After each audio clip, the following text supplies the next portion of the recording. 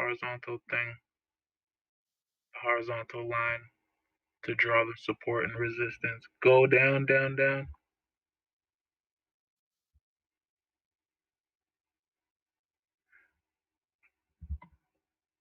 Yeah, okay. All right. Now let's find that resistance.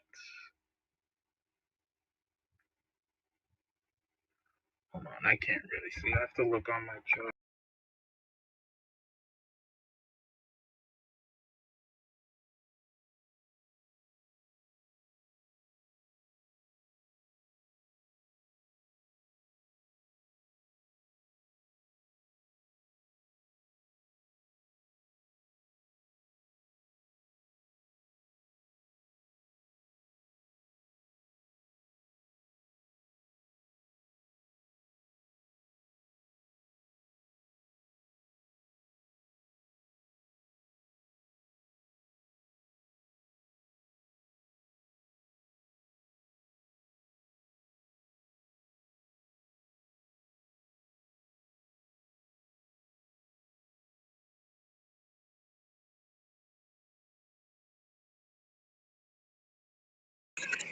I'm not sure if you all can hear me, but I just checked Robin again, and it queued that order for that 0.25. It queued it at 9:30, even though it was saying that it was submitted at 7 o'clock.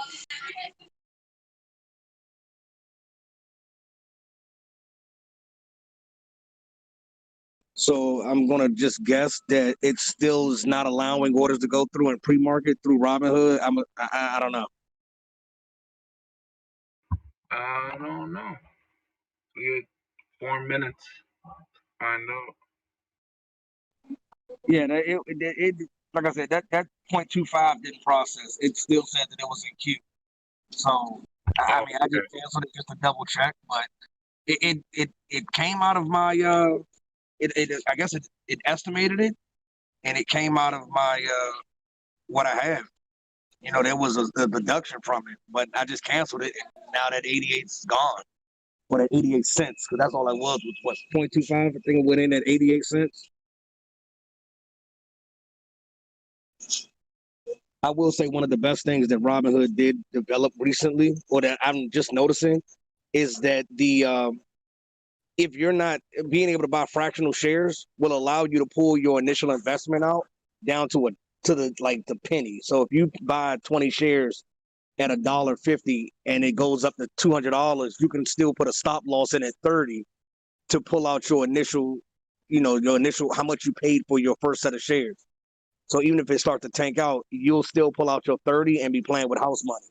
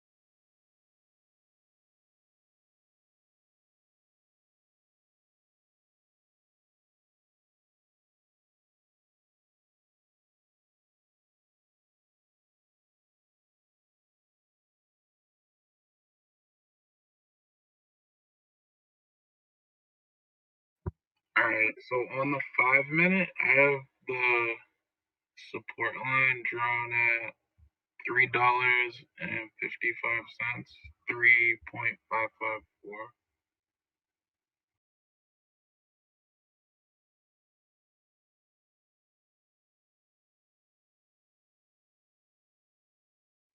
And then when you look to the left, you see previous resistance at that level.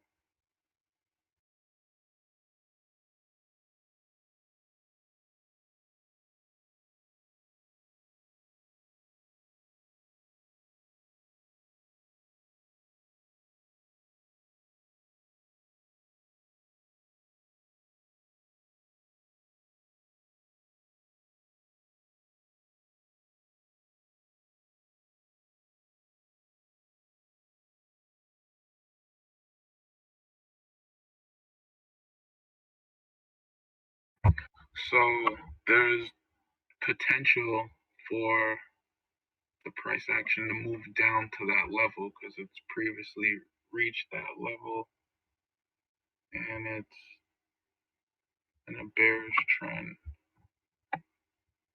So if you were shorting, you'd want to see it break that level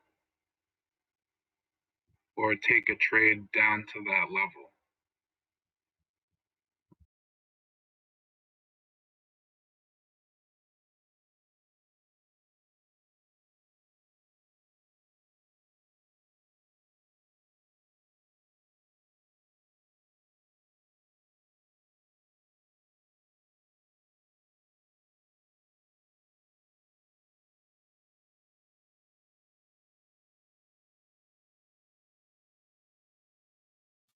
Good morning.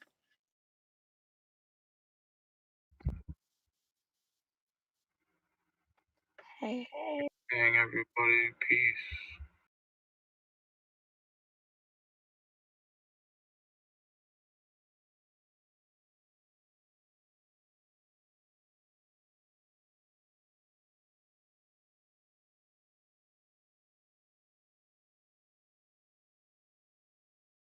I do. I do. I'm leaning that way myself. It'll definitely hit $5 per share. Just not. I don't know when. I was looking at a call option for Monday for $5 last night, but I waited too long and I couldn't get it.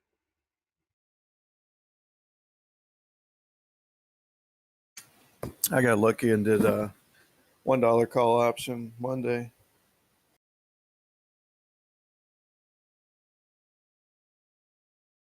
That's a good one. Yeah, I think it's up 300% right now. You didn't exercise it, did you?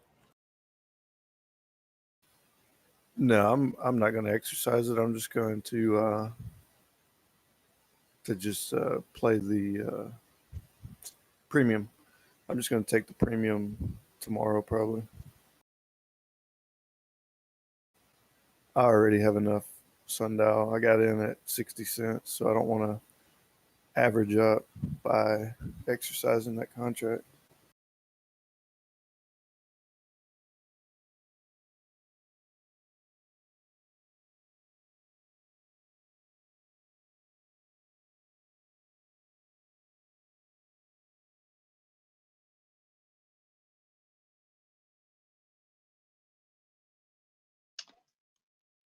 Neebles on YouTube, we are talking about Sundial.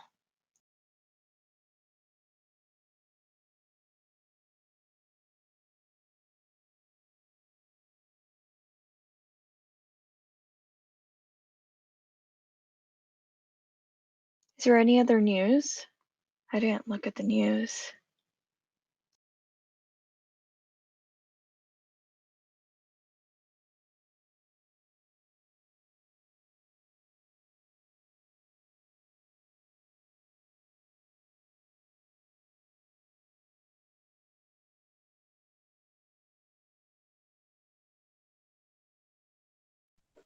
I just mean in general, any other like tickers or... Bitcoin is up.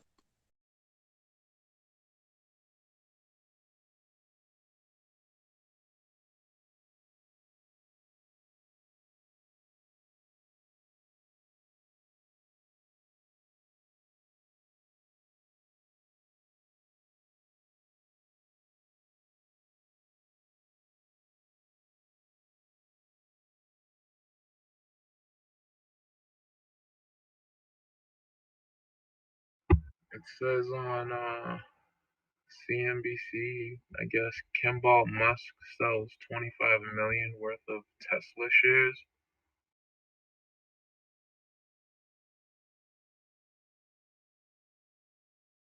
What is this, his son or something?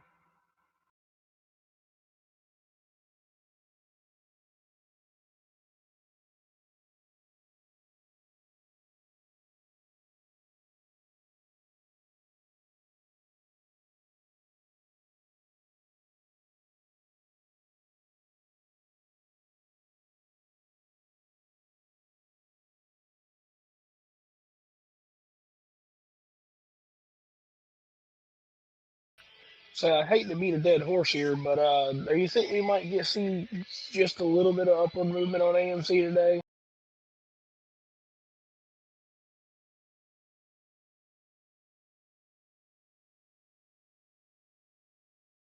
I mean, it really doesn't have anywhere else to go but up, I think.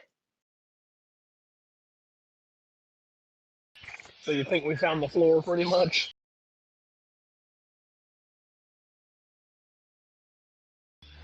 Obviously not financial advice. Yeah, I mean, I really do think that there's a lot of resistance to it going below 550 or 5, so it's personal opinion though. I don't know.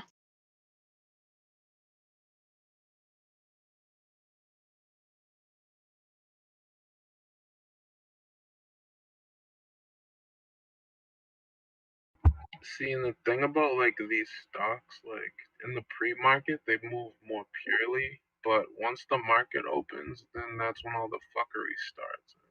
It's hard to. Yeah, 6:30 is gonna be crazy. I mean, what is it, 9:30? Yes, 9:30 for you guys.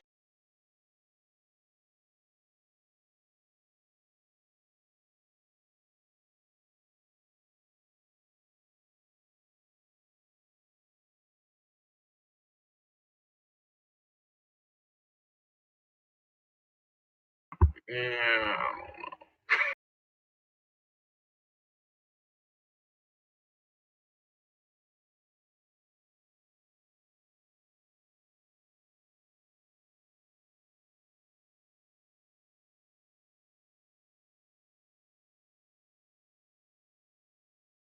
I need to look at Forex. I haven't looked at it in a while. I wonder what gold's doing.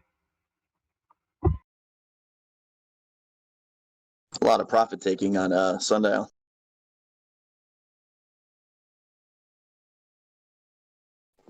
My Caster Maritime Incorporated is doing pretty well. Gold's at 1844.67 per ounce.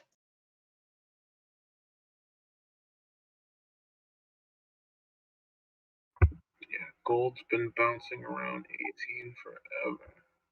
They're not gonna let it get higher. I remember when it used to be around 300.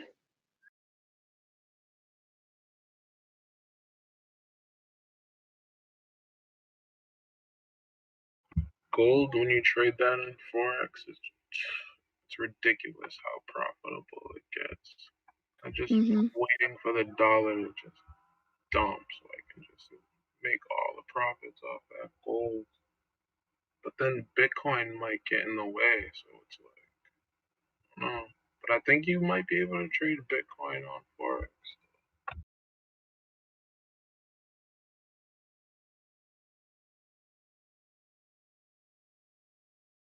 Sundial's looking like it's going to be a tough one at open. There's a lot of profit taking right now. We're already down to 339.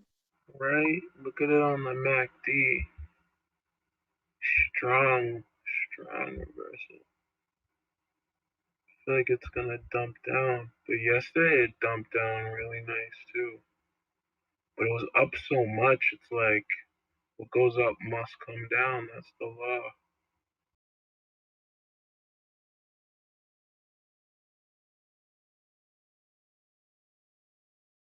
And I feel like people are gonna panic sell. People are gonna be like, fuck, I gotta sell this shit. Although I did see a lot of people that were looking to buy it that missed out yesterday that were like they want to buy it. So I don't know what's going to happen when it opens. Which one? I think a lot of them did it pre-market, but anybody else that's waiting for 9:30 is watching this downtrend, and they're going to be holding off. And if there's a lot more selling going on, that might discourage a lot of people.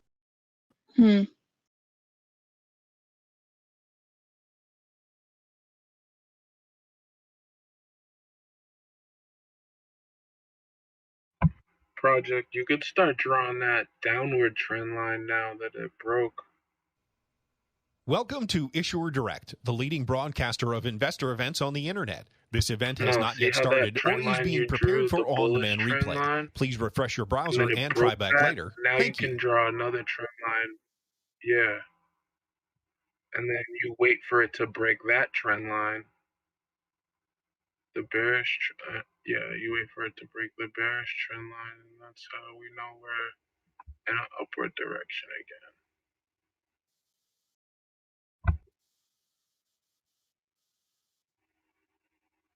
You could draw it from that top wick.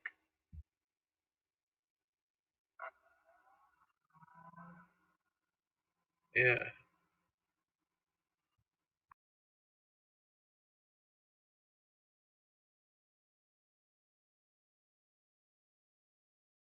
Oh, did it? That's a good. Everything's going on sale today, I guess.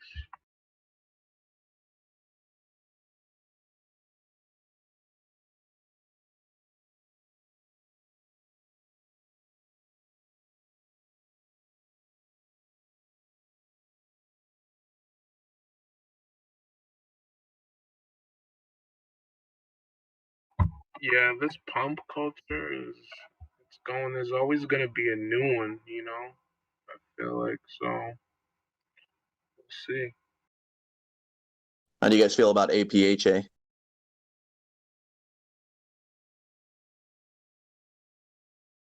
I think because that's on merger news. I don't know. I think the amount of volatility that the retail investor is creating in the market space is going to push for some type of regulation change. Damn it. It won't happen tonight, but it'll happen. You know, they're going to start talking about it. If we collective human beings, not anybody us doing anything bad, are changing the way we do something, they're going to ultimately put a new rule set in place to not break the system.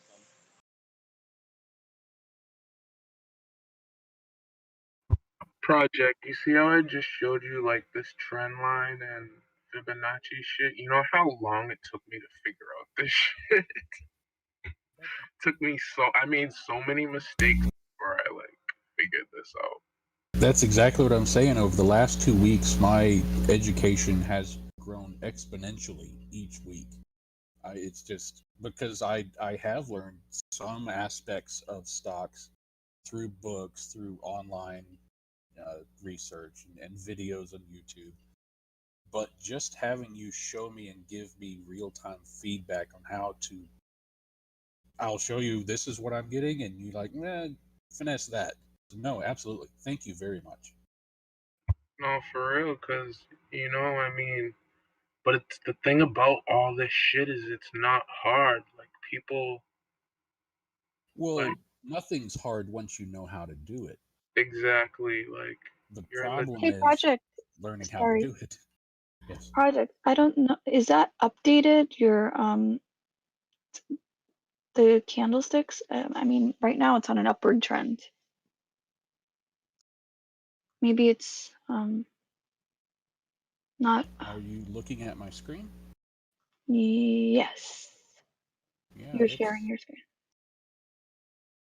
That's Sundial.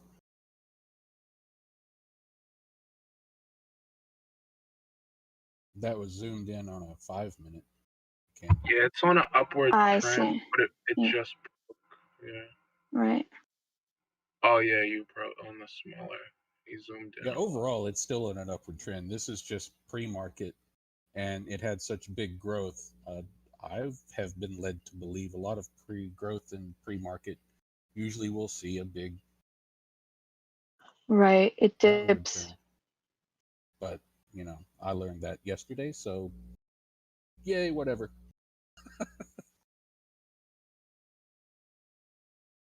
I don't know. I still feel good for market, and I still like that $5. But what do I know? Because Hey, it's at at the end like of the day, it's a 6.9 casino. right now. Oh, there you go. I see it now. It's catching up. It's an expensive learning experience. Still Potentially. cheaper than college. He's on the 5 minute. You're probably looking at the 1 minute because the 1 minute has a That's heavy uptrend. exactly. You're right. He's on 5 minute. Okay.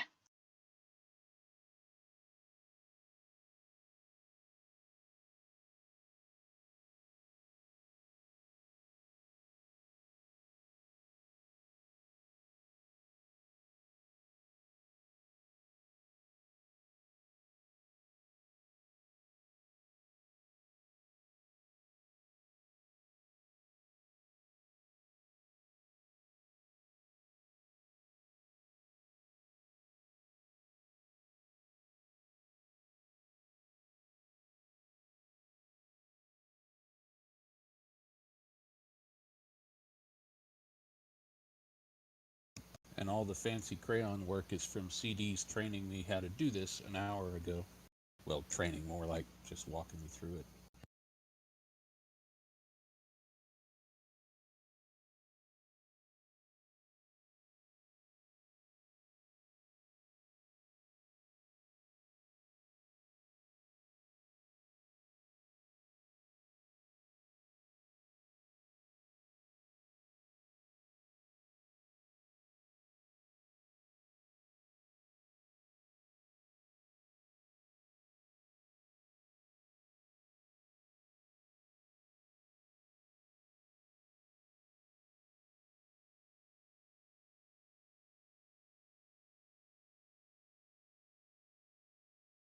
So if I called myself a stockologist, would that be too far out of line? I mean, like a meteorologist collects data and then makes forecasts.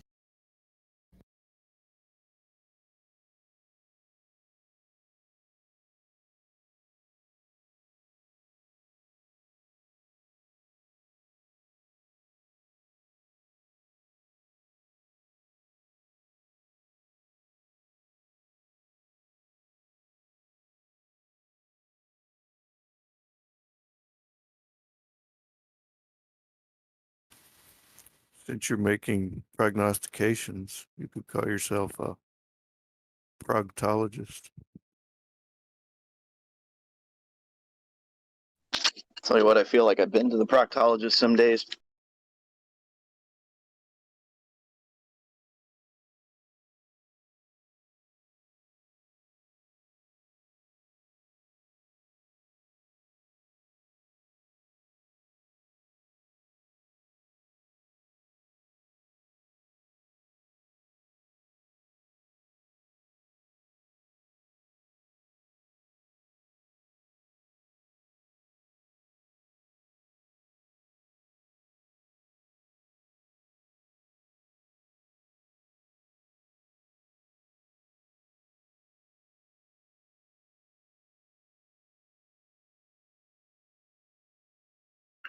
C project. I don't even think where we drew that Fibonacci from that first large bearish move. I don't even think that was a Fibonacci, but that second one, that definitely is one.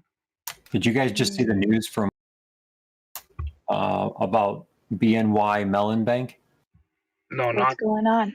They're gonna accept Bitcoin.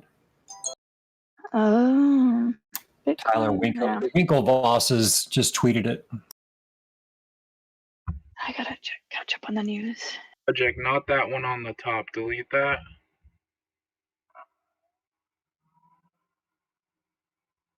It's that little one. See how after that big move, and then the two green candles after that one. The next, yeah, right there, the top of that red candle. Yeah, there you go. That's one. So Bank of New York is going to hold, transfer, and issue Bitcoin and other cryptocurrencies on behalf of its asset managers' clients. That's some major news.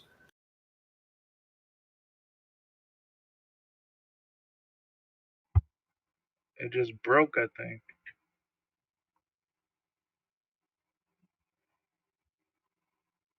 You said they're just holding it for people, so they're not actually buying it themselves, right?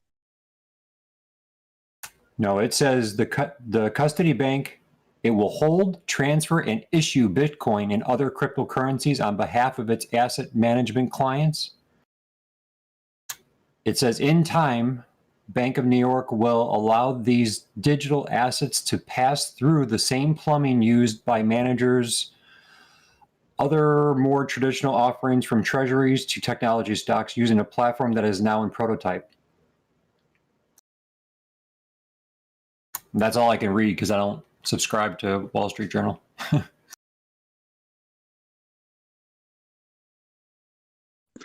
I'll tell you what, if Sundial hits $5, I'll buy a subscription for myself for sure. Yeah, right. I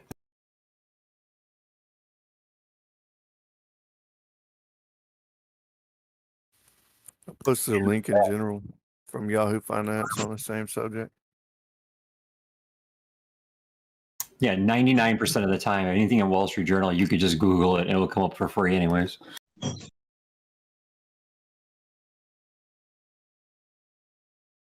There's an article out today about, I think it's today. Yeah, we were talking about NVIDIA yesterday. And so there's one talking about NVIDIA showing promise to go up further, and then also Applied Materials. They're saying Applied Materials may have run up too far, but Yeah, Nvidia's a semiconductors. good long play. Oh, sorry. Yeah, no, definitely. It's expensive. Isn't the But you stock like can't make $600? I don't know. It's a lot of tendies. Yeah, it's like $598 right now. Jeez.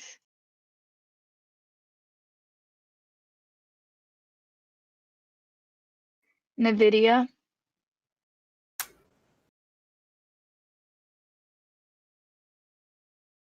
Hmm.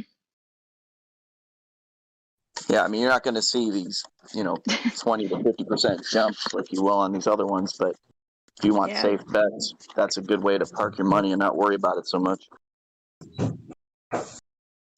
I put NVIDIA up there with like park and hold like Tesla. Right. I would say it's more stable than Tesla at this point. Oh, I would definitely say it's more stable. Yeah. But it's just in that price range, right, of those stocks where people are, you're not going to, at least me, I'm not day trading that type of stuff. Yeah, definitely a lot less volatile.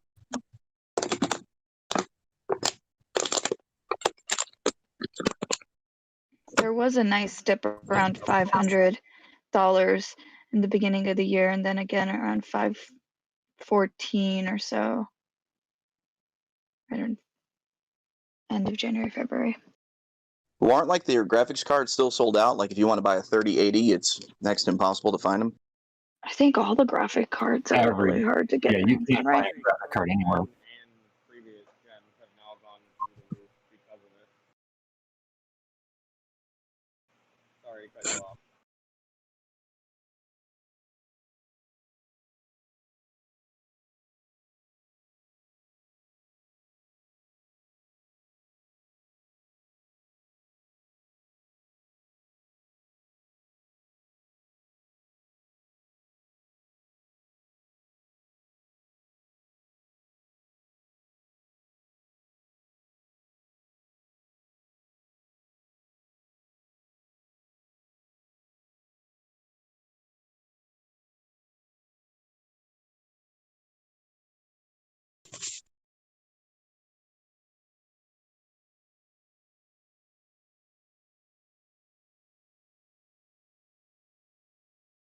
Yeah, Nvidia is a nice, safe corporation that has plenty 6 of room, minutes. plenty of room for growth.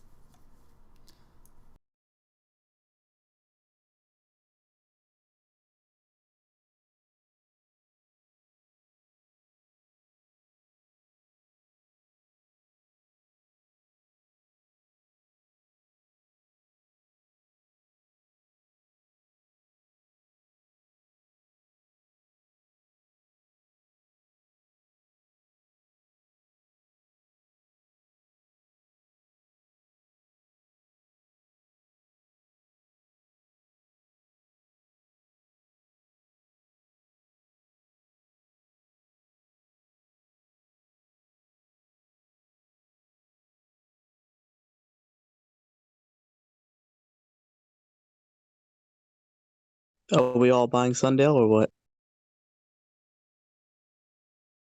I already have some. Yeah, I averaged up on it this morning. I'm about break even with what I bought today, but I got in at about $1.50 Nice. 2 days ago. Good morning, campers. How are we today? Hey, hey. We're in the money.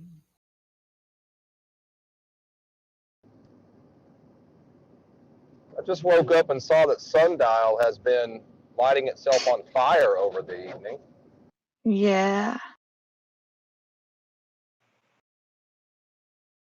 I got up around like 3 a.m. my time, which was like 3 hours ago, and I saw that it was like near 450. Near 450?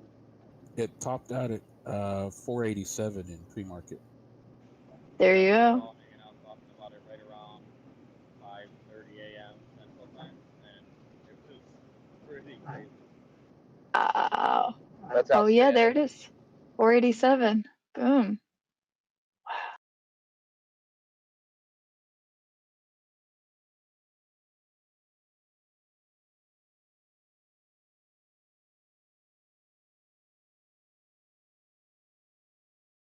You think it's a little bit too high to buy in? And the sentiment seems to be $5 is the the end goal. That to take it for what it's worth. I mean, it could go any way. It went all the way up past 4.5, and then it dropped down to 3.5 from sell off. So, well, I think we'll have a pretty good idea once market opens to see what the sentiment is from everybody.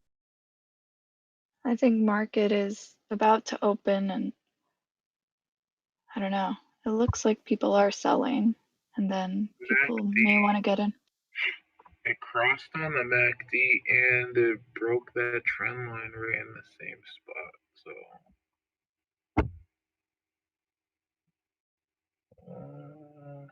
And if you can get in at like 350, 360 and then sell off at like, 460, 470, you're still at 30%. That's what I'm doing. Not financial advice. I'm not saying it correlates to any type of short squeeze scenario at all, but I think some of the interest is generated because there's about 36% short float on it right now, and that could be what's leading people into it as the whole Wall Street bet crowd. I don't think it's short so much as just people are looking for, a cheap stock. I posted it, didn't I, this morning? That there had they currently are 36%. Yeah, but I don't think that's the position. I think it roughly is people are looking for a short. But, a cheap stock, people like weed, and that's the people that are pumping it. They went from video games to weed, and it's just going to be, something that's going to pump up a little bit more. But overall, a lot of it comes down to is just, the regulation. More states are getting, more states are allowing cannabis. So I think that's why. For me, it was Virginia on Friday saying they were passing recreational. Yeah. And that was like, all right, I got to get a position somewhere, and Sundial is where I landed. Yeah, but didn't Virginia Sundial was the cheapest for most people to get in at $1 or whatever. It also looked like the run hadn't really started yet for Sundial. Right. So it just looked like a really good entry point. I got in yesterday. It still looked good yesterday.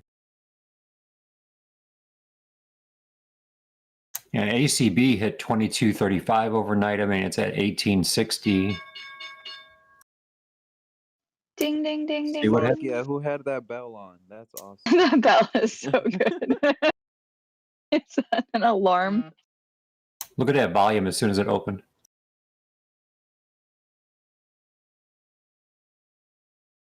$422 million. Whoa. Look at that sell-off too. I think we're going to see like 330, maybe. Yeah, I think so. Let's see I'm where glad that I goes. dumped at 470 now. Let's see what happens. Weeble's like frozen. Oh yeah, mine's freaking out too. It can't handle it. Is Sundial the next GME?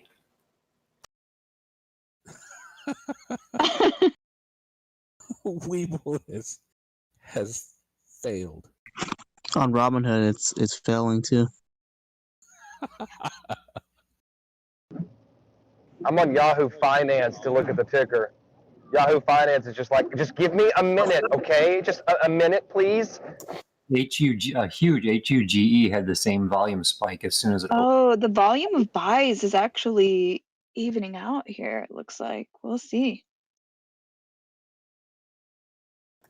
Look at that 350 mark, probably. Yeah, 350. Wow.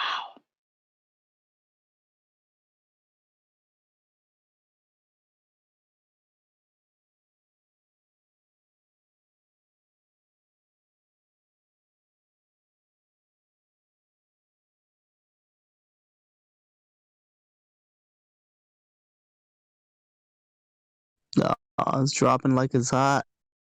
That's gonna hit that. It's gonna keep dropping, I guess.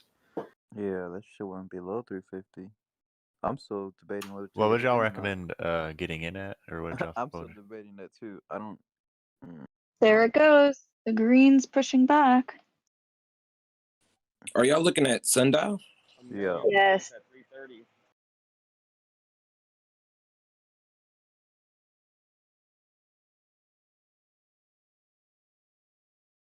Oh, there goes the red.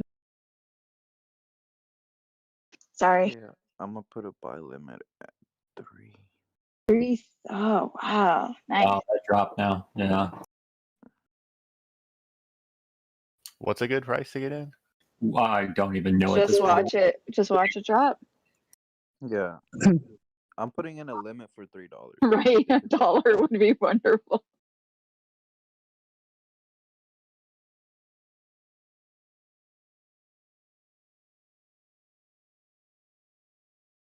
It's probably going to get that resistance at 3-1. Oh, I hope not. Freya is dropping No, pretty good. it's still. Oh, Freya. Tilray went down so much. Tilroy's tanked. Freya's killing me right now. Tilroy went from a high of 77 overnight to 46. I was gonna sell this morning too when it was at 50 something, and now it's at 48. No way. Could go back down to like 250.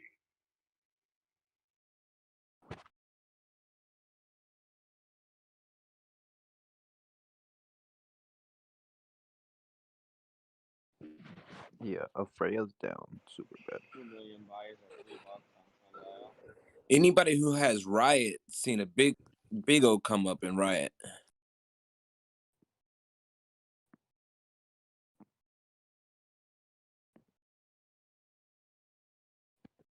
Look at it go.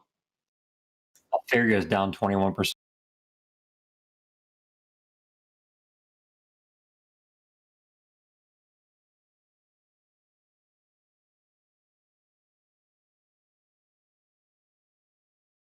Damn, Sundial tank too, huh? Looks like Sundial is might be halted. 276.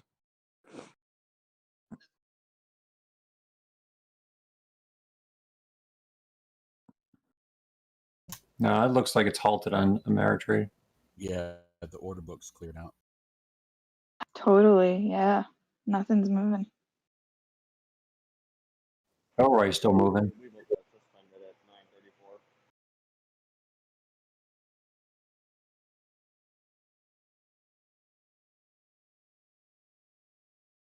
It's a huge volume. It's a lot of early morning sell-offs and panic. That's fine. I want I want some more. Naked just broke $2. Of course it did. I sold yesterday. Did it unhalt? Because mine's still halted. Sundial's 3-month average volume is 494, and it's at 590 already.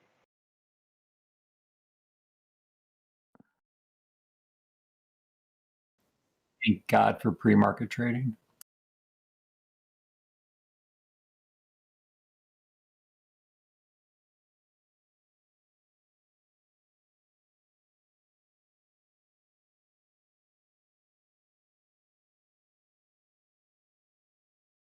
APHA is bringing it up a bit. Sundial suspended.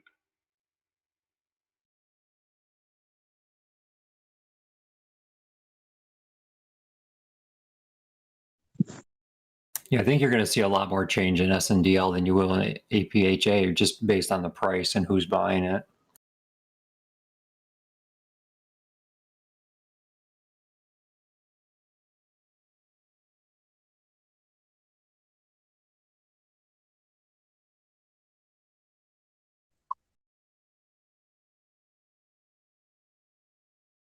Because it's their money. Exactly. Gotta lock those Diamond hands, bro. Please sell, bro.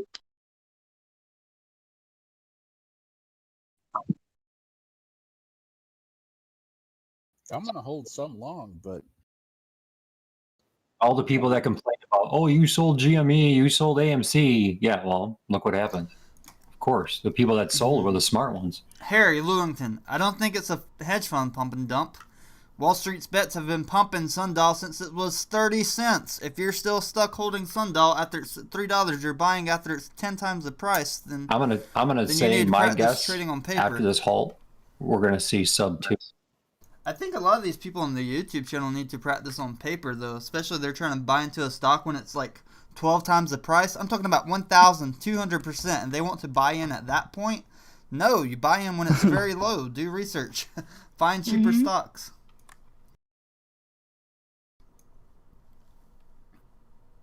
They see the stock there. I think some people go along the charts and pick the stock that rose the most percentage, and then they buy that. I don't know why. Well, chasing's a bad idea. If it was me, Charles, I would have sold Sundial at 3.8 pre-market. I would not have hold. I think I'm gonna hold it forever because I got it at 83 cents. I mean, that 480 was nice. Yep. I think it'll go higher when it gets legalized.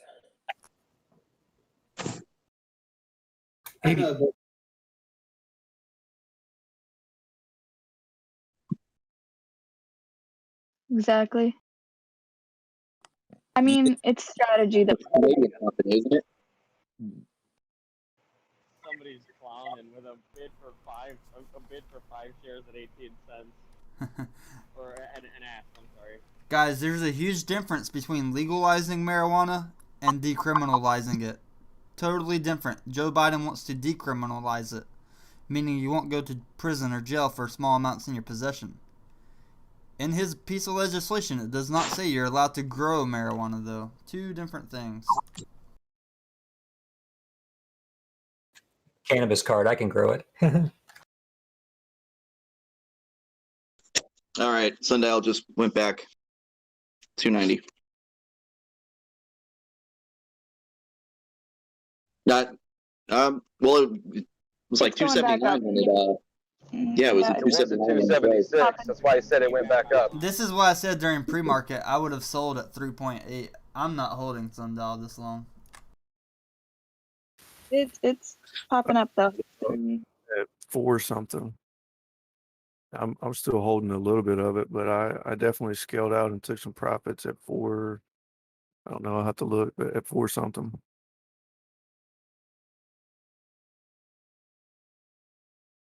I still have my $1 call contracts.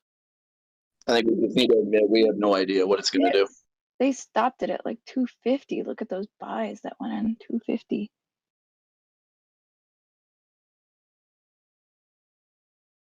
Welcome to the casino. It hit $1.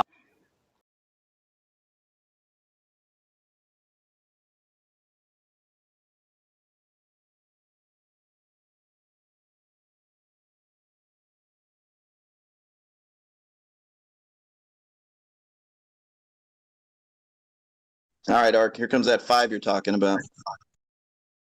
There it goes. Hey. I'm not saying it will go to 5. I'm asking, will it go to 5? No, you said 5. I put my life savings into it, banking on you. I'm glad your life savings isn't that much. I took your financial advice to heart. Thank you, Ark, for the financial advice. Thank you for They the are expert trolling. This is instruction. not financial advice, YouTube. They are joking. I bought a partial share of Sundial this morning with everything I had left. I own 3/4.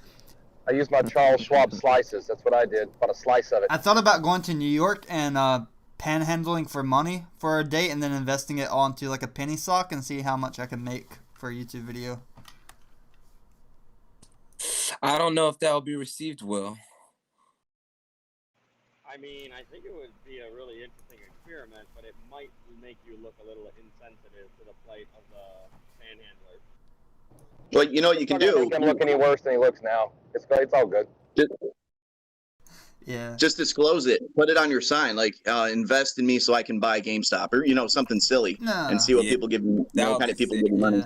That would be a dope video. You'll get viral views. It's gonna be like, give me money to buy penny stocks.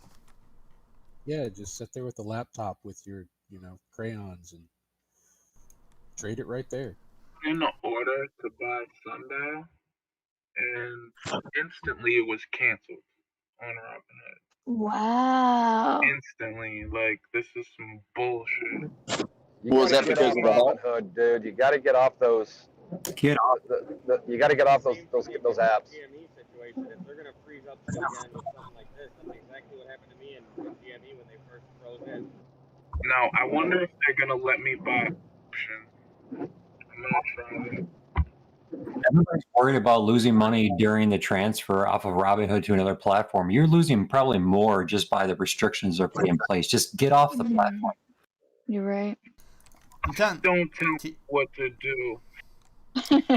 I'm not gonna. Hey man, the Titanic was a really great ride all up until it sank. So I got to give it to him. The Titanic was a really, really nice boat, mostly. The best boat. It was the best boat ever until it sank. My initial position on Robinhood and not leaving or what have you, because I was holding some stuff like GME and AMC and I didn't want to get caught in limbo. I think this, in my personal opinion, not financial advice and all of that, I'm looking at this to play out over a little bit more of a long term, and I think that, like they, like the consensus seems to be, your money sitting there doing nothing or getting jagged off by Robinhood instead of actually taking the week that you're going to end up waiting for this thing to play out anyway, moving to another platform, and then being able to make moves in a more secure environment without these, baloney tactics that they're pulling. Yeah, if you think about it, if everybody would have just transferred out when they should have last week or a week and a half ago, or whatever, when everybody was saying get off Robinhood, it would have been done by now. I'm still on Robinhood.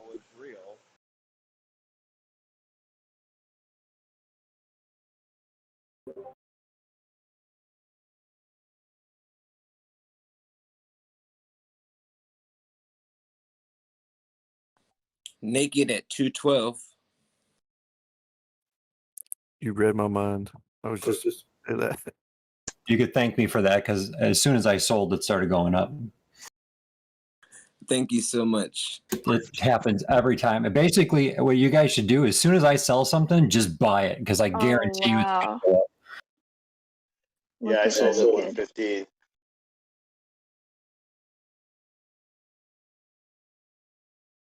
I forgot I had shares in Naked. Buy. Yeah, Naked's jumping.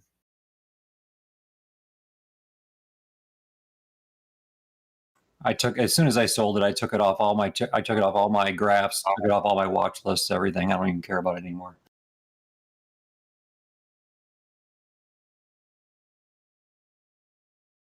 I'm starting to look for more stable things. Well, there's one I've seen called GTE, which looks pretty solid. It's low. It was kind of high right now, but it's actually low in cost.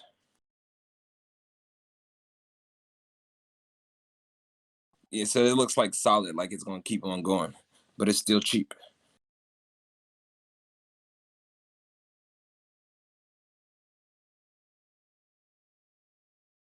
Yeah, I hate to say it, but that's gonna unless they're doing something amazing and there's good news on it, that's gonna come down.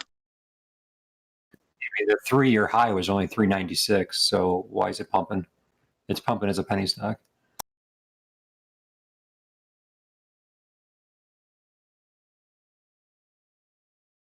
What do they do?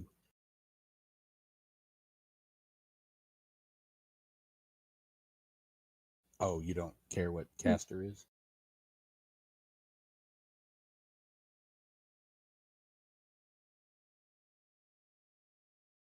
I thought they did like dry goods shipments, tankers and stuff. Was that not them? Yeah, they went up because they just bought a new. I think they went up because they bought a new Freightliner. Tankers. Yeah, they bought. Expanded their fleet. Yeah, I think they're buying 2 or 3 more also. Right on. I've got a natural gas company that has ships. Neat.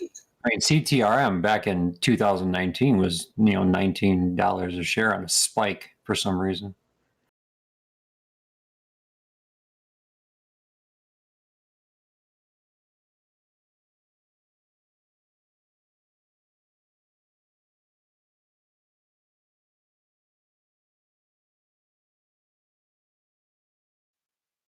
That BK chart looks pretty good. Whoever mentioned that earlier. It's seems like it's a steady stock as well. All right, Sundial's flattening out, which is good.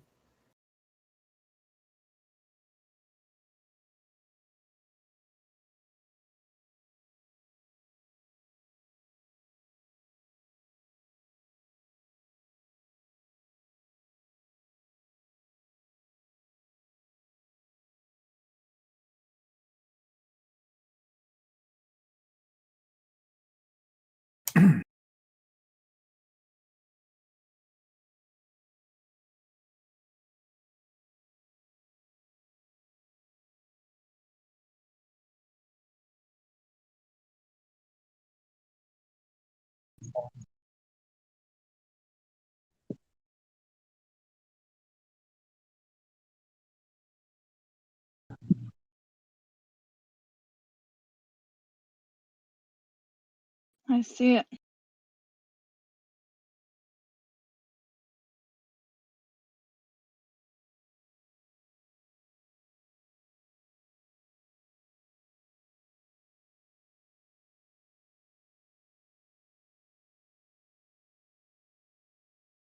It's got a 6-month high of 134.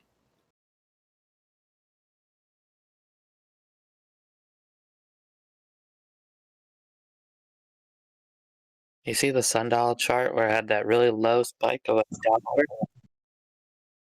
Yeah, somebody got lucky.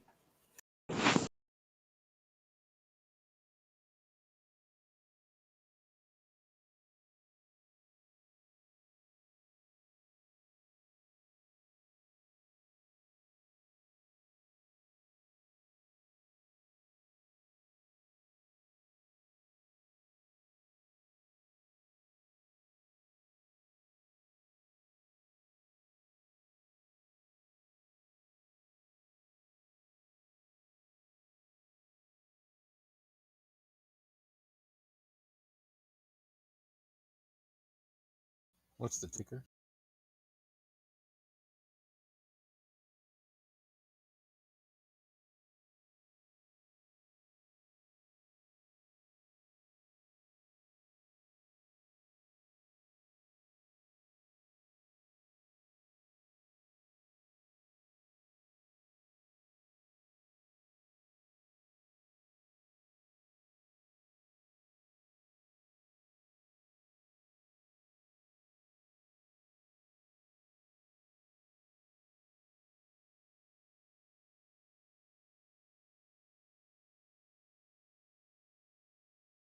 Looks like a spike on an earnings report.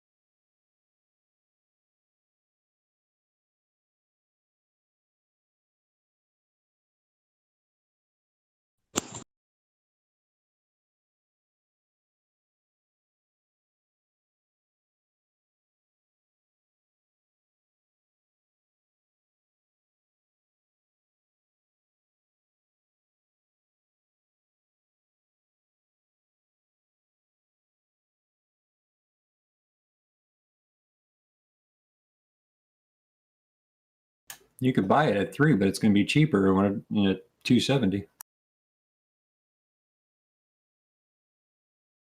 Sure would be. Well, yeah, if you bought a couple days ago. You think it's gonna go up to $5? Long term.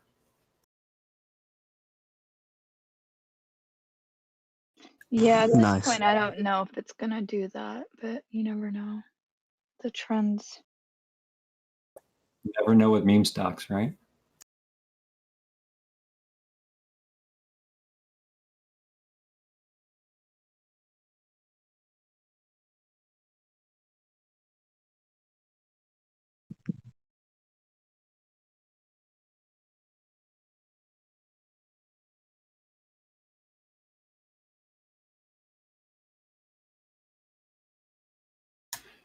Just another reason to get off Robinhood. You could just jump onto a decent platform and you could have traded when it was way higher than what Robinhood allows you to trade for.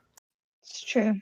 Even if you can't move now, you can always open another account, stick $10 in there. At least it would be ready when you can start transferring funds out of Robinhood.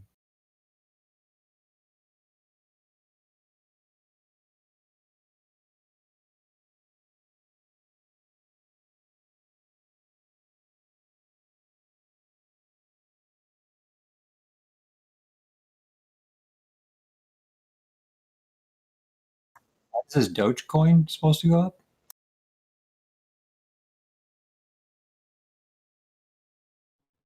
It's been hanging around 7.2, 7.20, 7.19, that 19 to 23 range for since last night, I think.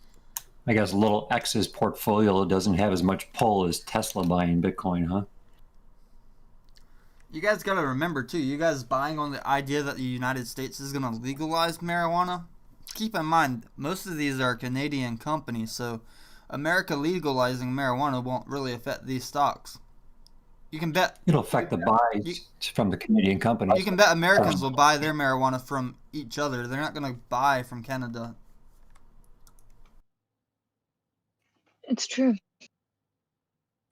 But Canada's already doing a lot of exports to other countries. Yeah, would it be a ridiculous thing to say that because Canada has the infrastructure in place and they're growing and exporting where we're not to the same level, that Canada would be poised to pick up that share of the market and fill that need? I think America grows it better than Canada, to be honest. Take a look at Colorado. Take a look at California. I think that we have better. California. That's 2 states versus the whole country of Canada. Yeah, all 30 million of them. Two states, but 2 states with more farmland than most of Canada as well, and it's more sunlight year round than Canada. It has more of a play to be bought out than to be operating on its own. Canada cannot compete with America. Even California has the best marijuana in the world. Humboldt County. Exactly. Yep. Everywhere else is complete shit compared to California. California is the best, like, for real. Yeah, but the square footage of Humboldt County is a lot smaller than Canada. But I think okay, the production, well, can you explain to me how you're gonna grow cannabis in What about the usable Canada square where footage? it's fucking snow everywhere? You don't just grow In it in Canada, it's like, it's going to be quality over quantity at the end of the day. And there's expansion in where? Nevada? Is that correct? Well, I mean, Santa Cruz has huge farms right now, and this is in California. Yeah, but Mendocino, Nevada Humboldt has a like lot of grows that are they're indoor. indoor Yeah, grows they over have there. huge indoor facilities, like humongous indoor facilities out in the desert. Guys, I've been to Canada, I've been to California, and California is way better grade.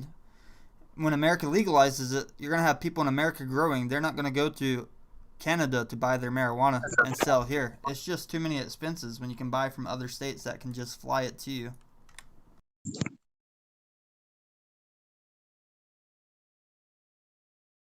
California is really innovative too. Like, all of the trends come out of California. Like, nowhere is pushing marijuana, and even like the medical stuff. Comes out of the Bay Area.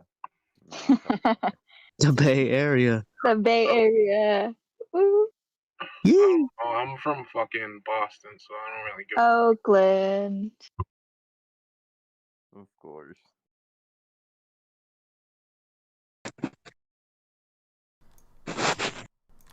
But marijuana is personally, I think it's really easy to grow even in a small greenhouse. So I think if they legalize it, a lot of people will grow their own as well, which means more competition for the big guys in Canada. People I feel do. like it's so easy to grow, but it's not easy to dial it in. You can get shitty weed. You can grow weed, but you'll get shitty weed. To dial in good weed is hard. It's also the space, the equipment. It's, you know, I mean, I can legally grow my own here, but I still don't. You know, it's the space, the equipment. Do I want my basement to smell like weed all the time? There's a lot of different factors. It's not just like, oh, it's legal to go ahead and grow. There's still, it's like I would rather just neighborhood too. I can just A go to lot a of neighborhoods dispensary. don't allow growing, even if it's legal all over the state. Yeah, I mean, I'd rather just go to a dispensary, pick up my edibles, pick up all my medicinal stuff from my medicinal card where I have no tax, and it's easy. And it's a lot better than what I would grow. Yeah, I don't know. I don't hit dispensaries. Those are not for me. But Hawaii definitely, they got some fire out there too. Their climate is outstanding.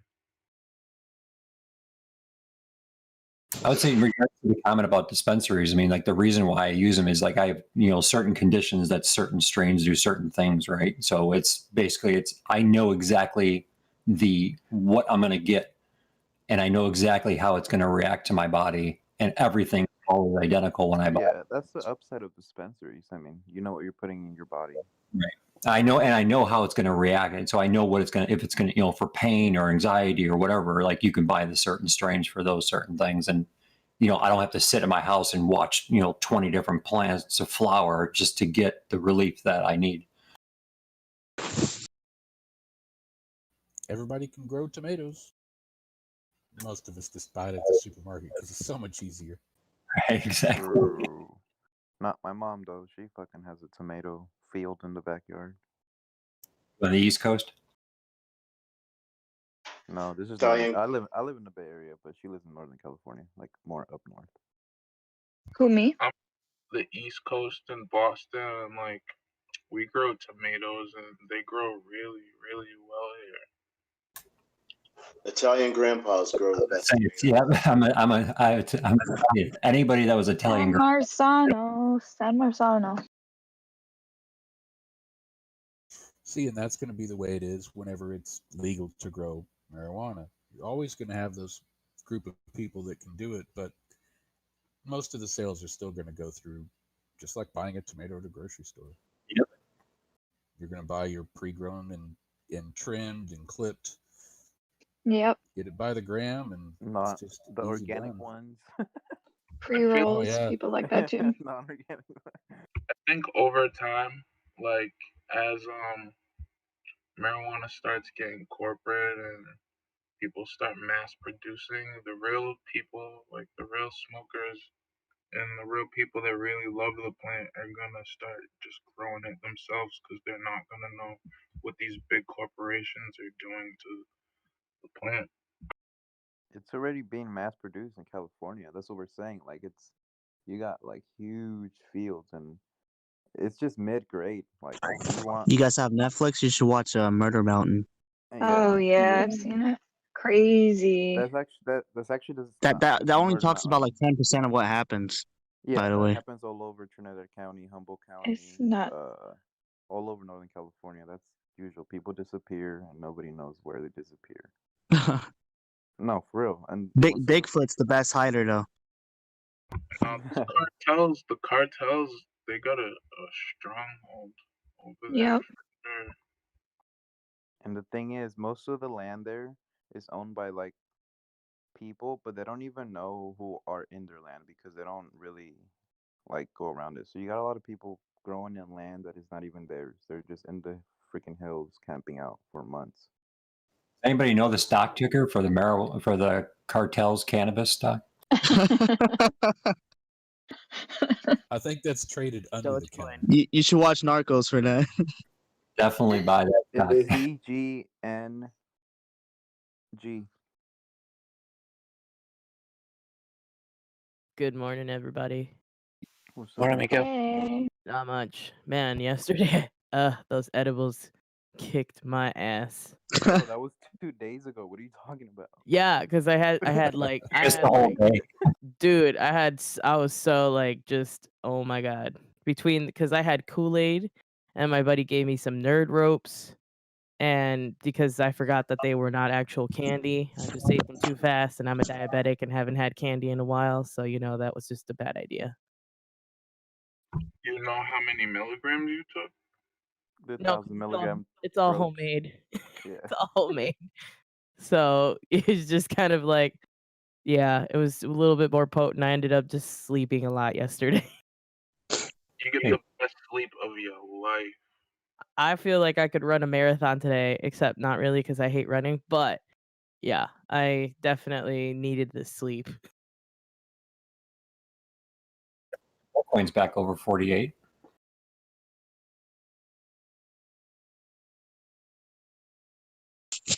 I'm so glad I freaking got into Sundial when I did. I'm up right now, so I'm like, yeah.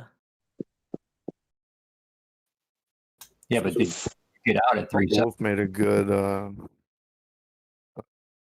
observation.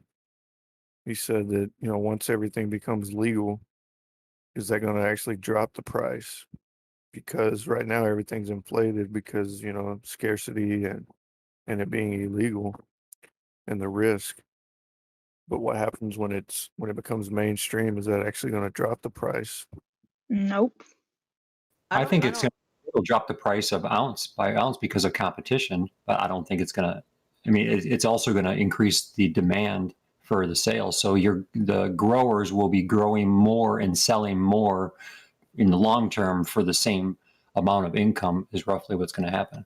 Well, the other thing you have to remember is like a lot of the places that aren't up and running yet are going to have to go through some pretty extensive licensing probably if it were to become legal worldwide, because that's something, or like countrywide. That's something that I was talking, because like some of the glass shops here in Minnesota have already started to sell like CBD and sell medical, but they're trying to get in early so that way if it does become legal, they're ahead. Did you say glass shops, like head shops? Yeah. There's actually 3 of them that I know here that are trying to do whatever they can to follow the rules so that by the time that it becomes recreational legal, they have a good relationship with the Better Business Bureau and can speed along the process of getting fully licensed to sell. BBB would be involved. BBB is a government agency. Yeah, what we saw here in Oakland happen was that a lot of like the mom and pop shops, they got pushed out by the big corporations or people coming in and like the big investors taking over. So it's just, I don't know. Well, it's expensive also to get licensed. Yep. I mean, it's extremely expensive. So many Super. licenses to pay for. Yeah. The biggest thing about the federal legalization is right now these shops have an issue with cash, right? And most shops can't, do anything through credit card or anything like that. So that's the biggest thing with legalization, I think, is going to come is you're going to see a lot more right. and you're going to have it more secure where you don't need to, have all this cash. You can actually Bitcoin would be perfect for this. Bitcoin would be excellent for this. Dogecoin would be perfect. Camel coin would be even better. Perfect. That's why I'm saying camel tokens. Camel tokers club. I feel like the big corporations are missing the point that, like, yeah, it's weed, but you can't just, like, have weed and, like, oh, it's weed, it's gonna sell, but you need, like, the real pressure, like, a really, really good product for it to have longevity. My boy said the real pressure. People aren't gonna smoke bullshit. I'm dead ass, because if you look, like, you get the cookie store and people go over there and Dude, like that's hype though. Cookies no, are but so I'm saying hype. listen though, like people go over there and those strains are so popular that like they go for a lot of money because after the strain sells out, people can't fucking find it. Like, you know what I'm saying? Like It's people like purple? People are gonna want that type of shit, and there's not gonna be a lot of quality out there. It's gonna be It's true. more difficult. So the You price of want the super capitalist weed, that price is gonna go down because They need that gas pack, man. yeah, there's gonna be abundance of bullshit on the market, and only the real growers and the real people that care are gonna have it. You know. Do you So want box wine or you want like proper like Sonoma County Napa like wine? I want cognac. Hey, I'm from I want. Alright. I want. I want weed Grey Goose. Sorry to interrupt here, but if you guys take a look at Tilray is down over 35% today, and it's falling because it was shorted by about 40%, and this may affect the other cannabis stocks when Tilray goes down. Tilray's back down to $40 range. Yeah. Tame, do you think it's gonna go back up? It was in the $40 range yesterday too. It hit like, well, it was like 48, I think, or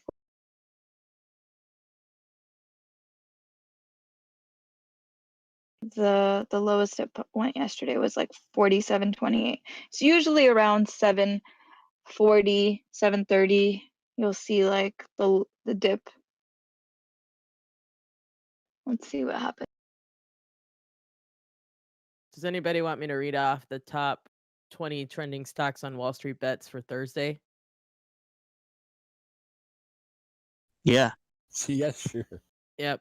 I mean, I'm taking this from Webull.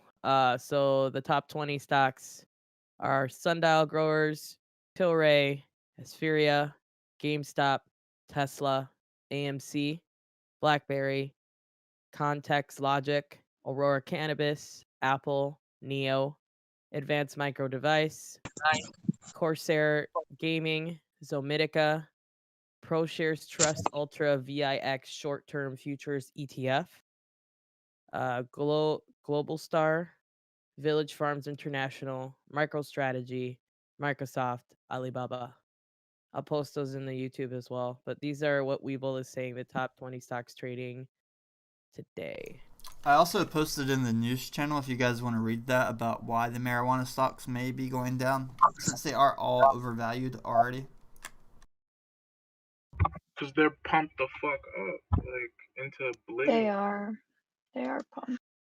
And it's like, be careful in what marijuana company you invest in, because it's like I said, like the most commercial company that's not gonna have longevity, because they're gonna be like, oh, we got all this weed to sell, and it's gonna be bullshit, because they're not gonna know the difference, because they don't care about the culture. Straight mids. For real, like I go to this dispensary up here, and it's like they might have like 2 strains that are actually like decent, and then the rest is bullshit. And I'm sure I do completely agree with your sentiment on the whole mass-produced versus craft, type deal. But look at Marlboro. Marlboro has Marlboro Lights, Marlboro Mediums, Marlboro little bit mores, Marlboro a little bit mores. Wait, hold on. Do you smoke? Do you smoke? Yeah, I smoke. No. I'm an avid smoker. Why of would that marijuana. I even used be to into smoke question cigarettes. though? What? Why would that even be into question whether you smoke or not? It's just an opinion. Well, yeah, but I think he's coming from the standpoint of do I have the mindset of really, really good shit is above all else? Yes, I do personally. But mass market ideas in a mass corporate environment, there's a product stack. You're not aiming every product you sell at every client out there. You're gonna diversify your output to meet the buyer's demand. I think also it's gonna come down to like since it's mass production now, it's way easier to lower the price. Therefore, good weed is hard and expensive to grow. So like real connoisseurs are obviously gonna go and look out for that like pressure pack, obviously. But I mean, you're gonna have people buying mids all day long. That's just gonna sell, dude, because people don't have $50, $60 an eighth to drop every day, So Well, that when I'm at work, I can't have something that's gonna fucking completely knock my skull off. that I too, need yeah, something that that's a too. little bit softer, That something too, that's a yeah. little bit more chill when I can get through my day. That's crazy. I don't know.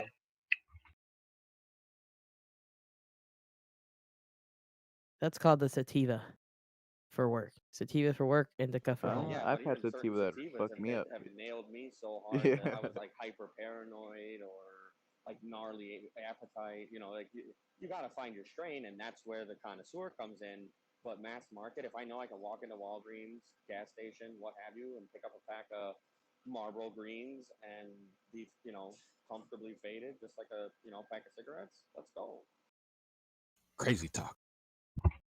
That would be so sad if Marlboro really. Dude, it's like an abomination.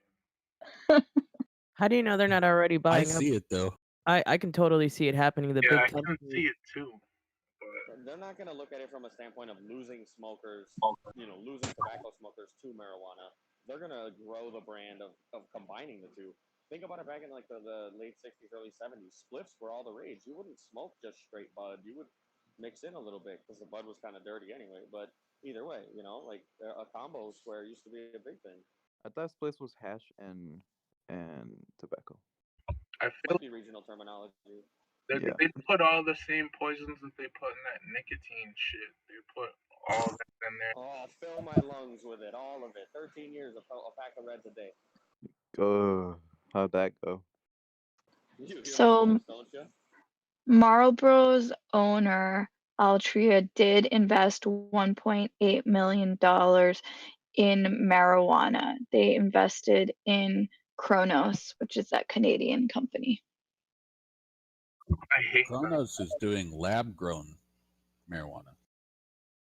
I don't know. I'm just What saying they is took lab-grown 45. marijuana? I only skimmed it. Maybe GMO. I don't know. Definitely GMO. Marsan. Really Could had be that open. synthetic. Or It could yeah, be like synthetic. What does that mean? Oh, hell. Synthetic synthesized cannabinoids. Yeah. Pill form? No. They're Oh, talking okay, about okay, actual okay. plants. Yeah. Okay. They're not doing just chemicals. They're doing plants. Alright.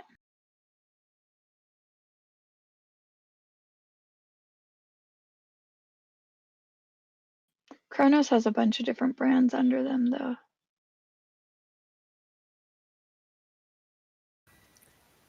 Yeah, I used to grow it in a bathtub with some aluminum foil and some painter lights. Nice. I converted a hot In my youth.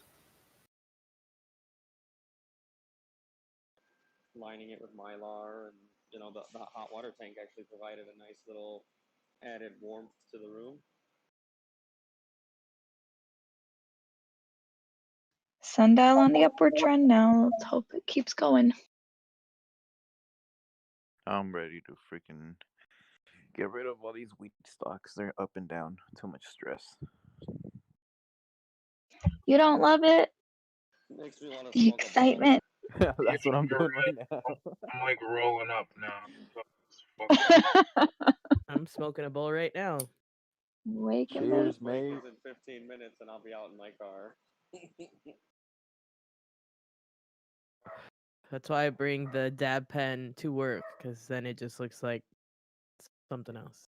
Yeah, fuck all that, dude. Dab is quicker anyway. I feel like I can get way high off of one dab Why hit. don't you buy a puff peak? I wonder if Biscuit can get some really fire hash. Biscuit and we were talking about that. I was asking him if we could get some Moroccan hash. Definitely do that up there.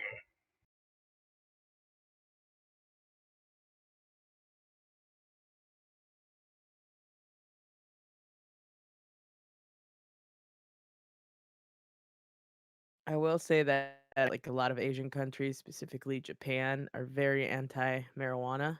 Like they treat it like True. it's as bad as heroin. Like I could not find any while I was there. It was like I had to rely on drinking, which I don't generally like. But sake was not as terrible as other liquors.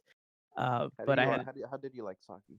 He's fantastic. it's delicious once you actually like it. I don't drink a lot just because it makes me feel really sick. But sake, I found I did not have a hangover and I wasn't like super sick. So I sake love was it. great. However, I would have much still preferred weed Some over trees. sake. Yeah, but I was afraid. I was like, nope, I ain't trying to go to no like federal Japanese prison. Because they're it's very serious there. Yeah, I Like don't I even tried to. think they can like take you out like the U.S. Oh yeah. Didn't Yeah, they it arrest like they arrested somebody who had like some MDMA on them at the airport? Oh my god, it was recently, like within the They arrested last on Molly. some dude, some DJ had like in his bag, not even a lot, but you know, like it was like a big international thing because he had some MDMA on him. Warm sake is a must. Yeah.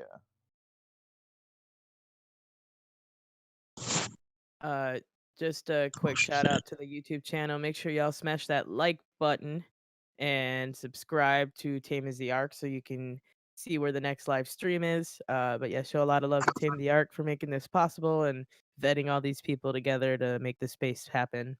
If you don't know, we are in a Discord talking. If you'd like to get in on the conversation, just message Tame the Ark. There is a vetting process. But Or just send a DM and subscribe. $4.99. yep. So just do that. Yeah, but hit that like button. Send 100 camel tokens. There you go. Of Oh, MDMA and that's is a bar. 0.3. Oh, 0.3 is never 0.3. mind. That's like a third of a gram. Yeah. Yeah, that's a quarter gram. He faced up to 7 years in jail and a 3 million yen fine if convicted due to Japan's notoriously strict drug laws. I think Indonesia has super strict laws as well. Like they have like I'm pretty sure the Indonesia. Middle East has like. Oh Yeah. yes, they do too. You're right. Yeah. UAE has like yeah, really strict ones. Basically, if you're traveling in international waters, be extra careful of what drugs you have in your bag. I will say not. that I was able to sneak some into Finland, so that What wasn't the a big fuck? deal. No way. Badass. But everything else, badass. no.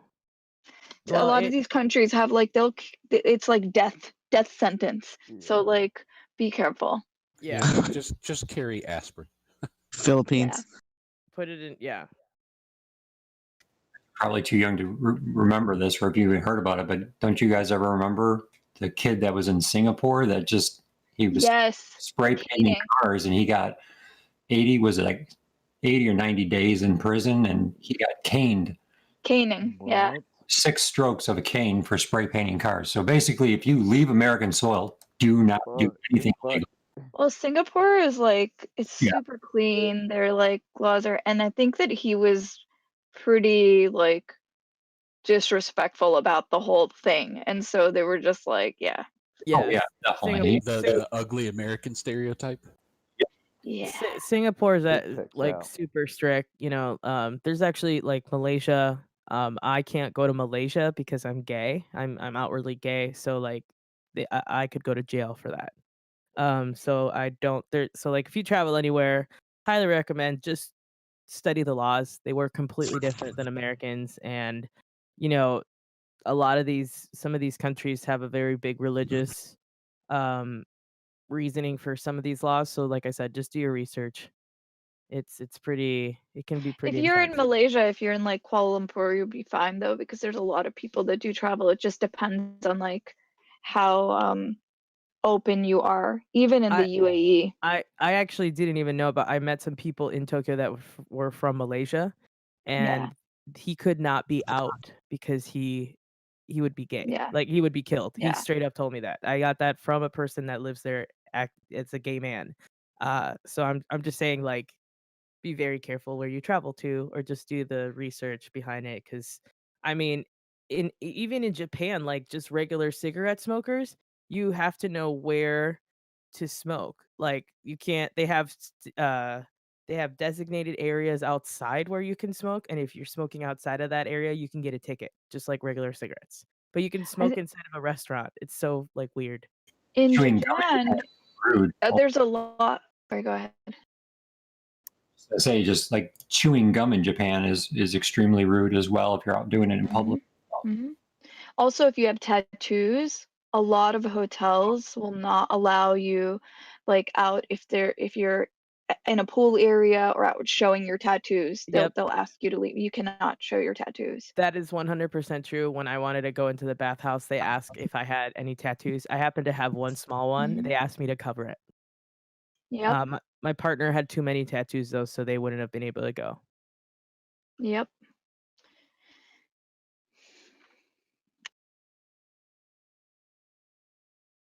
I would go to all these places. Japan, I would go 5 times a I mean, year. I was like, I would still say if you've never been to Japan, I highly recommend it. It is just like one, it's a big culture shock. But they do really like American culture. But the food is also like exquisite. I've had some of the best pizza in Japan. Thing about Japanese is that they take something that's already good and they perfect it.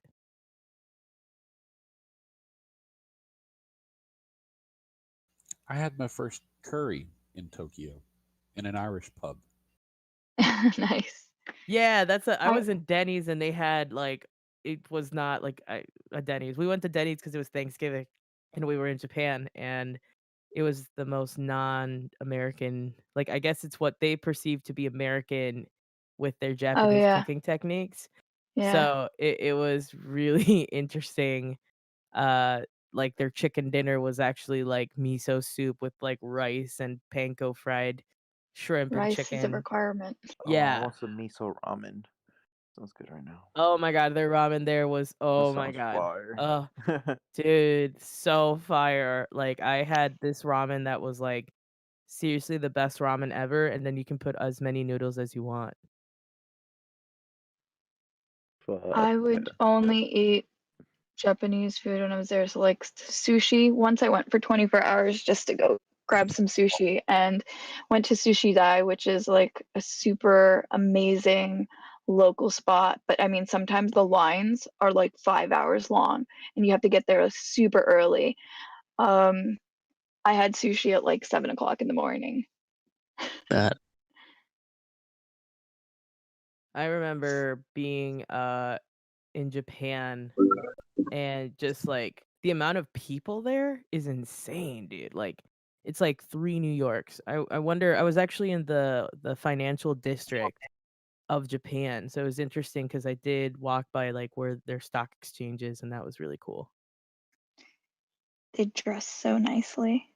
They Mr. do. Womp says Oh to my go back and God. look at herb stocks Yeah. on YouTube. I just remember being there like, oh my God. Nothing to talk about with herb Beautifully stocks right now. They've all Yeah, I'm fucking hungry now and I haven't even gotten up. God damn it. The herb stocks, I mean, it's in about 5 to 10 minutes. We should see some more movement, hopefully. Mark Reyes on the YouTube chat says he wants to go to Japan for the food, knives, and whiskey. Okay, the knives real quick. I'm just Yes. gonna say this in Tokyo. If you're ever in Tokyo, there's a district area that is dedicated specifically to restaurants. You will Mm-hmm. see a shit ton of Japanese knife. Well, I looked at them more as like Japanese swords, because they had like the tuna, like the big tuna knives, which is like this length of like a person, and they use this big ass knife to cut the carcasses of those big tunas that they get in. But if you're there, find the food and restaurant district. I mean, they even have like uh how they sell to people walking by in restaurants is they have these plastic statues of their food to try to Yes. like get people to come in. At the store, they had like a fried rice thing. It's I'll actually plastic. I'll There's an post it. entire district that makes that. Yeah. Like those plastic fruits that they put in like Hmm. the middle of the burger Yeah. sometimes. What? That's so cool. It's But realistic looking that's so meals. sick. Yeah. That's tight. I'm about to post in general this big rice sculpture that it looks like fried rice is about to fall out of the wok, but it's plastic, so it's just a statue in midair. All right, I just posted it in general.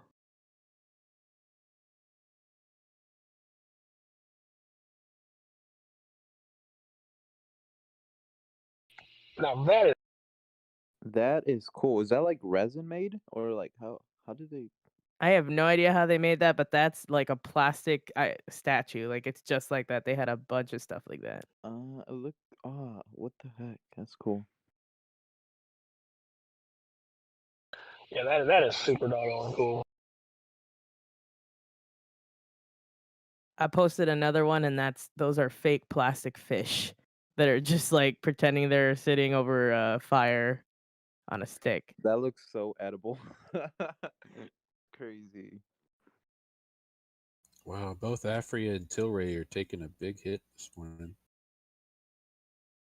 20% down on Afria, 30% down on Tilray. I mean, that's how much the price should be, I think. I don't know. Okay, I Like have a quick $20. question. White $3 banks. Dogecoin is a pump and dump. It's crypto. It's not regulated, so it's always going to be high risk. I don't really think of it as like an investment. I think of it more as like if I want to make a quick dollar, you can do so. But yeah, crypto is highly volatile and it's not insured by anything, so it's way riskier than buying a stock because the stocks are insured. But crypto tokens are not. I mean, it stayed at the $7 mark. Yesterday bumped up to the 8. It just depends. There's an unlimited supply. And Cents. it's 7 cents. And it took what 7 years to get to this point at 7 cents. So yeah, just it's a it's a cheap buy. It's a quick way to kind of learn how to see what happens, but also it fluctuates a lot. So I play Dogecoin, but I'm constantly checking it and making sure that when it's really, really low, either get out or buy. So, is anybody, Sundial, today is their 10th day above $1? Is today their first, like the final date to make them legitimate, NASDAQ?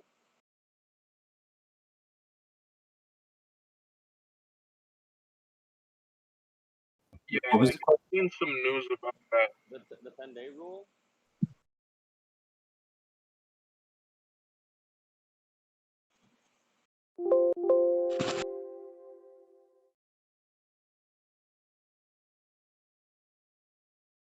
Guy Williams, So, the thing with just want to touch base on this. The difference between Bitcoin and Dogecoin is that Bitcoin does have a finite amount where Dogecoin is unlimited. Yes, there is a finite amount on how many blockchains they can produce a year, but Dogecoin is a meme and it is unlimited.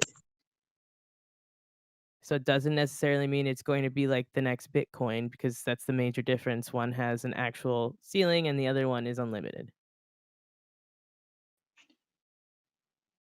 it does have a decreasing rate of inflation, though. Just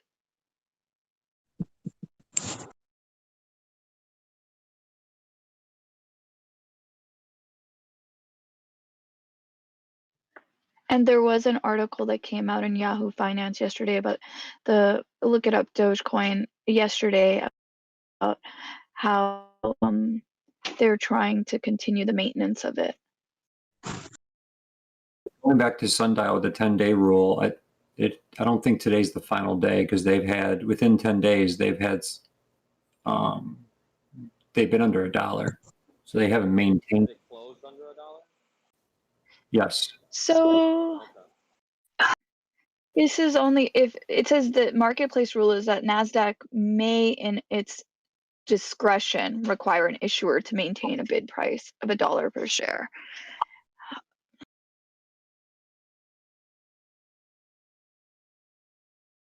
And then if a company trades for 30 consecutive business days below the $1 minimum, NASDAQ will send a deficiency notice to the company advising that it has been afforded a compliance period of 180 calendar days to regain compliance.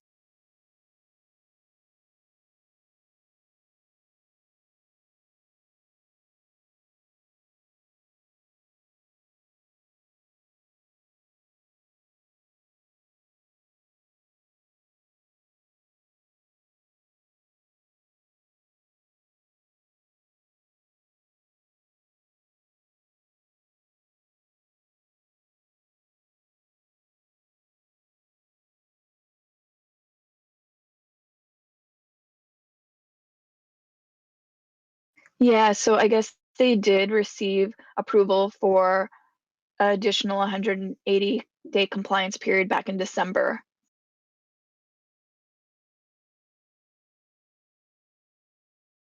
The anticipated extension will allow the company to reach compliance if for a minimum of 10 before June 26, 2021. So they're good.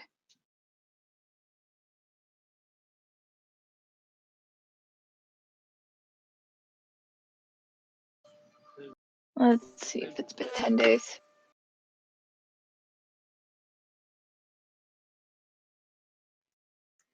Let's see how long they've been.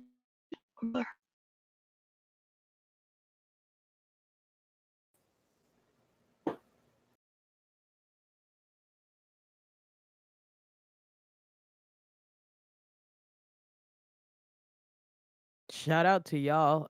So on Webull, I made an account and I invested in some tickers that were suggested that I researched from some of your suggestions, and so far, other than AMC, I'm up on all of those. So shout out to y'all for the good suggestions, and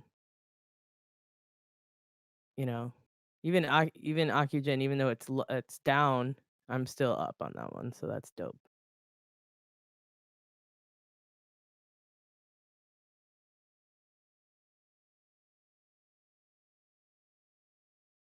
Stay. I'm just gonna double check. White $3 Banks is wondering if Sundial has anything big happening or if anybody has any insight as to the spike.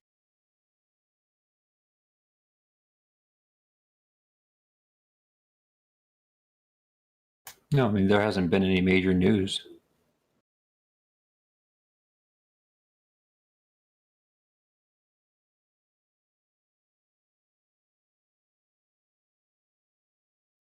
I personally feel, from my own opinion, again, it's just setting itself up for a company to merge or buy it.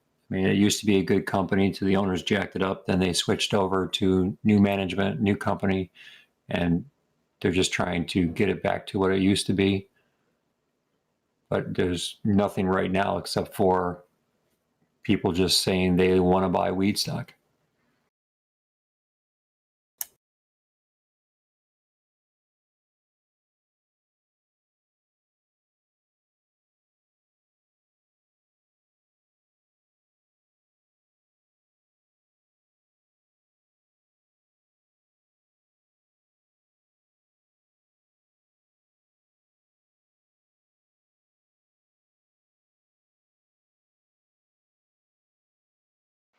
In a way, there could be something said about the markets being a form of mass voting. You know, like the people are speaking with the dollar on what they want, in a way. Obviously, it doesn't set any legal precedents, but Agreed. As long as it's stabilized, it's not just pumping them. well, yeah, if it stabilizes. Market right now is being controlled basically by entertainment, video games, and weed, right? Anarchy. Those are the things I think should be the most important in the stock market.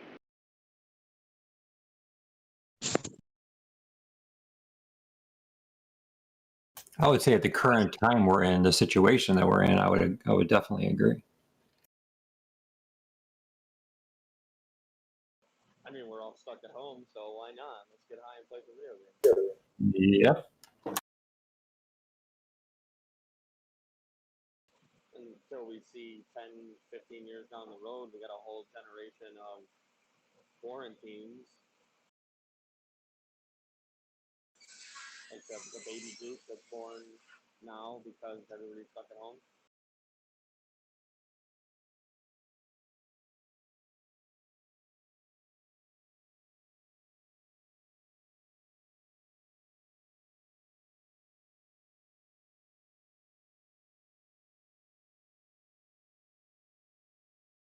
What is it, like every 3 to 5 years, we have some big issue where we have to worry about health and everything else? It's not going to go away, right? It's going to continue. There's always going to be something that spikes and it's going to cause a panic. This one was just a lot bigger. Well, I mean, if you think about it, I'm not getting political here, but it partially follows the election cycle. Oh, If you know, like H1N1, swine flu, like all of these big like uprises. Yeah, they were, medical concerns, but I think our wonderful media friends might have had something to do with some of the uproar. COVID is very much different, but in the same sense as far as the mass hysteria and hype of the media. I went to Mexico in the height of the swine flu, and there was no restriction. There was no nothing. There was no, nothing at all. I went to Mexico in July. That does not mean they're not pushing the laws. People just don't care. And Mexicans just don't like to listen. They're pretty strict there, I felt like. I think that they were more compliant tourist with wearing parts, they masks are. than, yeah, Tourist than parts, they here. are. But I mean, there were overall, fines there. There were fines there. If you didn't, it was like, I don't know, a few thousand pesos. nice. It was like 50 cents. No, like $400, $500, equivalent to like $400, $500, and 2 nights in jail. Yeah, that's the worst. Which comes out to way more money. I mean, I was in Tulum. Oh, really? Nice. And then I was actually in Valle de Bravo right when the lockdown went into effect that weekend. I was there and had to like fly back suddenly. I got here literally 15 minutes before the lockdown went into effect, right before midnight. Damn, you got lucky. You'd have been trapped. I think they were still allowing Americans to come back in, but yeah, it was a little nuts just trying to get back in, right as everyone was, and not knowing what's going to happen.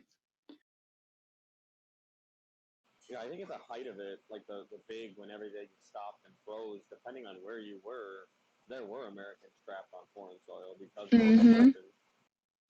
I flew back on March, I think it was 15th or the 16th. That was literally when shit was going down.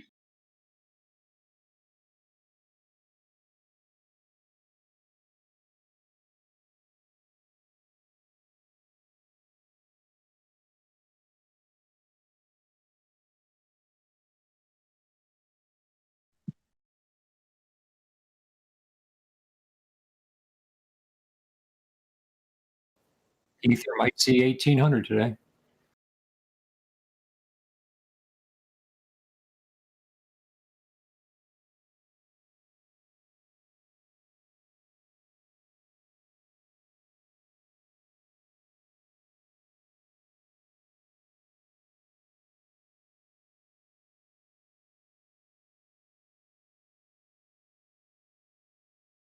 Oh, actually, never mind. It's been over 1,800.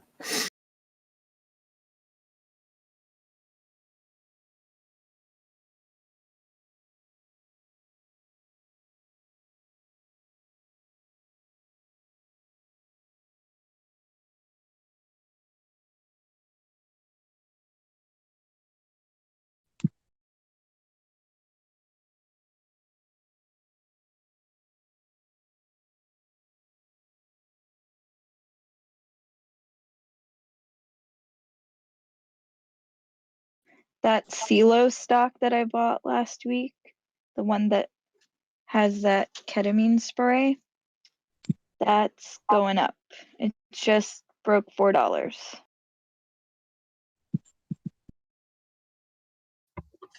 What's the ticker on that? Sierra Echo Echo Lima.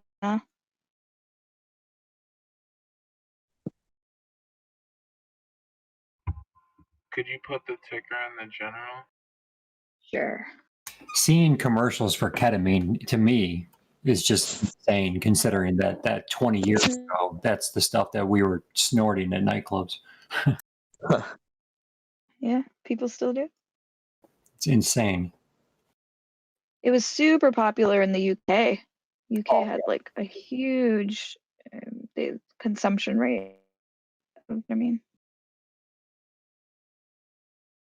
and it used to be actually I read an article 15 years ago, and only be around $24 a gram or $20 a gram. Remember, it's being diverted from pharmaceuticals. And I think because of the demand, it just went crazy. Like $100 a gram. Yeah, it's just crazy to watch the changes and where you're going to now be able to legally trade stocks in drugs that were putting people in jail. Literally like 10 years ago. Yeah.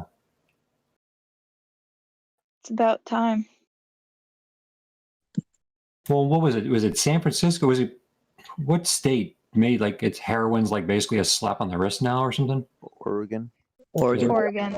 Oregon's always leading the way. Yeah. That's insane though. Like Oregon's crazy It's like though. Portugal. It's like Portugal. Portugal's like that, right? Everything is like decriminalized. Oh, you got heroin? No big deal. It's a $10 fine. They're super progressive. Yeah.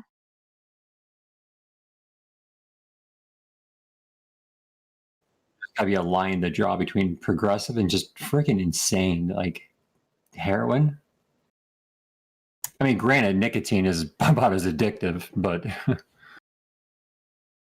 Well, we're in the strange timeline. yes, definitely in the strange timeline. We thwarted the supposed tyrannical timeline. Now we're in the strange timeline, bizarro world, maybe. I mean, apes and stonks and moon rockets.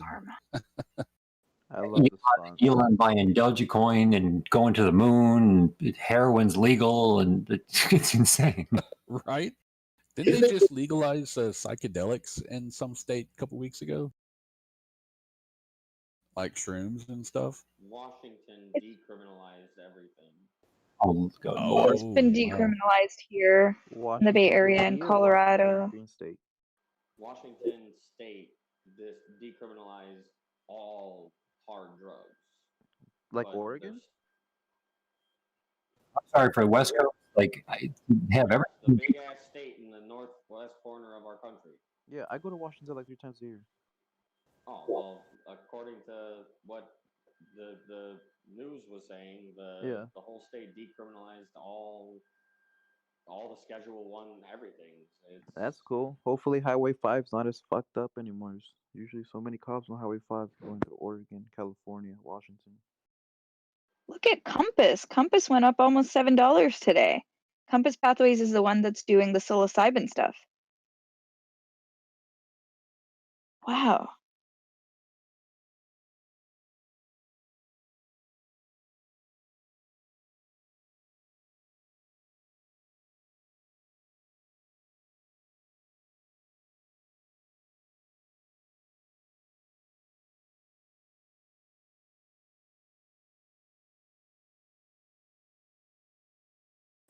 CMPS. CMPS. We talked about this one last week.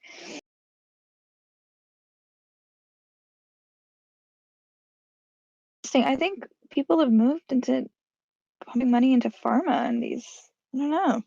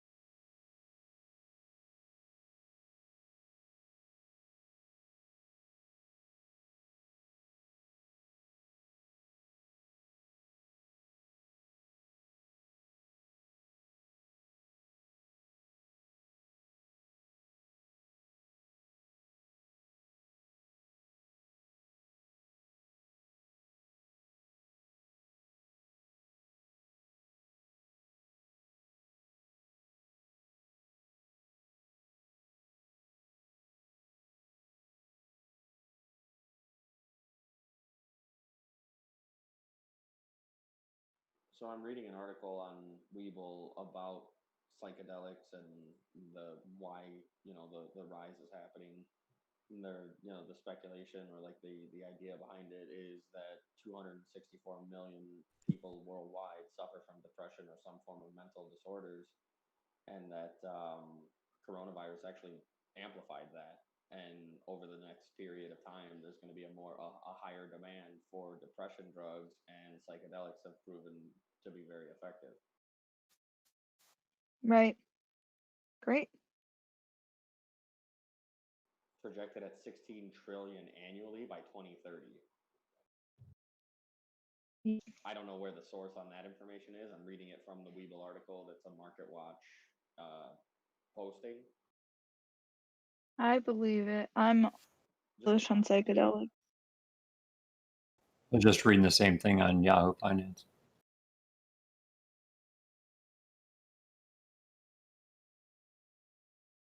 Anybody got a ticker for one of those?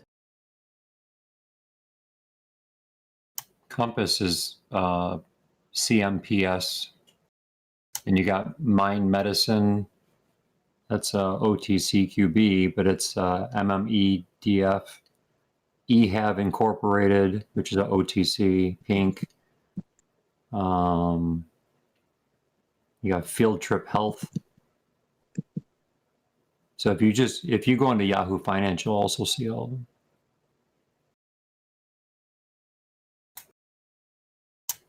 I want to look at MindMed. MindMed's a solid company. MindMed's also talking about looking at ADHD and other disorders, so that could be a nice play there. That they're looking at multiple fixes. Oh yeah, MindMed. Look at their volume. Yeah, they're one of the most popular ones. And I think they're working on new pathways. I think they're doing MDMA and psilocybin, if I'm not mistaken. LSD is what I'm seeing here. I'm reading it right now. Oh, there you go. They're moving into Yep. their first clinicals right now for Molly and acid. Yeah, there you go.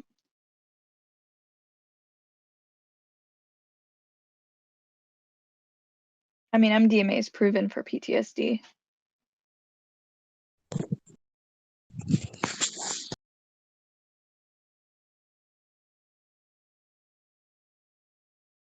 So the site, where they're doing the testing and the research is in Amsterdam, and they're saying that the MDMA is like the main benefactor, but then the LSD is like a kicker in the back end to help solidify the gains achieved from the MDMA. Seems to be the research at current.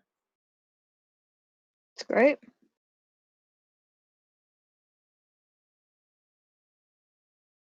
It's a hippie flip. Well, it's just great that it works in tandem. So then you're generating two products that are now becoming desirable. Right. I think I'll be taking some MindMed.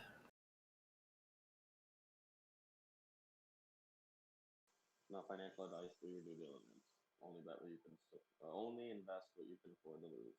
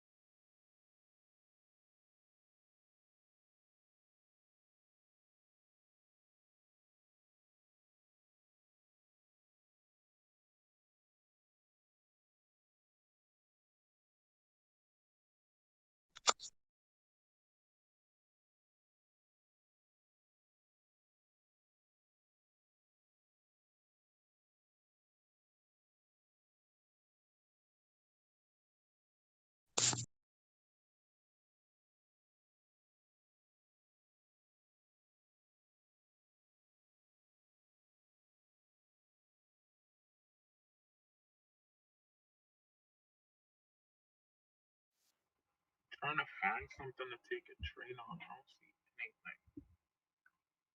This AYLA stock is at a halt.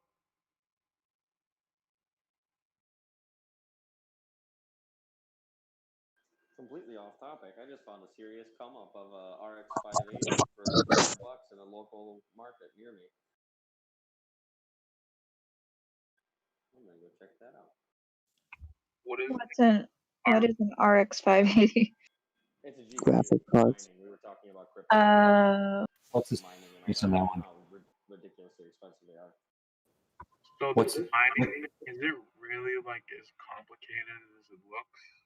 It's normal not price? that complicated. If you have the hardware, it's fairly simple to get set up and going. It just depends on how much your electricity costs, what equipment you have on hand versus what the cost of mining is right now. Ethereum is currently very profitable to mine if you have like last generation, maybe 2 generations old hardware laying around and your electricity isn't expensive.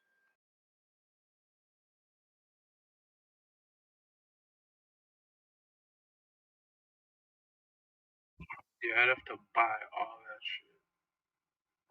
Yeah, see, I have old gaming computers laying around that, you know, every time I upgrade my system, if I end up, you know, adding parts to my repertoire, I don't ever sell anything as far as, you know, it's a used part to me. It's not worth what I got out of it yet, so I'm gonna keep earning from that or playing with it or using it in a different spot in my home.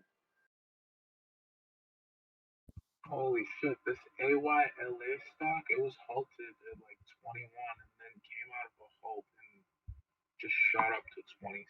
It opened at 19. All the pharmaceuticals are popping today. Almost all of them, I should say. Going back to GPUs, the problem I have with buying them right now is they're so overinflated. I don't know what the normal price is.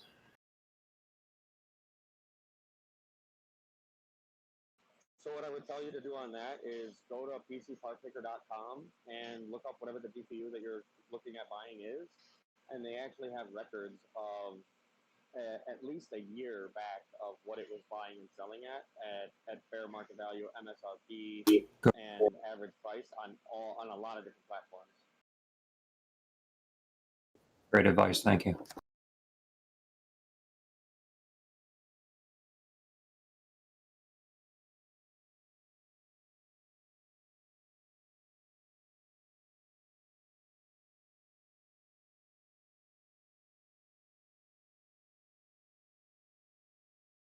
You know, this RX 580 at $200 is actually under MSRP when it originally launched, but it's a used part to this person now, and they're getting, you know, they're selling whatever they're comfortable with. Apparently, they're not aware that if you go on Newegg right now, you're going to spend $600 to get it. Is it 4 gigs or 8 gigs? It's an 8 gig. That's a good ass deal. Solid deal. Like, I'm going on lunch to get it. I'll cop it. I'll sell it to you for 3. No, I need like 6 of them, dude. Quick, solid $100 come up. I'm down. Yeah, put it back in Sundial. Let's go.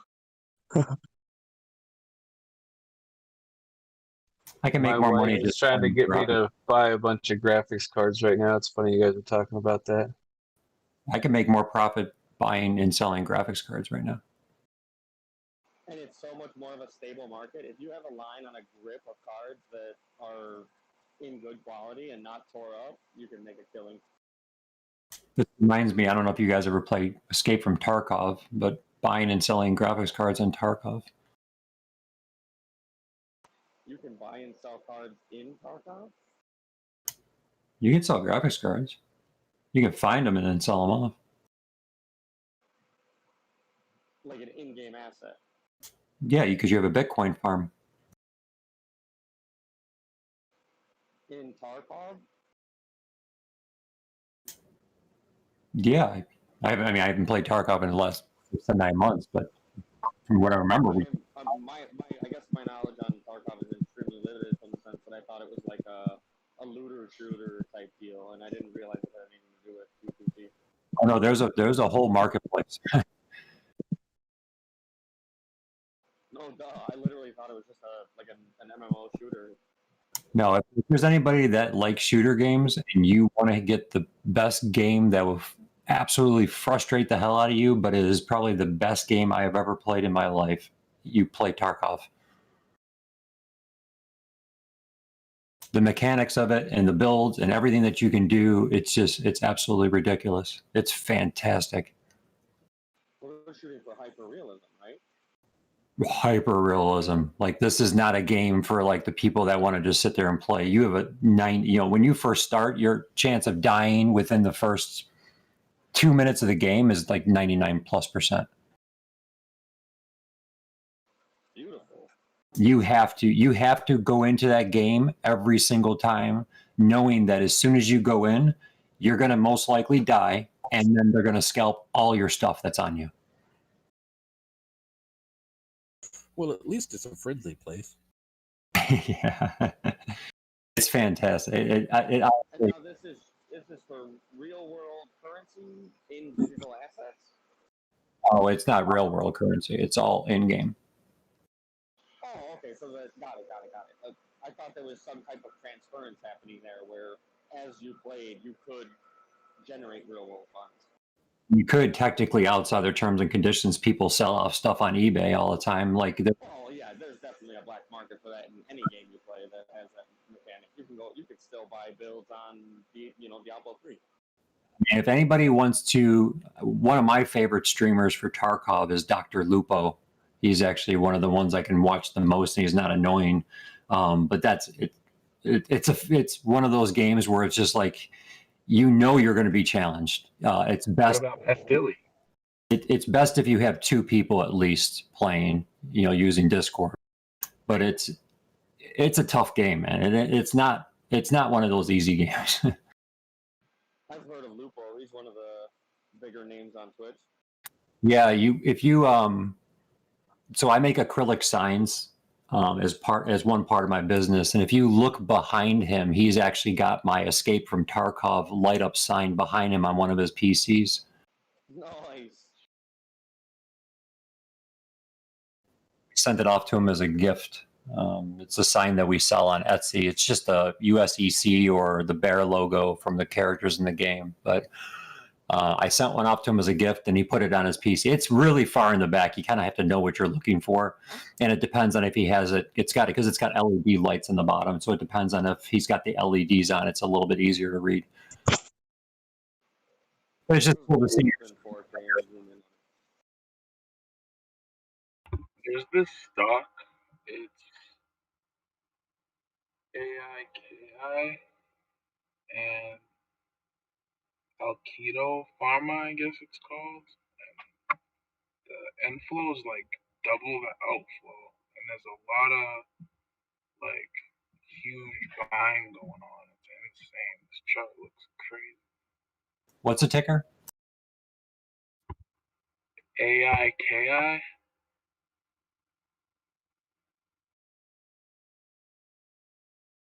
Or it could be ALKI.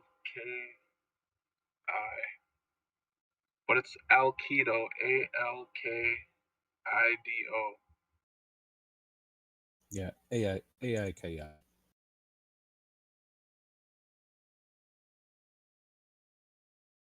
Insane. This thing, like, from how it looks, this thing's just gonna run all day. Like, that inflow is fucking ridiculous.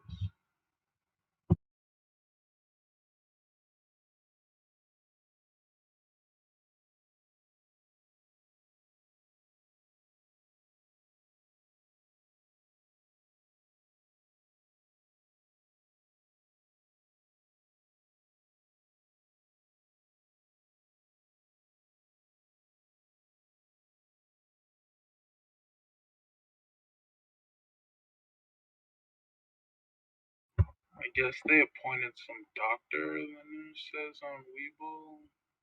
Must be pretty damn good.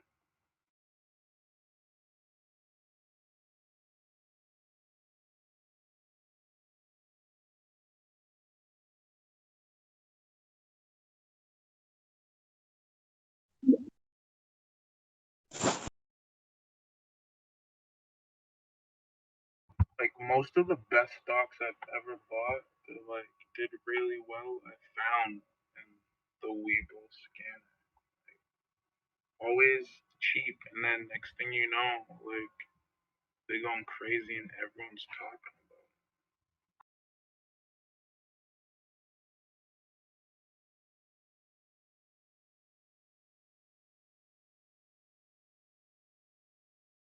it. Okay, so I had to leave out the call earlier because for some reason my phone was acting ignorant, but OMG, everything that I've been sitting on for the past 2 days has just passed out. Everything is just dropping on me right now.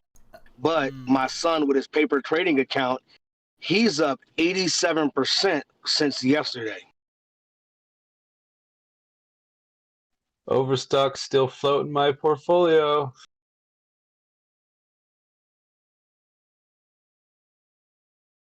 I mentioned earlier, you don't want to hold on to these marijuana stocks. They are being dumped. Most of them being dumped today. Oh my god, Inspire's up 11% now. Woo! Look at that climb. I gotta check the news.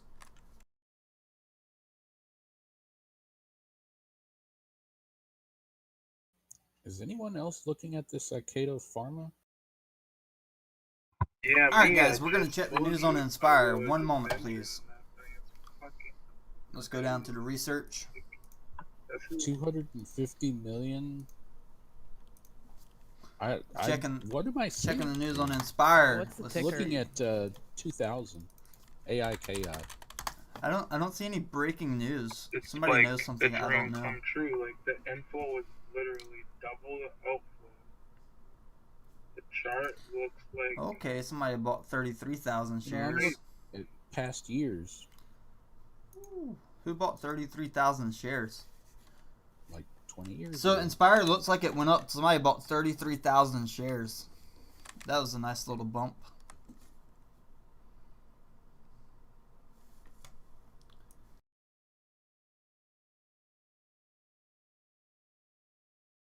Got a bunch of my money I lost on Naked coming back to me today.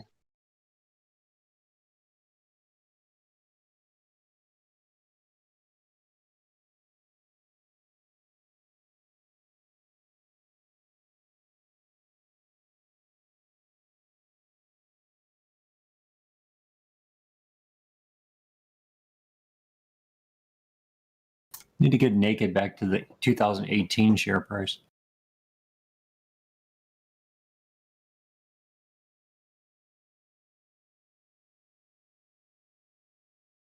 Yeah, but in 2018 they were 1,100 a share.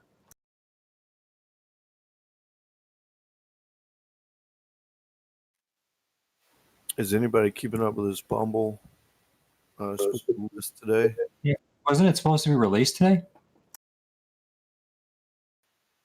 Yeah, they're supposed to list it sometime today.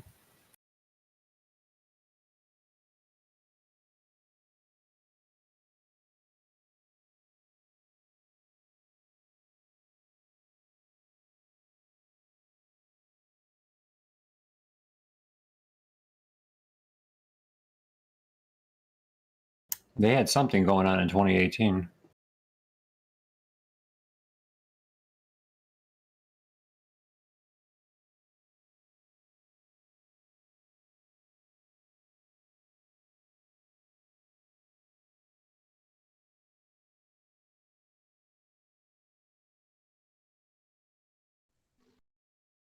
T-shirt. Everything on Amazon. It's not the juice.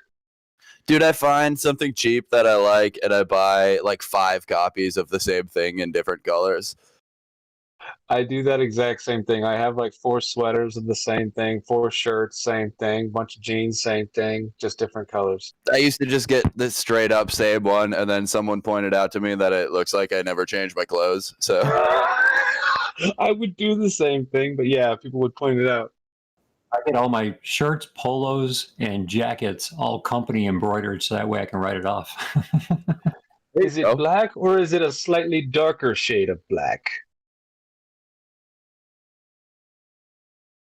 Like right now, Darker? Anyone? No? Okay. All I'm gonna say is lingerie, you don't buy secondhand. And that's You what- don't buy it secondhand. Well, that's what if you look up what Naked is, Heidi Klum is behind it, and it's high end like women's clothing lingerie. and I'm just- Wait, that's breaking actually news, something breaking to news, get breaking into news, because breaking news, breaking L-Brands- news. About 6 minutes ago, there's talk about Naked doing a reversal stock split. What does that They mean? may do a 1-to-100 reverse split, and the share price could go all the way to $34. Possibly. Okay, so L Brands, right? L Brands, that's like Victoria's Secret and a bunch of other stuff. That's all gonna, in my opinion, if the truth comes out, that will be some stuff to do with Maxwell Epstein, and so this Naked brand may actually be something to look at in that regard. But that's going to require some.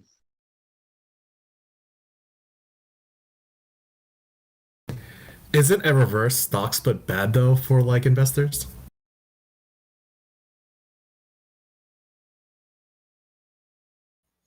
Mentioned 1 to 100. Does that mean neither stock one stock? We would like if we had one stock, we would lose it, right? So it would become like 0.1 or 0.01. They would basically split it into the company's favor.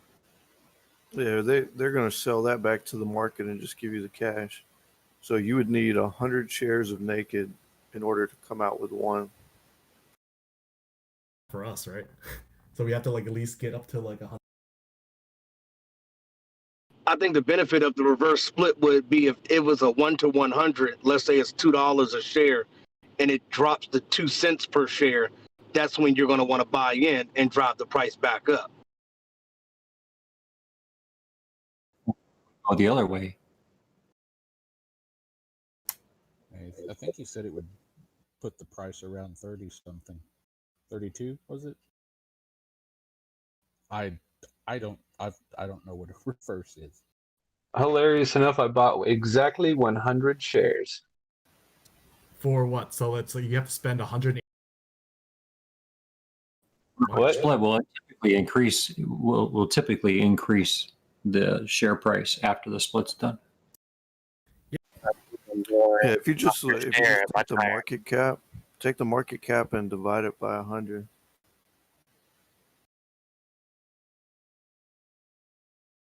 I think Naked's going to pop off because L Brands is going to drop. Personal opinion.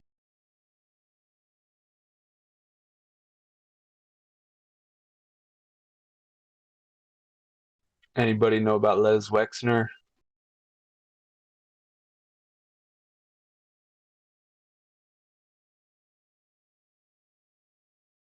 Les Wexner gave a bunch of money to Jeffrey Epstein to do a bunch of his stuff.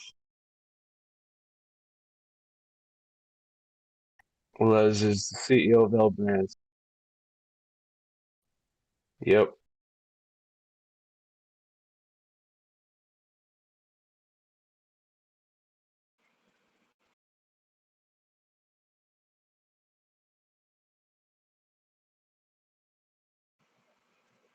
Jeffrey Epstein also didn't kill himself.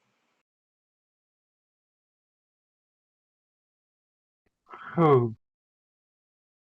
Yeah, but I mean, Jeffrey Epstein didn't specifically direct. Like, where's the direct link between Wayfair? Are you talking about the cabinets? So the direct link between Wayfair is Jeffrey Epstein's girlfriend taking pictures with the CEO of Wayfair. But Wayfair stock didn't really drop that much. Oof. And that was they reported that in the news a Yeah, while we'll back, see and it what was covered up happens. in the news. Yeah, that makes sense. And the price was $20 before Trump gave the contract, about $20-$30 range, and now the stock price is $300.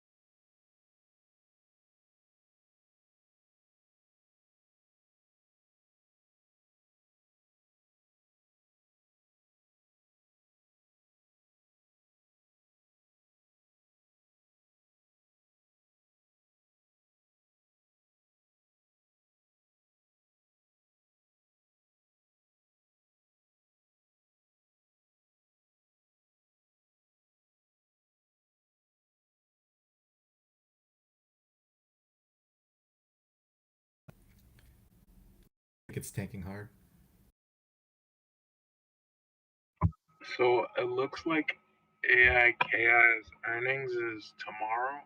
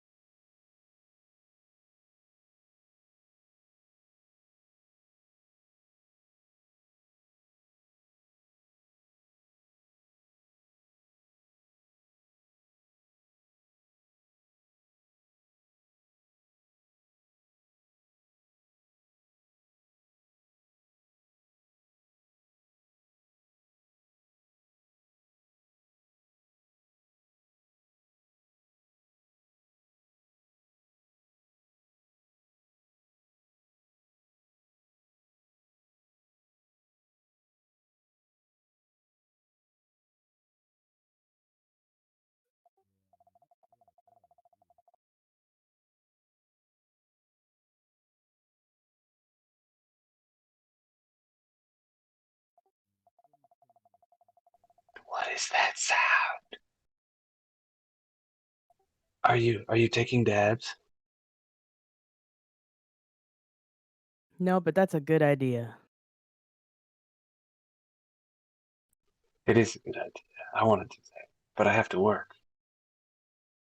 I'm glad you. I freaked out when you were like, "What is that sound?" Because yesterday I got caught delivering food to somebody and I couldn't mute my phone, and I'm like, "Holy shit! Do they hear me cussing at people?" But you cuss at people when you deliver food?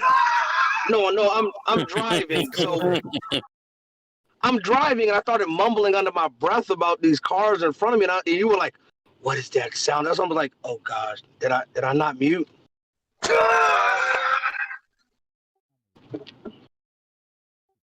Yeah, I'm just struggling right now. Like I said, I don't know what's going on with my port. My port is everything is just down right now.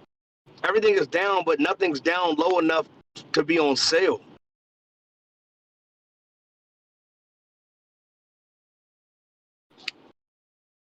And because I'm actually driving right now in the morning instead of waiting till at night, it's kind of I can't really look into too much stuff and actually start trying to evaluate new positions.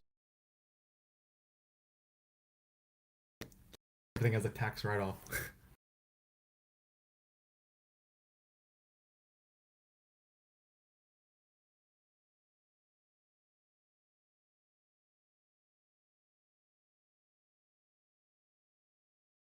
And get a Tesla so you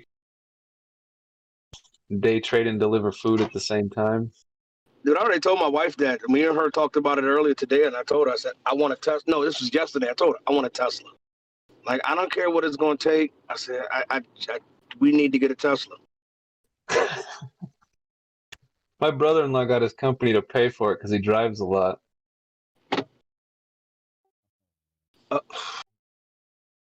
Man, your brother's my hero right now. I know. I was like, you did what?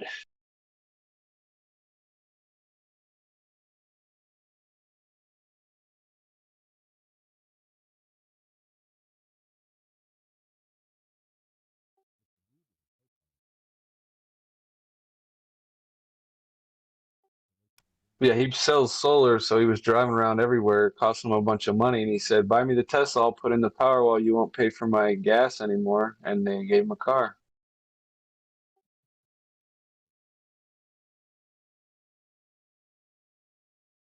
I'll tell you, buy a Tesla and you live in a cold, a cold weather climate. I'm in Illinois. Definitely do not do the standard range. Standard range, for example, I had my battery charged to 100 and it showed 185 miles. I drove 15 miles and it was down to a 100-mile range because it was negative 10 degrees out. What the what? Negative 10? Yeah. Yep. Who has negative 10-degree weather? I Yeah, mean, wind chill. Indiana was that a couple days ago. Yeah, it was that where I live too. Oh Very my close to gosh. like a lake. It was negative 30 around that this morning.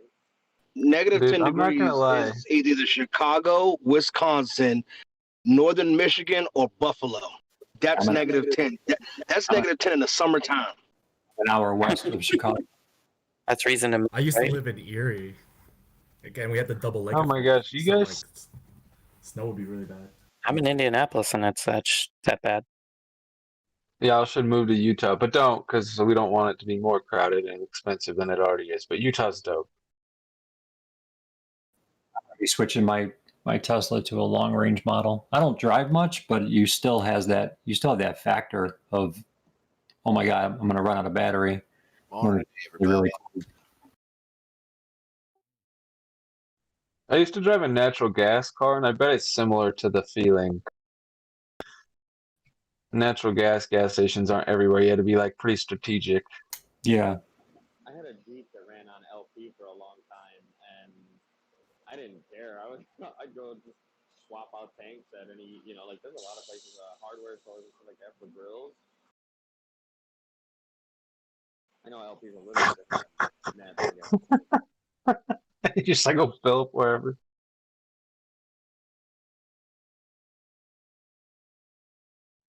Hey, you know what's interesting? As soon as you said some words there about Tesla being long, I'm gonna upgrade it to a long range model. Those three words, long range model, relating to, I don't want to tie aviation to the topic. I don't want to switch it to the topic, but like as soon as you mentioned long range, that sort of thing, I like it because there's airplanes that are like long range and all that sort of thing. But what I'm trying to say is like it's amazing how the mind now, since you mentioned Tesla and you said long range model again, I'm interested a little bit more than ever. I just want to share like how crazy the mind is because now I don't know, it's just interesting more than ever now, Tesla. I will tell anybody that's looking to buy a Tesla, I have owned, so I'm 40, I'm going to be 42 this year. So I started driving at 16. I've owned 37 cars. I'm talking about, and it ranges from Honda to BMW to Audi to everything. And I used to race cars on track and quarter mile and autocross, everything. The Tesla is the absolute best car I have ever owned. And I haven't bought cheap cars in the past. Just because of the fact it is absolutely the most boring car, but is the most exciting car also. It's hard to describe being just owning that car and the performance you get out of it. Like for 40 grand, you cannot find a better car at all. It's impossible. I don't care what anybody says. You can't. For the technology that you get into it, the automatic updates, everything that it offers you, it's fantastic. It really is. The lack of engine noise and pedal response in the sense of like a traditional analog response from a vehicle is a little off-putting at first. The only thing I had to get used to with Tesla was switching between my car and my wife's car, because with the Tesla, like Tesla, you don't have to change the brakes. The first brake change is like 100,000 miles because you're rarely using the brakes. You just let up the accelerator and the motor does it for you. So when you switch back up to an ICE vehicle, you have to make sure that you brake, because like right now, if I'm pulling up to a stop sign, I don't touch the brakes. I just let out the gas and it glides to the stop sign. You do that in a regular car and then you're way past the stop sign. So it's a little bit driving difference, but how nice and how quiet it is inside, and the fit and finish of the inside is perfect. They still have an issue with panel gaps and paint and stuff like that during production that you can get fixed. But overall, like I said, if you're looking at it's boring because it requires no additional input from the driver. There's no banging gears. There's no accelerating through traffic, slamming on the brakes. It doesn't require input, which makes it boring. No, I would say it's more boring of the interior. There's literally, like in my Model 3, there's nothing. You have a steering wheel and a screen. That's it. There's no, like, you don't see like normal air vents and all that. Like your air vents are all controlled digitally through the screen, which comes up with a visualization of where the air is going to flow. Like there's no buttons. There's pretty much nothing. There's like a button for like the window, the door handle, but it's so clean. It's unbelievably just, they made it perfect. It's the most minimalist you can really have for a car.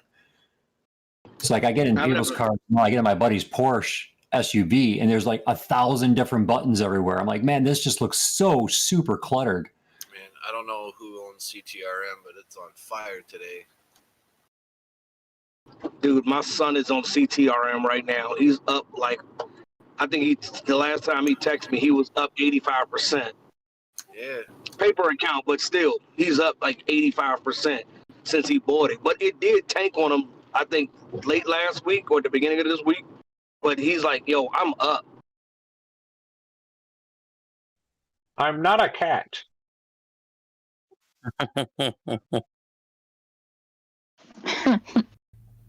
That was the other YouTubers, Trey's Trader, was like trying to push it. So I don't know if it's due to like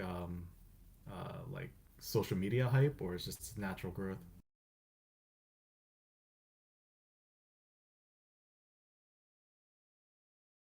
Looking at that volume, that's social media.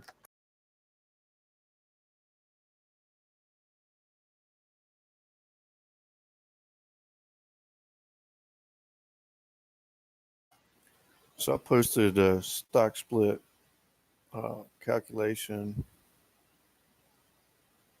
in general. This was just me doing it really fast to the best of my knowledge. This so when you do a reverse stock split, you're still going to come out with the same market cap. You're just going to have less stocks to do it with.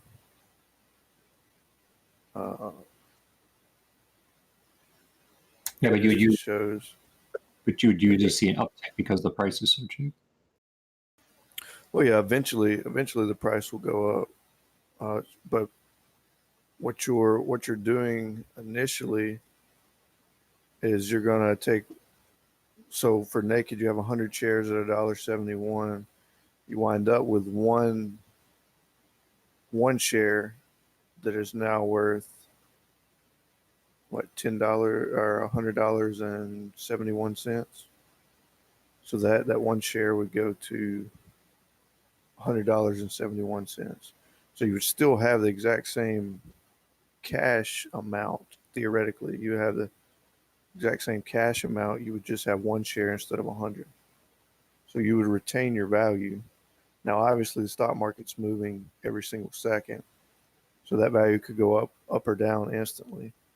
But in theory, your 100 shares turns into one share that is now worth $107.10. That's like scary on like another level because like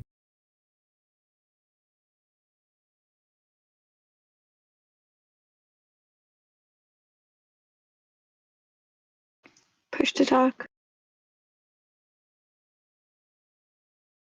It honestly looks like a way just to pump the stock price. Yeah, it's a cosmetic fix.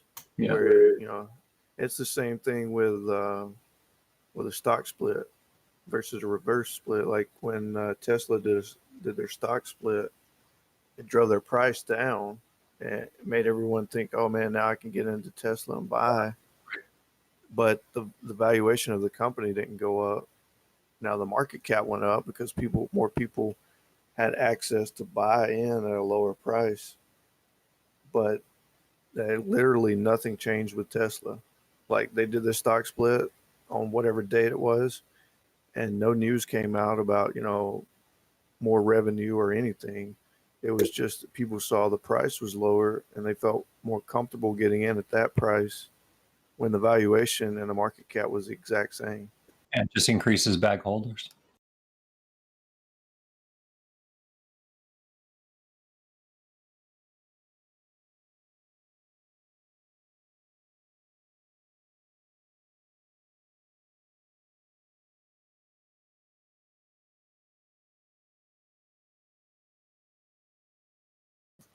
So I did the math wrong on that.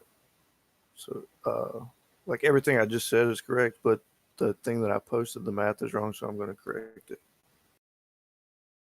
I'm just going to delete it and post another one in a second.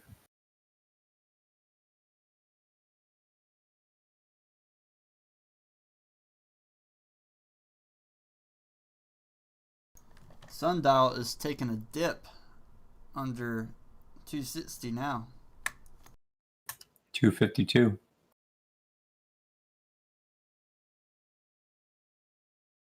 I should become a psychic. 250 is resistance. A lot of buys going in right now, though.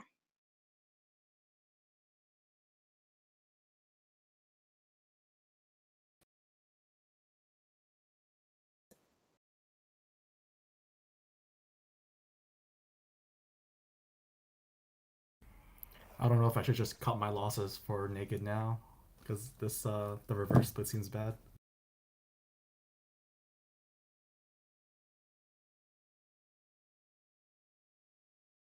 I don't think it's bad. I think you'll see the stock price not fluctuate as much because you're going to have people that are not going to be able to jump in at $160 a share. It all depends on what the forecast for the company is going to be.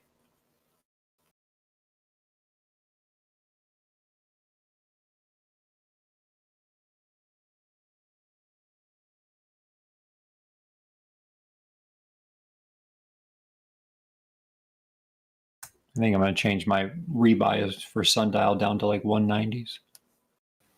I got a fat buy I order don't at know. 150. Sundial's falling fast. The picture I posted in general is correct now about the reverse split. So the cost basis should be accurate now. Yeah, that looks a lot better. Thanks for posting that. No problem.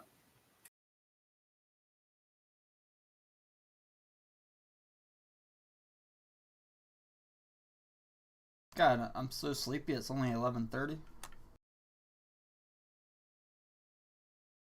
Sativa.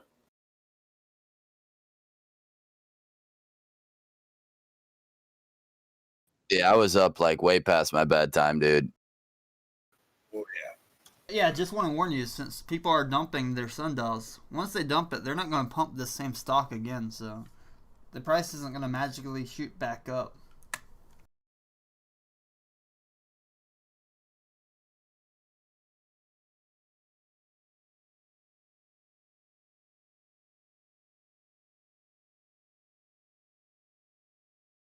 So would it be better to like buy after like everyone leaves and then like hope for like a political like movement to pump it back up?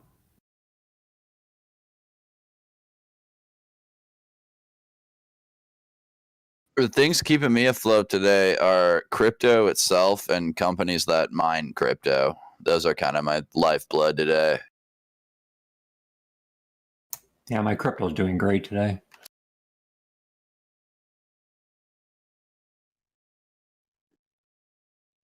What are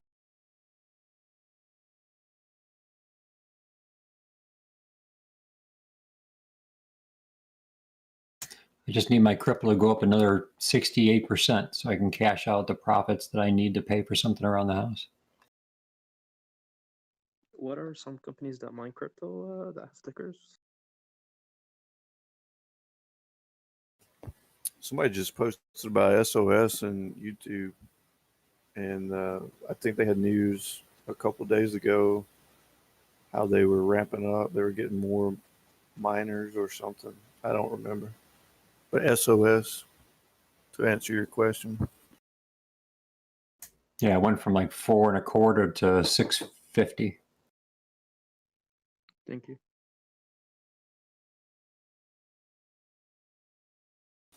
Mara, MARA, and Riot, RIOT, are other crypto-related stocks.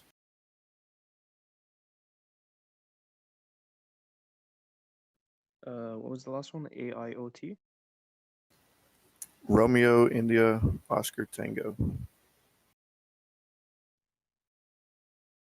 Thanks so much.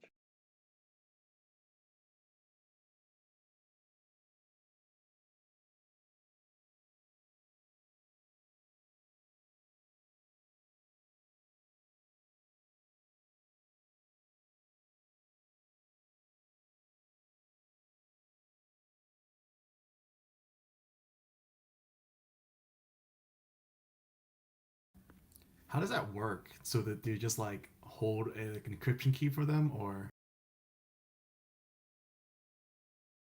I think they're still trying to figure it out. Bank of New York's doing it now.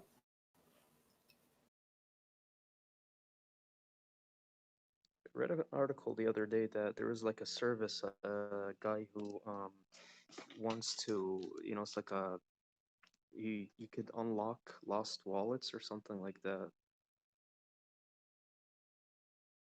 The processing power that would be required in order to break the encryption to get into the wallet would probably outweigh the cost in most cases. Yeah, that's those capabilities our government and other governments already have, but the layman is not going to be able to spend, $500 billion to acquire that technology.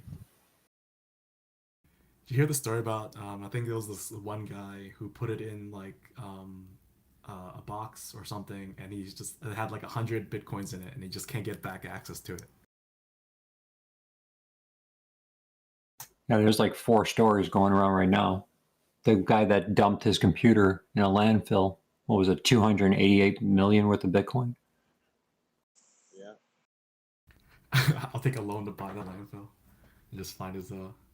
Yeah, they won't allow him in there either to look for it. See, that would never happen with my wife because she keeps receipts and passwords and everything for years. So that's awesome. I never have to worry about that. Same. I can't get my wife to throw things away. I'm that person. Like, if there's ever a market for tote bags, like just bags, little canvas bags, I will have the market cornered as soon as there are a demand for that. Stranglehold on the supply. I got your hookup on canvas bags, kids. You holler at your boy. I'll be your guy. And if you buy a bunch of canvas bags, let me know. I got a client that was on Shark Tank for a device that carries multiple canvas bags and puts it on your shoulder. You mean your arm? No, look at it. It's a device called Click and Carry. It was on Shark Tank. It's one of my clients. It's the simplest design. Sells like hot. You have, turns your fist grip into a multitude of fingers to amplify your grip strength by not actually gripping the individual bag, but by holding a handle. Well, what the patent she has on it, because there's plenty of bag carriers out there, the patent she has on it is actually it's got a cushion where you can pop it on your shoulder. So you can literally carry, I think each one's got a break point. Well, break point's 110 pounds, but it's supposed to be up to 80 pounds. So if you wanted to, you can technically carry 8 full gallons of paint on your shoulders alone. That's pretty awesome. Alright, so I put in the news channel on Discord that Northern Dynasty Minerals, they were able to secure a permit for more mining, and their stock price is only sitting around $1.07 right now. What's the ticker? The Pebble Project, that shit's like super controversial. Their stock ticker is NAK. They spike up and down hard a lot though. So like I usually use that when it was like trading at like 50 cents because it's like seasonal for some reason. So you're like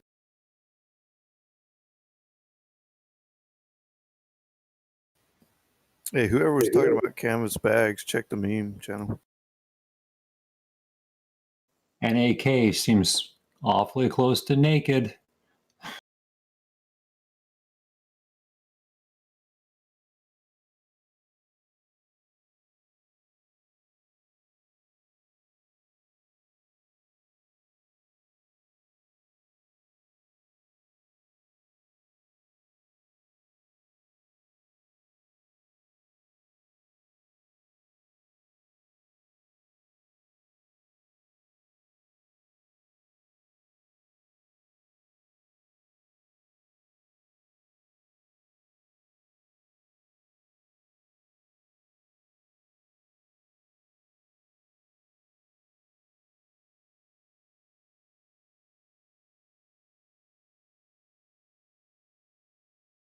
Is everybody on here mining Pi?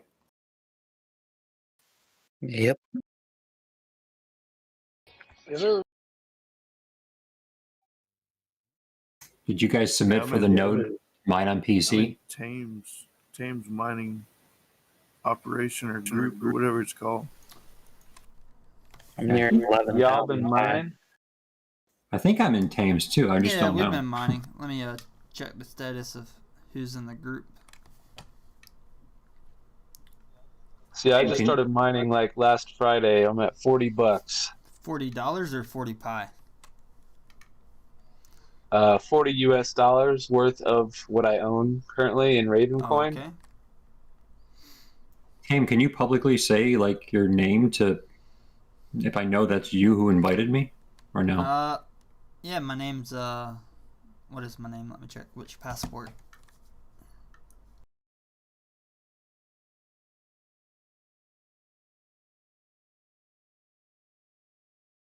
Could always do initial. Yeah.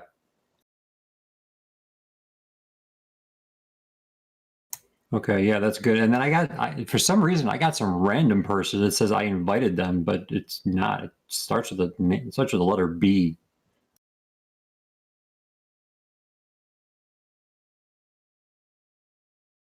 Hey, Tame, you were talking about Torchlight yesterday. Do you know the other company they're merging with, Metamaterials?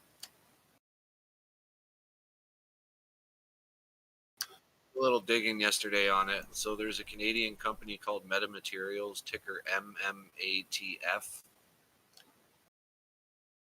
They're the company that they're going to be like merging with. Torchlight, I sold it at 286 last night. Well, yesterday. Well, apparently, when they do merge, if you own a share of MMATF, they're going to turn it into like 4 or 5 shares. I'll look into that, but I wasn't holding Torchlight long. That was just for so I'm day trading basically. You should look into Metamaterials. They got some pretty interesting technology.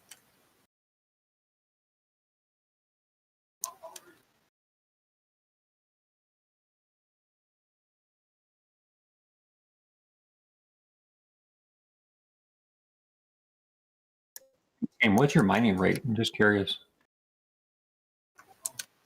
Yeah.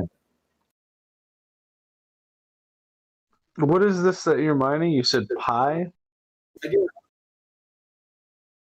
Oh, nice. I'm only at 0.24. I added you. I added you to Trusted Circle. Yeah. What are you guys mining? Pi. It's on your phone. Oh, the Pi mining thing. Yeah. I see. I applied for the node for PC. I'm just waiting for approval. So you can mine it on your computer too, huh? Yeah, I mean it's a long-term thing, right? But I figure, hey, it's free. The one for your phone, just put it on. You don't have to even keep the phone. All you got to do is tap a button every 24 hours, and it's free. So who knows, right? Where do I go to do that, guys? I've never mined before. It sounds like fun. Anybody play Minecraft? Minecraft is also fun. Does anybody try to use an emulator on PC to do it? Or is that a no-go? Yeah, I was just about to say that. I was running. Yeah, well, it won't let you use the emulator. So I mean, I tried to go through VPN. I tried to change my IMEI and my emulator to match the one on my phone number, everything, and it just every time I open the Pi app, it just automatically shut it down. And I used two different emulators to try and do it. Yeah, And you got I to get opened up.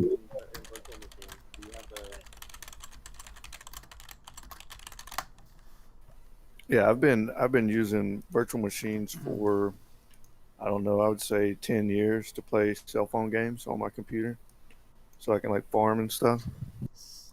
You submitted for the node, right?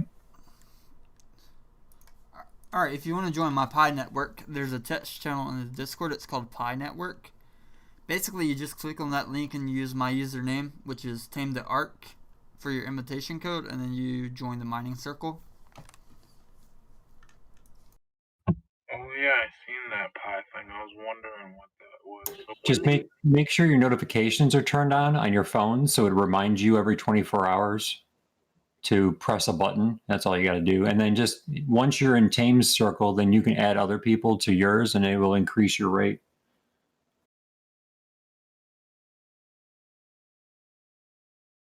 So is it worth anything? Not right now, but either was Bitcoin when it first came out.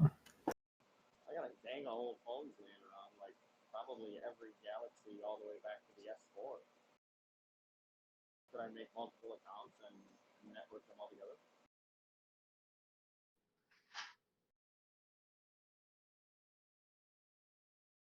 Yeah, they're going to ask you for they're going to ask you later on for your photo ID because it says it has to match your driver's license or state ID, your name. Yeah, they do the verification. Have you guys done your verifications yet? Let me Like check. JP something or other? What was the step? The tokens within the network from the clones to my legitimate before I try to turn it into USD eventually. Hey, where was the link sent to for the mining?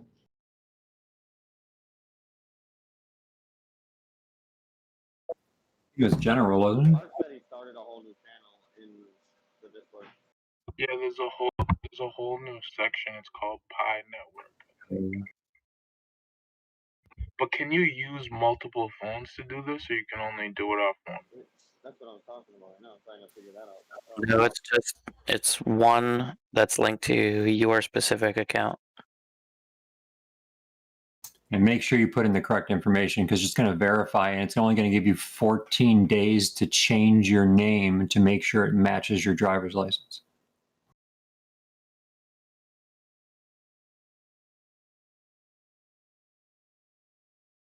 I think their network grew like exponentially fast though also, where they're going to be changing, and Tame, you might have been doing more research on this, but they're going to be changing the amount of rate pretty soon where it's going to be lower because they have so many people mining now. Yep. As fast as you can. Take the higher. They do that KYC verification to make sure you are who you are to prevent botting of extra mining.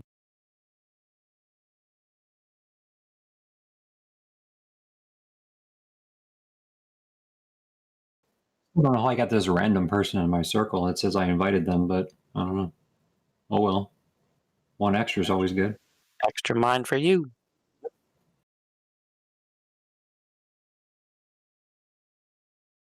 I tried putting it on my wife's phone. She's like, I'm not pressing a button every day. I'm like, oh, good Lord. Yep, same. I literally need. You sit there and do Facebook or any other social media task all the time?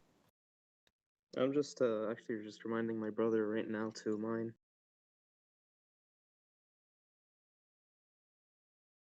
You can mine on your phone? Yeah, that's what Pi is. It's mining only in your phone right now, unless you, and then you could submit for an invitation for a node to mount on PC. But I think that's why it's I going don't to be. understand how it does it without draining your battery. The group of Stanford graduates that are putting together this initiative to make cryptocurrency available to the masses. Cell phones are a lot more achievable and obtainable by anybody in a lot more income brackets than a mining rig PC is. I will say it has not drained my battery at all. It's made no difference on my phone. You don't have to keep the app open and close the app down if you want to. It doesn't make a difference. Just as long as you press that mining button once every 24 hours when it notifies you, that's all you need to do.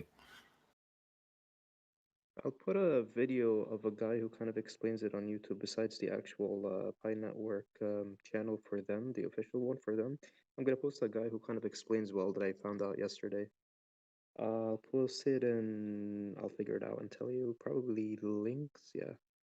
I know a lot of people were like, well, it's not worth anything. Well, either was Dogecoin. So what's the difference? If it doesn't Not cost worth you anything yet.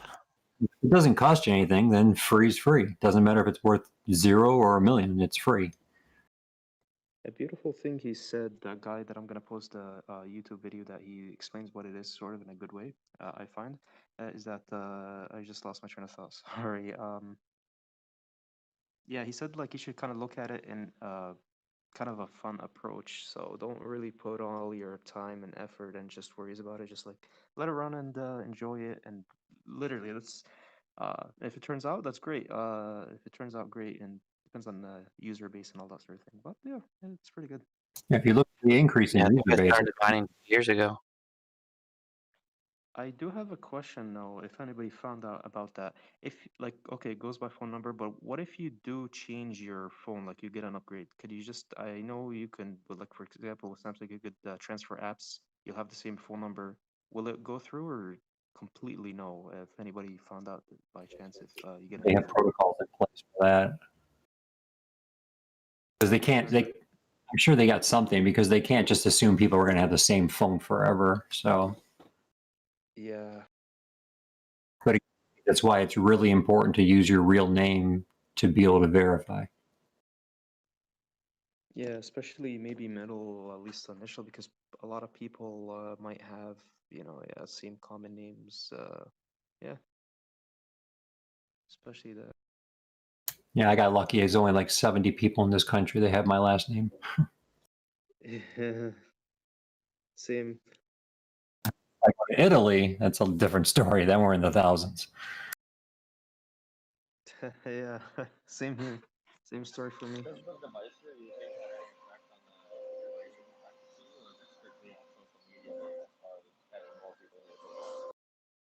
Nope, couldn't hear you. Sorry, bro. At all. Not at all.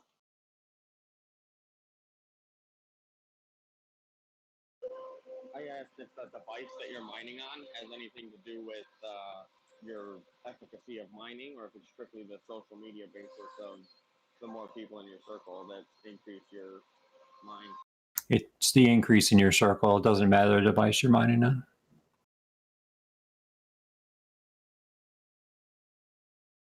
You're basically just looking to make secure networks between people that are trusted, and it will give you the, after you do three runs, so basically after 3 days, it'll say you can go into a trusted circle, which will allow you to mine even more. So basically a lot of it is just coming down from verification and security is what they're really looking for.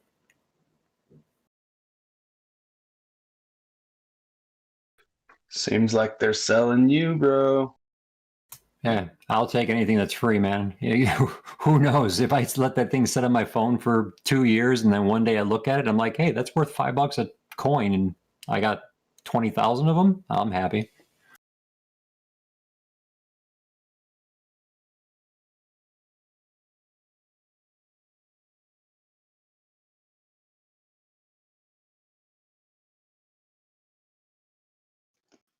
Yay. Indeed. Yay.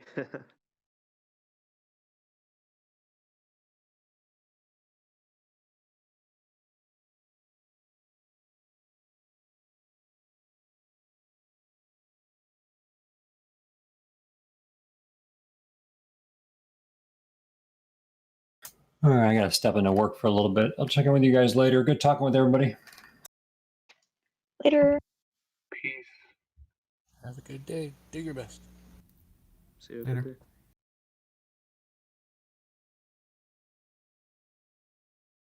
Make us proud, honey. Hey, I want to see you out there giving at least 20%, if not 15. We believe in you. It always should Return be with honor. 80-20 rule, guys.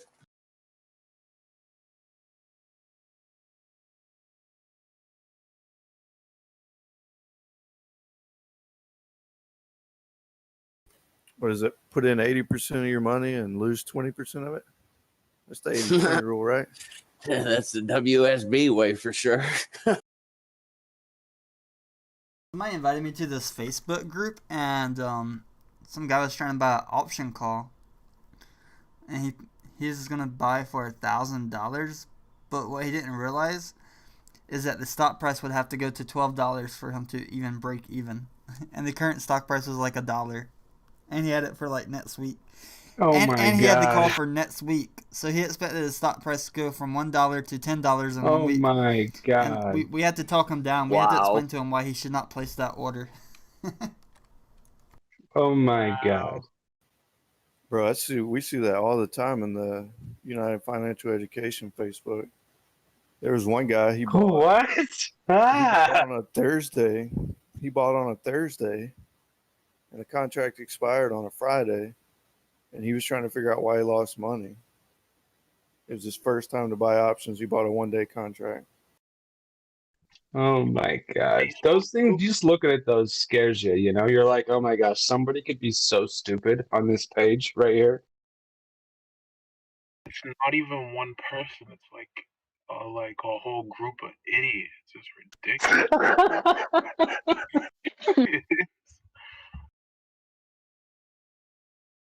Hey MK, I was thinking about buying a contract for BW. I wanted to put a call in for like $10 for the 19th because I feel like it's been steadily going up.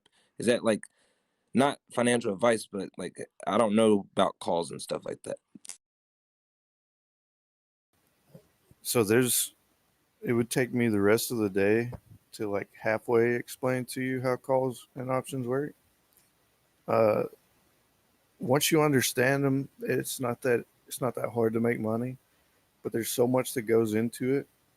I would rather just post a link to a video for you, and I would tell you that if you don't know anything about options, I would at least, at the very minimum, I would research it and learn about it for probably at least 30 days. You're still not going to know everything about it, but when you start getting into the Greeks and implied volatility and all that stuff, you'll see what I mean by it. It takes, a little bit to at least get your foot in the door. What I did when I first started, so I traded for I think 12 years before I even got into options. I traded just regular stocks and bonds and such. But once I did get into it, I just found a really cheap stock that was offering options. Like, say a $5 stock, because a lot of your cheaper penny stocks people don't even write options for them. But I would find like a $5 stock that has options, and I would pay, like 5 cents for the option, which 5 cents times 100 is $5, and get it like a year out or something, and just watch it.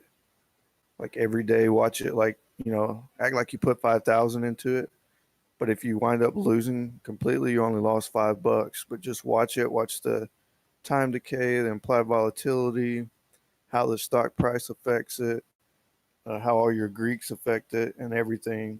And if you have access to paper trading options like Thinkorswim, that's good as well. And you can put a little bit more money into it, fake money. But options aren't extremely complicated.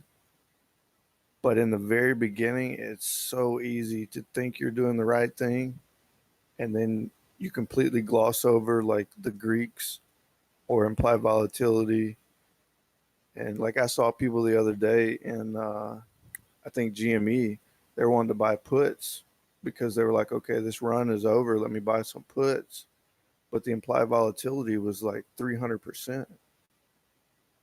And even if the stock goes down in the time frame that you are hoping it will, you still may lose money because the implied volatility, the IV crush, you could go from 300% IV, which drives the price of the option contract up. And if the IV goes down to 50, then nobody's going to buy your contract at the price you bought it at or higher. So I know this is a long-winded answer, but man, there's so much that goes into it. I would suggest at least doing like a month's worth of research and stuff. And even after that, I would buy a cheap contract. That way, if you do lose it completely, because it's very, very likely you will, then you've only lost $5. And the $5 is worth the education. But I can post some I can post some links, and I'll post them in helpful links. There's some videos and stuff. I also recommend that you get on Amazon and buy the book Trading Options for Dummies. It's really good baseline, and he goes into all kinds of stuff. He goes into like checking who the CEO of the company is and news and all. He goes into everything that can affect trading options. And I think it's only like $15 for one of those books. Trading Fraternity Live on YouTube also has a program. This guy literally only charges $5 for this program, and from start to finish within about a 6-hour block of videos that he has in this little program, he literally will front to back explain it in such layman terms that the everyday person can start jumping on stocks and playing little by little. He's also on Monday through Friday, I think, all day still too. I'm not endorsed by this guy. He's just somebody I ran into after I started learning options, and versus me paying the hundreds of dollars to thousands of dollars I did when I first got into stocks versus this guy's program for $5. I wish I would have found his program first versus the other programs I bought. Much appreciated. Did you put a link to his stuff somewhere, or did I miss that? I can try to find a link here. Hold on. Let me get it. Give me 2 seconds, guys.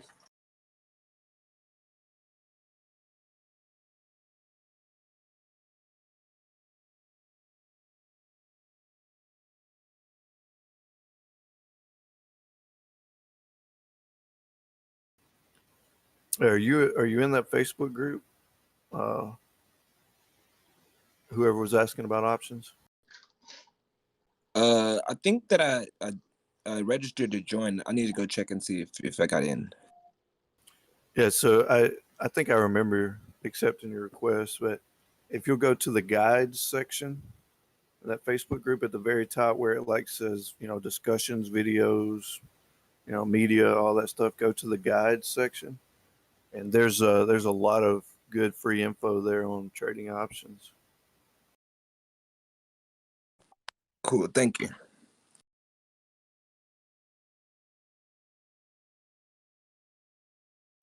And for anybody who's not in that, who hasn't applied for that Facebook group, I'll throw the link in general, then I'll throw it in YouTube chat.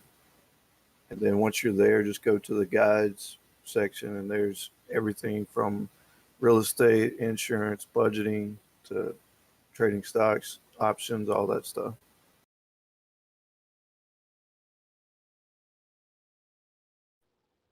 Thank you, sir. Appreciate that.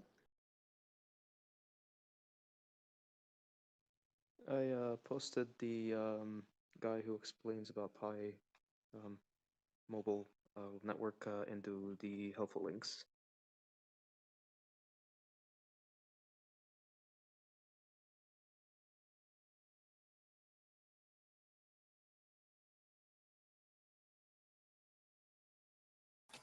All right, I posted it in the general chat. He has two channels. One is a daily update that he sends out a video, usually about 7 o'clock. The one that I posted in there is the one that's live, but you can go on both of them and sign up for the channels, and then he has a link that will redirect you to his personal website. And it has a few courses on there, but the one course that I'm putting this on here for you guys is, like I said, it used to be free. He only charges about $5. It's $5 now just to keep out riffraff and that other crap. But like I said, dude, I've paid a few $1,000s to start learning options and stocks when I first got in it years ago. I came across this for $5, and literally this $5 investment would have saved me thousands of dollars. I'm not endorsed by this guy. I don't know him personally. I've came across him, and he has some really, really good information. And he doesn't go for the YOLO crap and all the other thing. It's small, slow increments of compounding money from one trade to another to another. He'll walk you guys through options. He'll walk you guys through how to do ghetto spreads with options, whole 9 yards. So.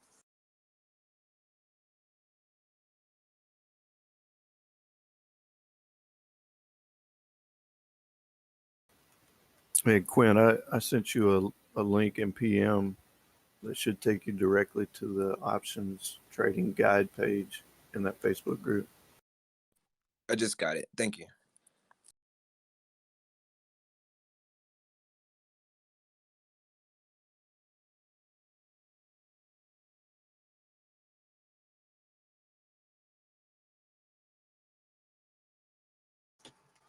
What's everyone's position on SNDO?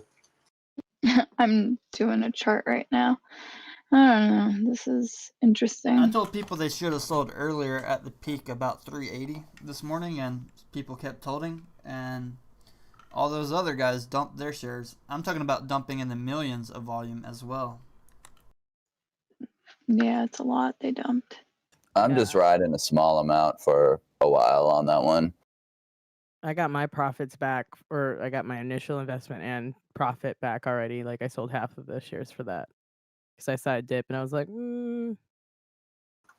What are we talking long term on this? Have you guys done any DD yourselves on it? And the situation with the possible merger with Canopy Growth?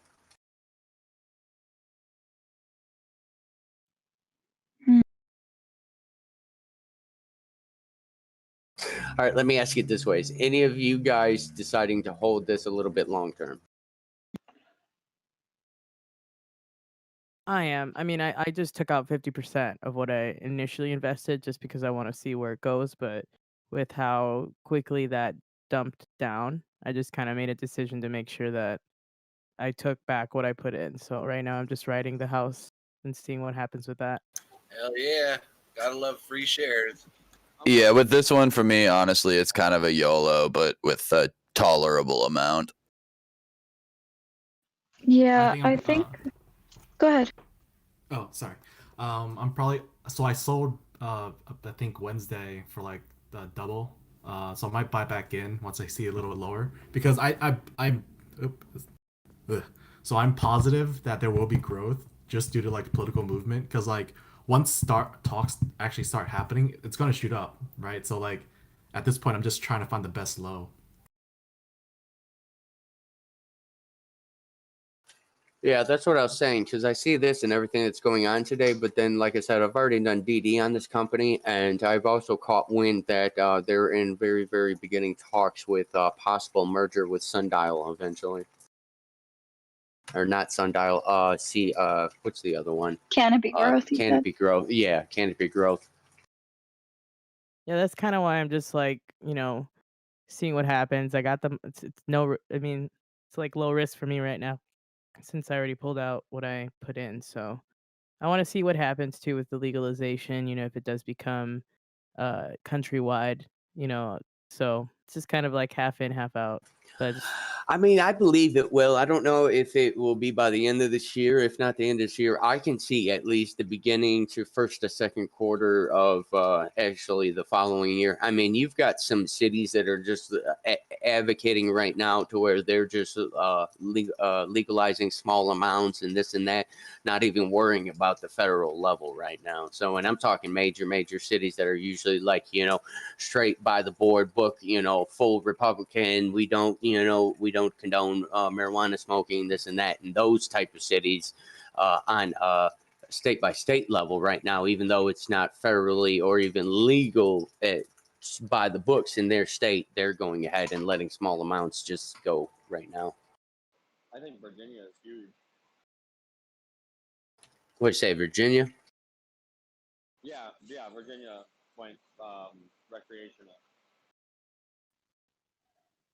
I think this resistant point that it's hitting right now, Sundial, I think it'll probably stay around that $2, 2.1 for a while. I don't know if it's gonna dip below that. I'm pretty sure I've traded this company when it first. Wasn't this company $13 when it first came out? Oh, I don't know. That's what Robinhood says. The opening. Oh, it's correct. You are right. Yes. I think it was mismanaged. I was pretty sure I traded this company for a while when it first came out. That's why I was saying I was surprised when you guys started talking about it a few days ago, because I honestly wasn't even in the trade until a few days ago when you guys started saying something about it because of that issue prior to this. I think it was one of those stocks that had a huge short interest number on it. at the end of Yeah. January, and so there's a lot of but didn't Sundial switch from being wholesale to retail? They changed their business plan. Yeah, see, that's the thing. I think they're going from that new guy that stepped in. I think they redid their whole setup from the ground up. So I don't know if they got out of the whole wholesale completely, but I know they did. They are stepping into the retail sector and doing different things. It was just in the news actually. Something was coming out or something, I believe. Are you saying they planted some seeds for their future to grow? Right. That They is a planted some dad seeds. joke right there. Oh my god. Quote of the day. Wow.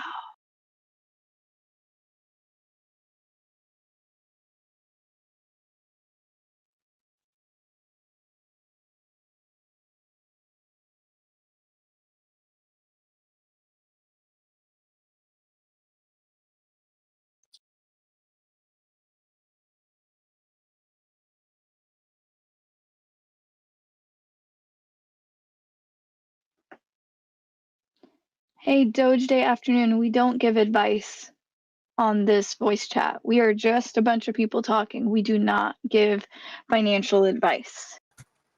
I like watching numbers go up and down. It's your money. Only you can control what happens to it. So if you make a decision based on information that you research, that's on you. Yeah, just assume everyone that's listening to us that we're probably going to just lose our money. So just take that into consideration when you guys are making your choices for stocks. Who was it? Always do your due diligence. Yeah, exactly. Who was it the other night that was talking about our group being like done in cartoon? Was that Oh my National? god. I don't think I was around for that. Oh no. No. I brought up Freedom Tunes, but I was thinking it just kind of popped in my head. Every time I hear Mouse, like I picture like Dexter from Dexter's Lab or something. That's Mouse, you have like the best voice. Like seriously. Yeah. Thanks, guys. The list makes you sound like uber intelligent. And I love it. I agree. I appreciate it, guys. Thank you. You sound like a scientist. Right.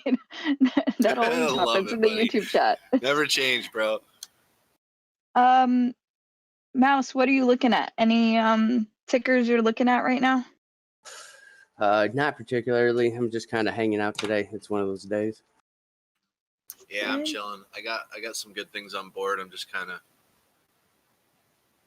in the social mood. There's nothing really I can do, right? I told you I can't really day trade, so I'm kind of just like just watching stuff.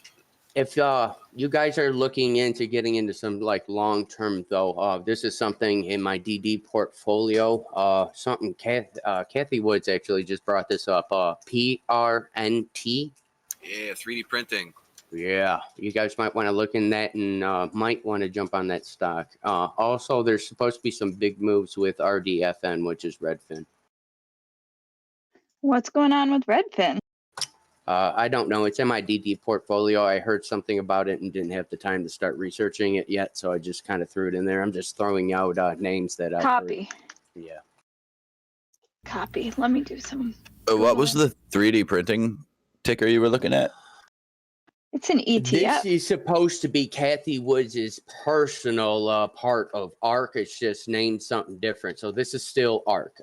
It's PRNT. As far as I still got to do more due diligence on this. But as far as I'm assuming right now, from what I heard from the Kathy Woods interview the other day, this is her part of her company or part of the ARK Corporation, or they bought into it, or I don't, like I said, I got to do more DD, but it has something to do with Kathy Woods. So if Kathy Woods is talking about it, it's generally a good stock.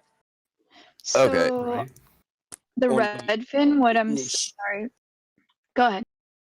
No, I was just going to say, if Kathy Woods says something, usually, in this day, right now, you got, always pay attention to what she's saying, because honestly, like I said, she was the other day, she was a nobody, damn near 3.5 years ago. And then all of a sudden she has this massive corporation that's basically taking on, the likes of, are going to get to the sector of, major corporate hedge fund mass moving type of thing, I think industrial 3D printing is a good industry to be in, anyways. And I was on DDD for a while. That's kind of on a high now, but that was on a tear for me for a while. Listings of what's in the ETF. If in general, if anybody wants to see what companies are in there, Proto Labs is in there. They're doing real well. So Redfin apparently announced on Monday that it's publishing buyers agents commissions. That's something new that they're doing.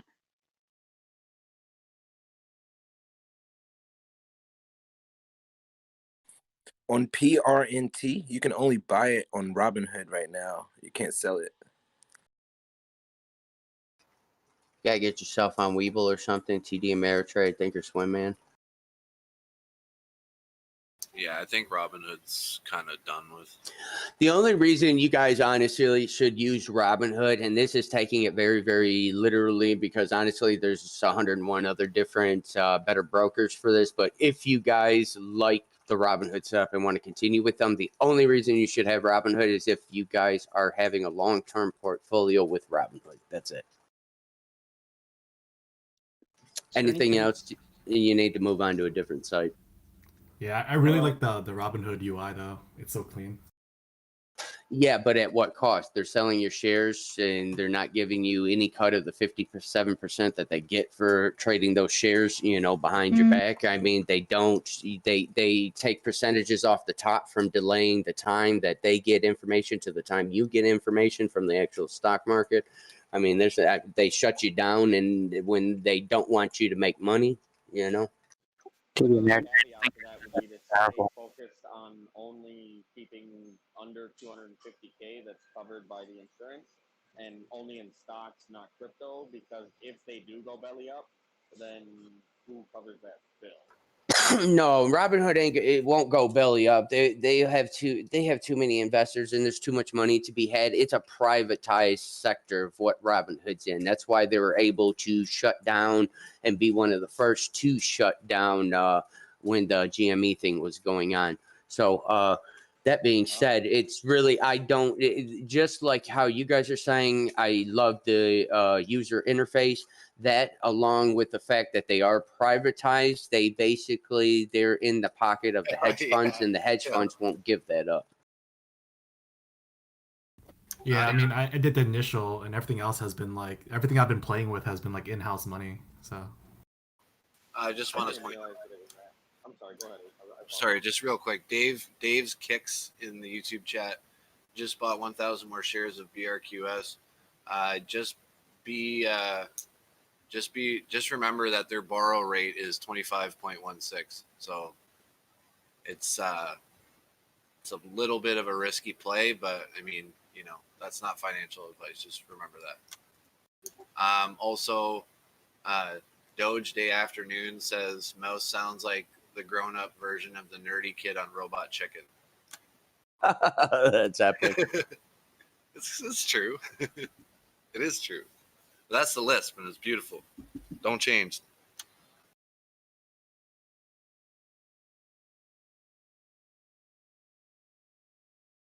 All right, guys, I got to go for a bit. I should be back on here in about an hour or two. You guys have a good one till then. All right, bro. Catch you later. If it's not too much of a broad question,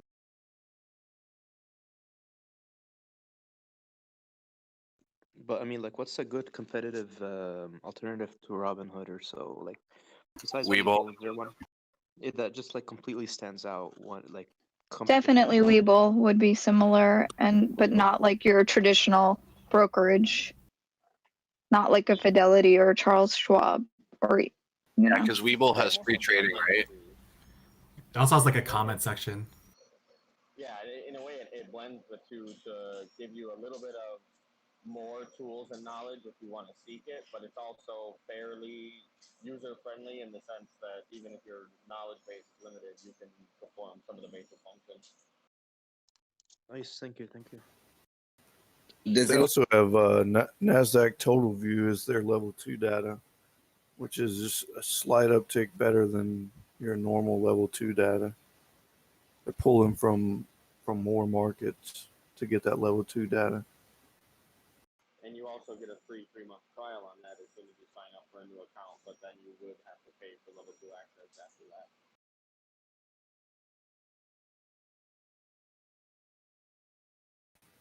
I'll drop my referral link in helpful links if you're interested in Webull, and I'll drop it on the YouTube chat.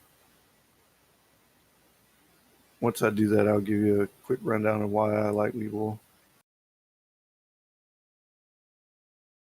He likes Weeble because if he gives out his link, he gets free shares. Yes. Yeah, that's one reason. It's just gonna be more No, forward guys, than use AD2. my Weeble link. Screw him. Use my Weeble link. Nah, I'm just kidding. I don't have a Weeble.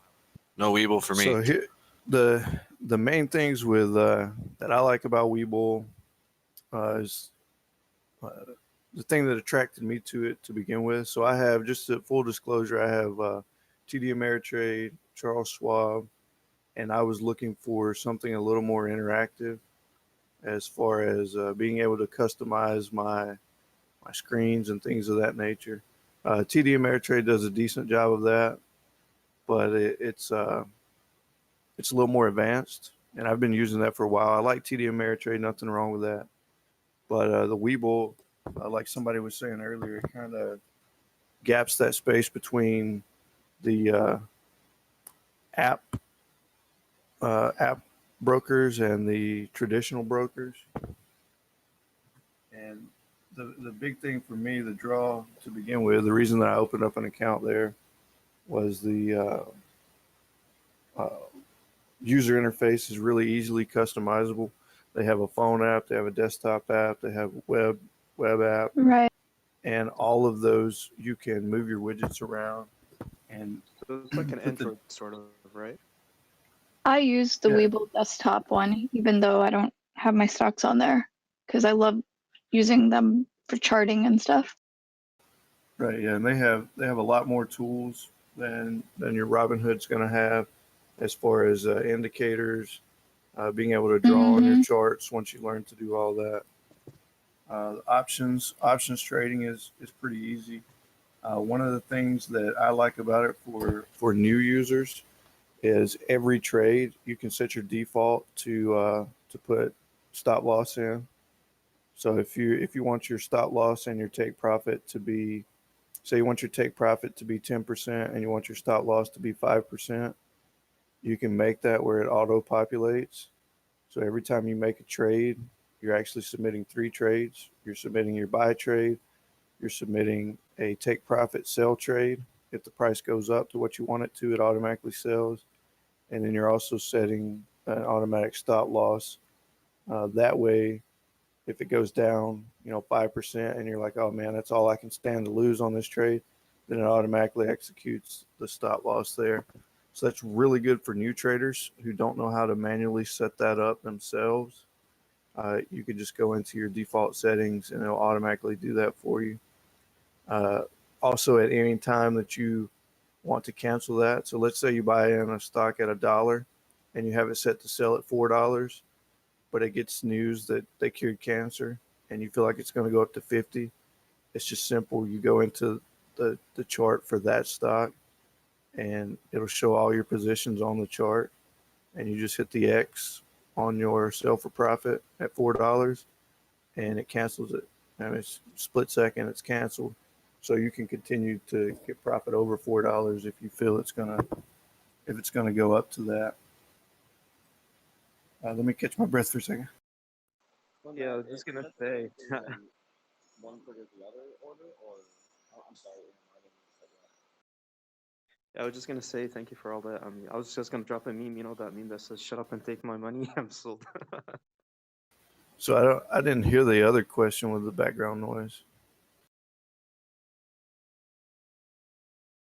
I think it might have been, was it Maverick? Is that the same as one triggers the other with the stop loss and take profit? So whenever you set the stop loss order and the take profit order, you're going to set that as soon as you buy a stock, or you can. Well, you can make that. As you submit the initial buy. But what I'm saying is, would that be considered a one triggers the other type of order, an OTO? because I know they have that option on Webull as well. I haven't used it, but I was just asking if like your knowledge on that. I'm just having a hard time hearing you, man. I'm sorry. No worries, my bad. He's at work. Type it out to me in a PM if you can. I think they chew up Caterpillar machines there. Sounds like a mechanical room.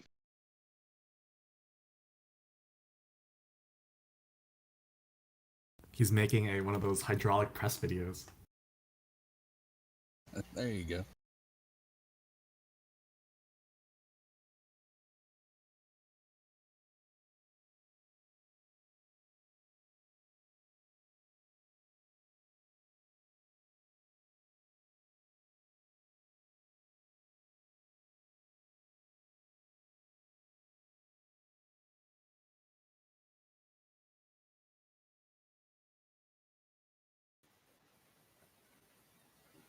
So some other things with Webull, I really like their the setup as far as anytime you go into to see your chart. So they have a few different ways to look at charts. They have a stock tab and they have a trade tab. You can set these all up to however you want to, as far as like on mine, I have my level 2 data, I have options, and I have a chart that's on my stock tab. On my trade tab, I just have a really big chart and a really small like market buy and sell button. I don't have my options on there. That's when I just like I want to jump into a stock when it's at a price like say $1 and I'm expecting it up to go to $3. I just hit a market sell real quick. It may fill at $1. It may fill at 99 cents. May fill at $1.10. But it's just that's where I can get in and out real quick on those. If I'm just trying to day trade some stocks. On my stock tab though, I have my options pulled up, my level 2 data. I have all my positions over to the left, and I have a chart up with my indicators that I can draw on. The big thing on this tab that I love is at the bottom they have sub tabs for news, all your financial forecasts, your income statements, balance sheets, cash flow. Then they do analysis where you're going to get your short interest. It's going to show you the institutional holdings, who holds it, the order flow, and it's going to show you the ETF weightings. So it's going to show you that's ETFs that are holding that stock. It's going to show you the percentage of that ETF that is in that stock. So like I'm looking at Gamestop right now, and Cambria shareholder yield ETF holds 3.05% of GameStop. It just gives you a really good rundown of that. And then another sub tab is press releases. So it's going to be all your SEC filings and anything of that nature. It's really easy to go in there and just to look at that. And then you also have insider trading. So it's a different tab, corporate actions. It shows you dividends, expected dividend declaration dates, split dates, and that shows you insider activity. And then you also have a brief that just gives you a rundown of the company. And it also has key executives, which is updated pretty regularly. So if you're trying to find that on the internet, sometimes it'll take 2 or 3 days for a CEO changeover to hit somebody to blog about it on the internet or whatever. But this just gives you a real good brief of who the key executives are, and then from that you can look back at the insider trading tab, see who's doing what, see if they're selling, buying, if they were awarded stocks, anything of that nature. So that's one feature that is much more robust on Webull. Everything, the news, financials, the analysis, press releases, corporate actions, and your brief tabs is much more robust on Webull than Robinhood. Thank you so much.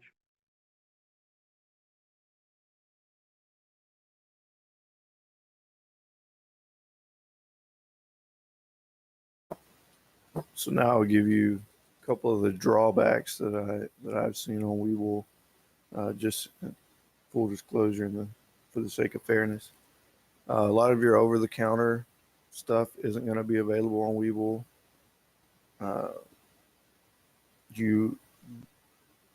So you're not going to be able to get those, true penny stocks. The 5 cent, 10 cent, 20 cent stocks. It's mostly going to be like NASDAQ and New York Stock Exchange listed stocks, which for beginners, I think that's good. This is just a personal opinion. If you get on a broker that offers penny stocks, it's really easy to get caught up in that hype and lose some money. You can also make money there. Don't get me wrong. It's just like with any portion of the stock market, you can make money and lose money. But the brand new to the game trader is much more likely to lose money in penny stocks than they are in well-established stocks when they're first starting out. Another drawback is the screener. So a lot of people like the screener on Webull, and it's a decent screener. It just doesn't go as in depth as I like, but I use FinViz anyway, and I've always used FinViz, so it's not really a big turn off for me. But that is a drawback, I think, overarchingly for most people who've been trading stocks for a while. The Webull screener isn't as robust as they would like, but it is much more robust than Robinhood. So it is a step up from there.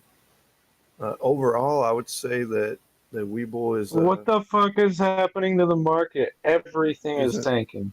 Is an Yeah, I intermediate noticed that too. That's broker. crazy. Everything, literally. Everything is tanking right now. Like literally everything.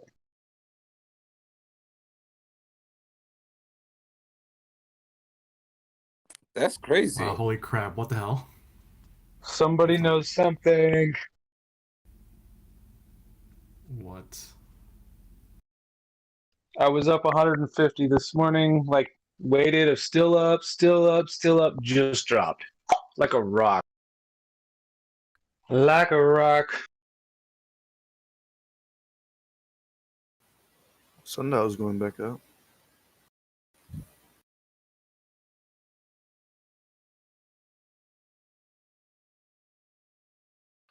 Four to one decliners to increasers right now across the market.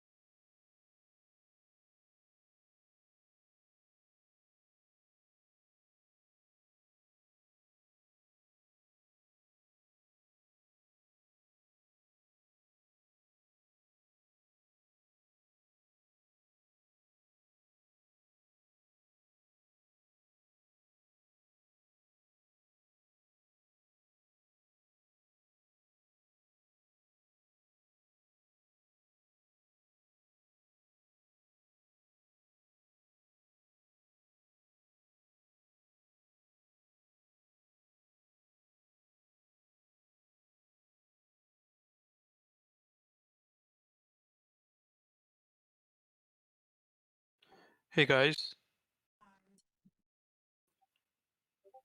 Hey, I know you were talking about semiconductors, yeah, like 2 days ago or something. I found an ETF which is pretty good. It's called SOXX. Can you repeat that? Side a bit. SOXX.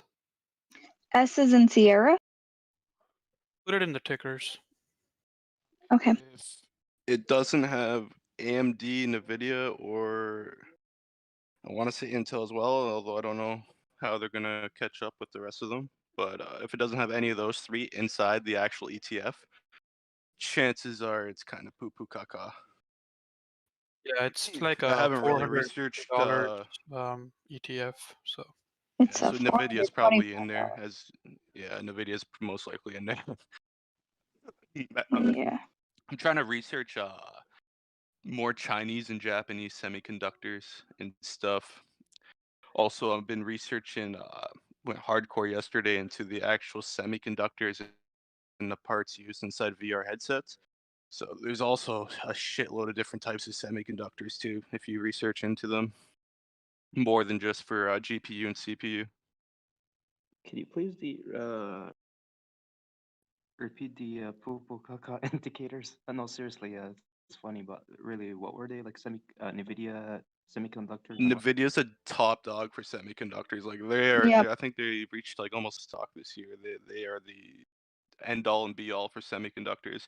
And then you have there's actually one or two in between Nvidia and AMD. AMD is not the second top dog. They're probably like third or fourth. I think there was Qualcomm. Qualcomm. Yeah, Yeah. Qualcomm was one, and there was one other one. I forget it. I'd have to go research again. But yeah, Qualcomm was a big one. Yeah. There are some semiconductor companies that are available out there that are more affordable. Just do your research. Yeah, but it's all about the technology, right? So it's whoever can have the best capacity in their GPUs or CPUs, and that's the thing about semiconductors is the top dogs are the top dogs for a reason because they have the best For sure. technology. So I was trying to research other ones too, but like if I'm gonna go for a cheaper one, I need it to have use beyond just in a computer kind of thing, like the computer market. I mean. I've just come across this one, so I haven't done a lot of research. I have done like no research on it, so I'm just throwing this one out there. But Lattice Semiconductor, do you know that one? It's No, got like I might have come across it, but it's don't got like a remember. 90% buy rating, and it's in like the $40 range, based in Oregon. Yeah, that's probably right around what I'd be looking at because I usually look at price targets first, right? And then I'll go research them too. So like Mhm. $40 range would be pretty ideal to buy in on a semiconductor, but research it. I'll actually try to find a law for you guys. There's a law, and I forget the guy's name, but I'm gonna find it. This guy has I want to say a formula in place to predict how strong each company's GPU and CPUs are going to grow in the next 10 years. And it's been pretty accurate apparently over the last 10 years. Like he's predicted that AMD is going to come and take over Intel, and he's predicted a lot of stuff when it comes to processors.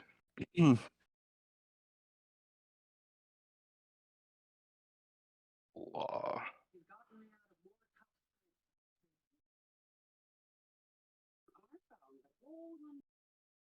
Moore's Law.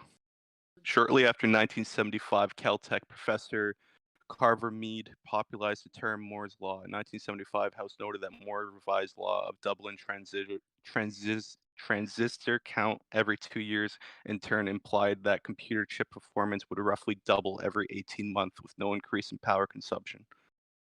But Moore's Law died. When I was researching a couple years ago, like they still have up until I think 2026 or 2028 predicted that Nvidia is gonna completely still be at the top. So if you could find past 2026 for me, that would be greatly appreciated. I'm wondering who's gonna be on the up and up. So besides Nvidia and AMD. Someone mentioned. My bad. Go ahead.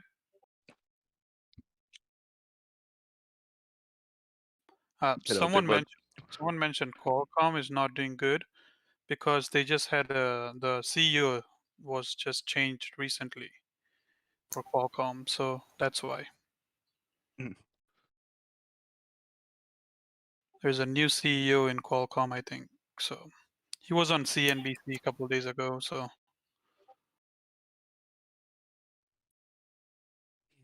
Well, if you can get you'd have to watch the chart, right? And then if you could actually get Qualcomm on the rather low, I don't know what they've been. I think last time I checked, they're in the $200 range or something stupid. So I don't know for sure, but you can get them on the low, they still not a bad buy, right? So you actually like hearing shit like that because you know they still have good technology. When they get a new CEO, it's nothing to do with their technology, more so them either trying to just shift shit up within the actual business structure itself and try to get just new perspective. But the technology is the technology. Like they always grow on their shit.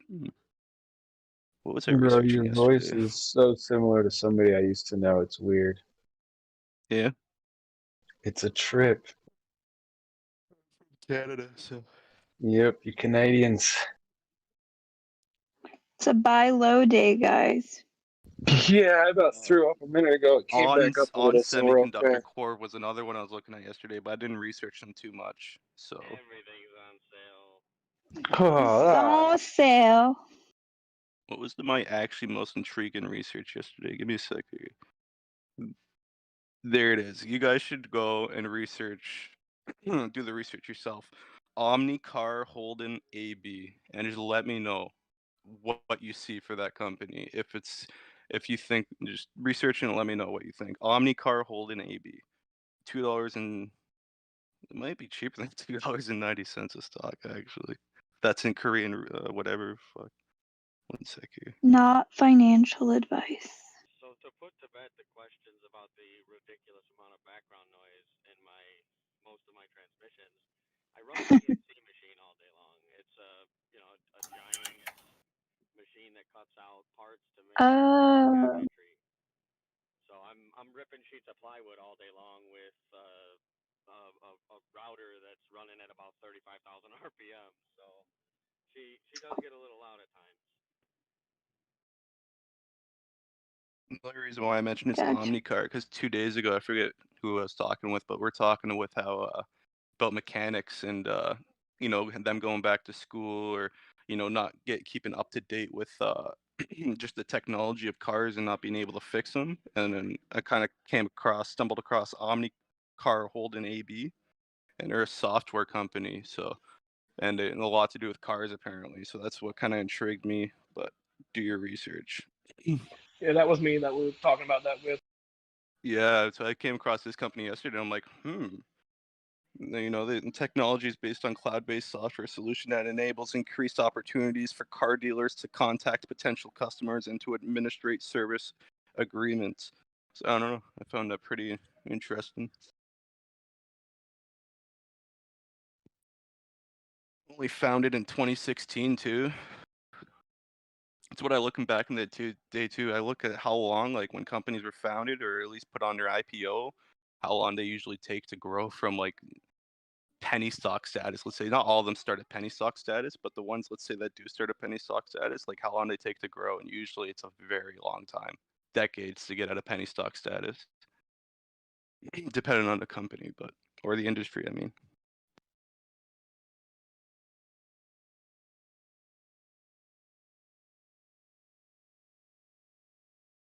Weed stocks were hella inflated yesterday. Wow.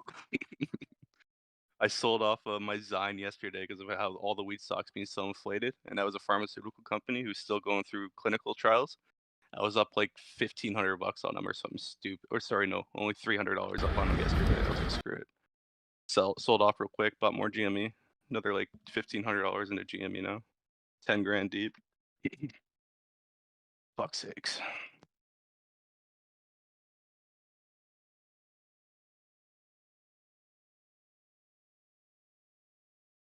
All right. If you haven't already, hit that like button, smash the subscribe button, and hit that notification bell so you know when we go live every Monday to Friday, 9 a.m. till 7:30, 6:30. I don't know. Whenever Tame feels like shutting down. See some diamond hands in the chat. Everybody throw them up high. Bring them up way high, but then bring them way down low on that like button. Appreciate it. Appreciate everybody being here. You could be doing other things with your day, but you're hanging out with us, so much love. Yeah, you got to bring your hands way up in the air, because that's where we're going, is the moon, and then bring them really down low, because that's where you buy the dip. Exactly. Oh, yeah, I'm seeing that like button go up. Not fast enough, though. I see 275 in here, and it's barely moving. Yeah, I'm gonna start spamming diamond hands in the chat. I hope to get this hype train going.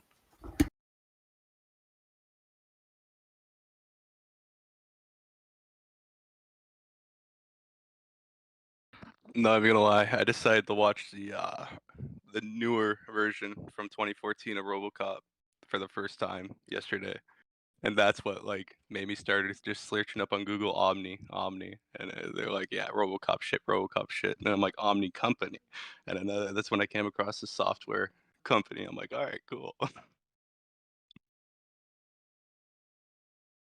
Chris Lay, Carlos Walker. That's what I'm talking about. Get those diamonds in the chat.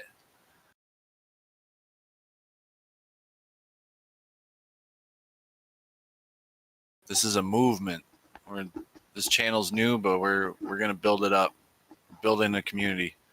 So hit that subscribe button, hit the notification bell so you know whenever we go live. We're just a bunch of young investors who are looking to learn, share knowledge, and yeah, just talk about our gains. Let's go. Let's get that like over 100 likes. Let's go. Almost there.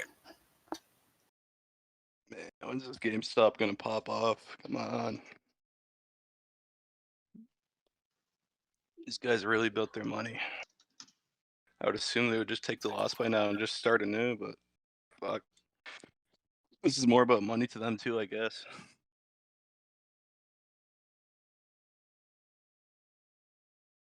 So close. So close to 100. Yeah, there we go. Well done, everybody. Keep it moving, though. If you haven't hit that like button, smash it.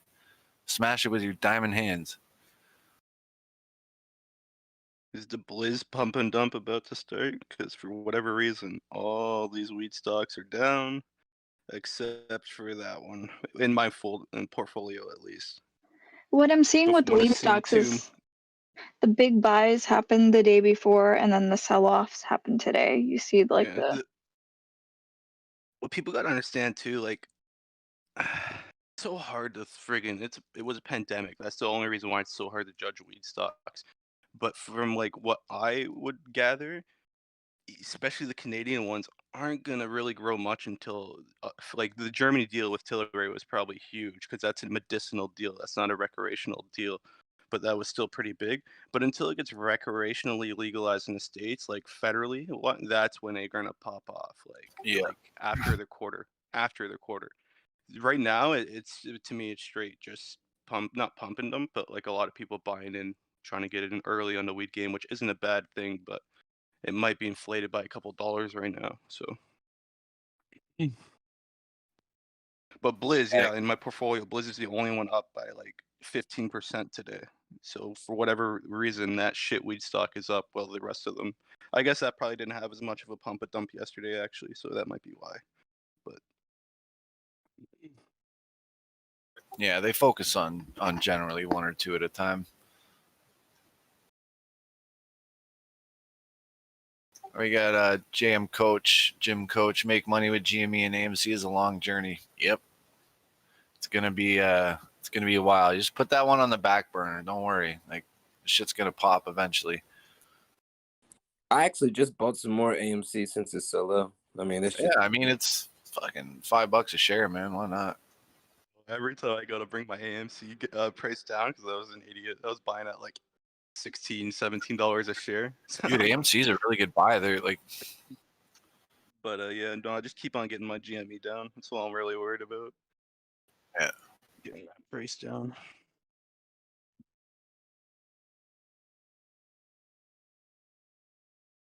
Nokia's taking a dent for whatever reason. Holy shit. Motherfuckers.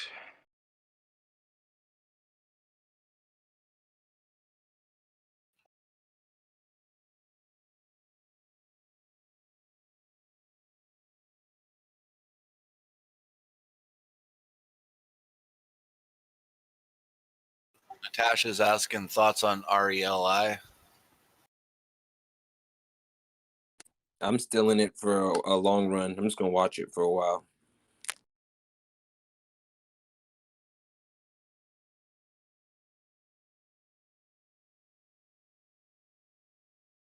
I just looked on Webull, the RELI, and it says on Webull that due to corporate action, the stock has been temporarily suspended.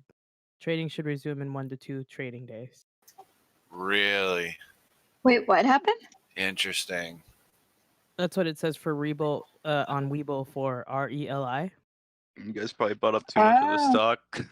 Yeah. I'll Are laugh they if they push more, doing? Are they push more doing a stock split into the or system. anything? I have no idea. They I'm j- gonna look at They it. just debuted on on the 8th, right? Oh, that's what I'm saying. I'll laugh if they have to dilute the shares because too many retail investors actually bought them up. Because usually these guys, when they go to actually buy shares of something, they have to file SEC forms because they're buying so much. So that's usually what they do, and usually like it takes a day or so for them to go through, right? So if these retail investors bought up all the shares in these guys' forms, I would assume would not be able to go through for the amount they wanted. So I don't know how many people bought Relance or whatever. I wasn't paying attention. It's crazy. A 2-day halt? And what was their reason? Do they have one? Insufficient funds, maybe? I don't know. I don't know. I'm just going based on the error that came up when I looked on Webull. I'll have to dig. I'm not personally invested in that one. I just was on Webull on my phone. What's and saw the that. ticker? I'll search on my thing, see if I'm able to buy it. RELI. RELI. I don't think it's blocked on Robinhood.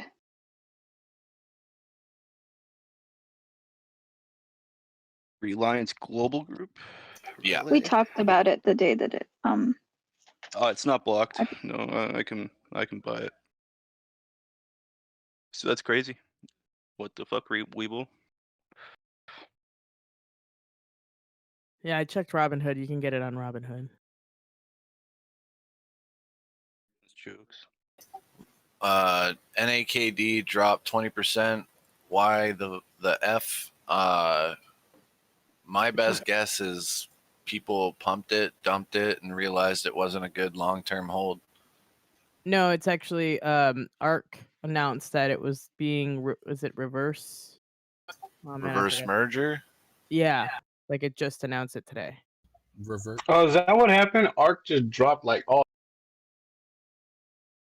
Oh man. Reverse stock split.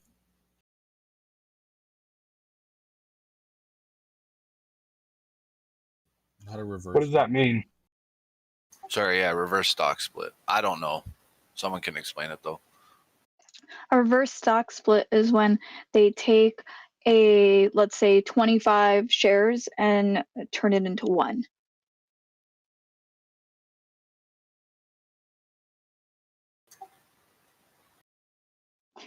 That Heidi Klum, an actual popular brand amongst women in the States and Europe, or like this is an actual genuine question.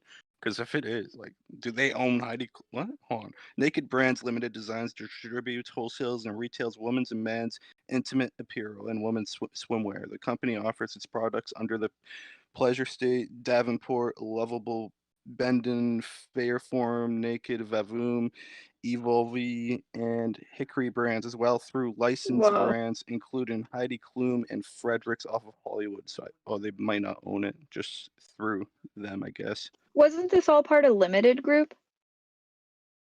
This is Naked Brands I'm reading right now. Just what they own, the brands they own: Fairform, Naked, Vavoom, which a lot of them I'll be honest, I have not heard of. So, the reason why I initially stayed away from them.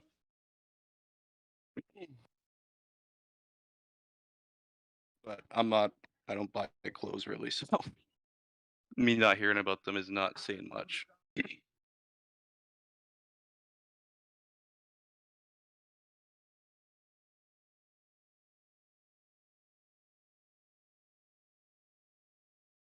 Because they were like getting like what do you call it, advertised, so to speak, on Reddit, like big time with GME, AMC, Nokia. For sure. So I looked at them right away, and I decided to go Nokia over them when I first started buying those stocks.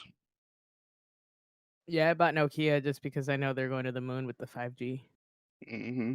Oh yeah. They got I'm not gonna lie, like I researched them hardcore for like the last year, and then when it happened I researched them again, and they do have hardcore competition with Ericsson. Like they used to have the Chinese market, and Ericsson now has a Chinese market. I'm not even gonna lie. So, but that being said, like the thing about 5G is it's a build phase, right? So over the next couple years, you're not going to see Nokia stock grow, not a whole lot. I think No. they said they're expecting 2% growth or something stupid, but that's because they actually have to build up the 5G infrastructure wherever they have the contracts, and then once that happens, that means once it's all built up, that means that's where all the profits are going to come in because then they really have no overhead from building.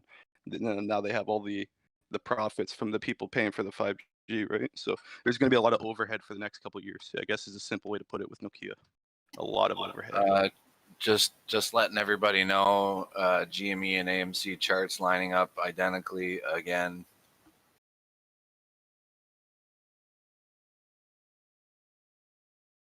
Oh, almost identical anyway.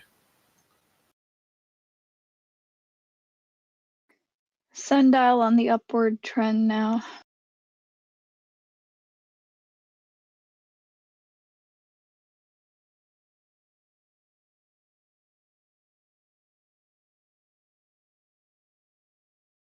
Didn't that reach like $5 yesterday?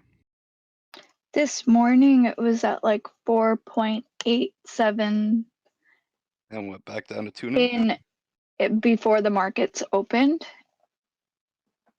Oh, even Yeah, there was a Tilray, man. huge Tilray was sell-off. at 60 and it went down to 30. That's if you're gonna follow Sundial. Tilray was at follow like a Tilray. 70.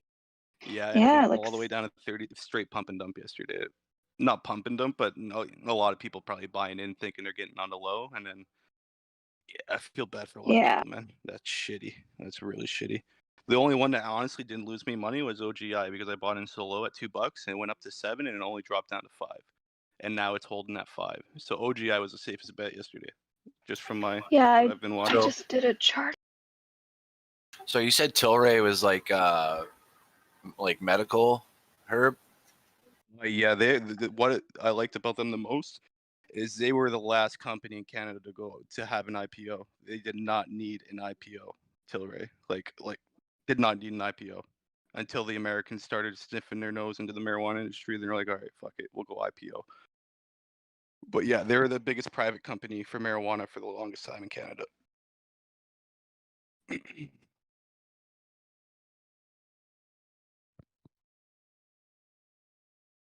Probably a good time to buy in if you haven't already, I guess. I'd probably wait. Just wait. Like I said, you have until the only thing that propped them up is obviously the Germany deal. I could still see them dropping still though, but honestly, you have until as soon as America They federally merged. legalizes it. Even the merger, it doesn't really like. Yeah, it might help. Yeah, merger. Yeah, if they merge, it might help their books, I I guess. mean, it's announced that they're merging, so. But yeah, no, like honestly, when America federally legalizes it, and even then, you probably still have until they have to report their quarter. But yeah, there's still a huge black market in Canada for weed. Like I don't buy from the stores at all. I know a lot of people that don't. So really, it's just their medicinal market still. Not saying they don't sell to the stores, but so do a lot of other companies as well. So Yeah, what do you think? What do you think their stock price should be valued around? Like 25, 30? like me personally, I don't care for the loss, so I would buy it now. If I had the money, I would drop a couple of grand on it, just so I don't have to sit there and worry about it dropping and it going up and me not getting in. Like the fact that it was $70 yesterday too. Like me personally, I would take the loss and get in now with Tilray, not with Tilray. I'm not saying any other company. That's just because they have that Germany deal in place, and now they do have a export going to another country where who knows what Germany is going to do with that weed. Maybe they want to sell it to some other countries, maybe they want to get on the weed game. So yeah, Tilray, You I would can say buy the buy in now, Afria. You can buy the Afria if you'd like, because those shares are, if the merger again, which has been finalized, just waiting for it to just go through, those shares are going to get converted to the but it Tilray shares. hasn't So gone you're through because of the the difference in stock price. Now they have to go back and they No, have to figure out if it's the right percentage or not, because that matters big time. They're not gonna lose out on money I from mean people buying they said Aphria. in December they said in December that it's not going to be finalized until like April, but all the terms of the merger are out. Mm-hmm.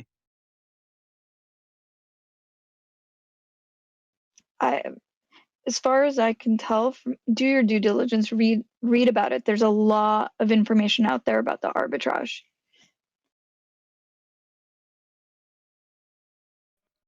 Yeah, that export alone with Tilray in Germany is enough just to take the loss, even if they do go back down, because fuck, like the fact that Germany is looking for looking for an import on weed and not looking to grow it and build the infrastructure themselves just shows you how much the infrastructure actually is to get grown good weed at large amounts, large copious amounts.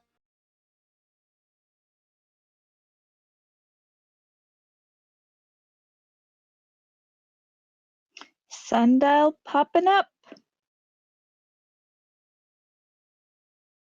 Over 3.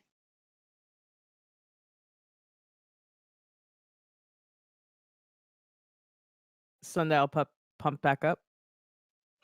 It's going up to 315. Sweet.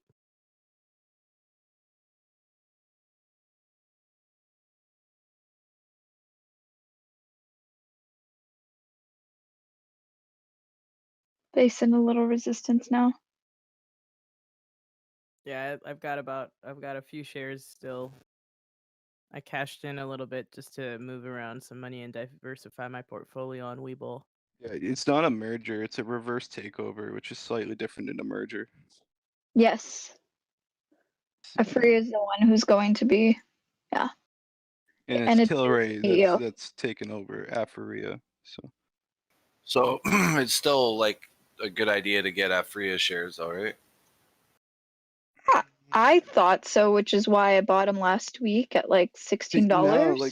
Now but that I'm I don't thinking like know. reverse takeover, like it's just like Tilray. See, that would still be like Tilray would treat it as a subsidiary, right?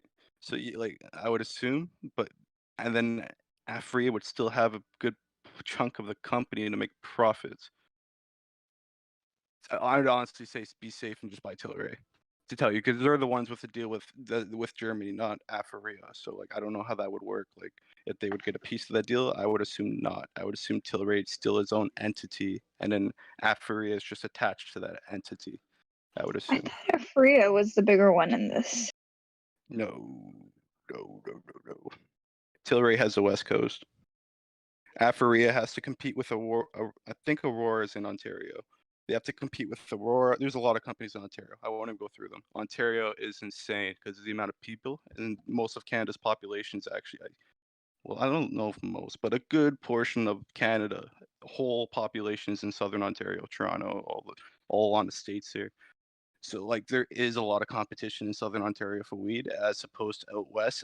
Tilray being the biggest company out west, like they don't have a lot of competition out west. They got some, but not a lot. So I don't know. Tilray's, in my eyes, is the safer person to throw your money into, especially them reaching $70 yesterday. Like what the fuck? Aphria wishes. They wish. But I mean, Aphria stocks are going to get converted anyway. So again, if you're going to play the merger arbitrage, you're going to make bank on that.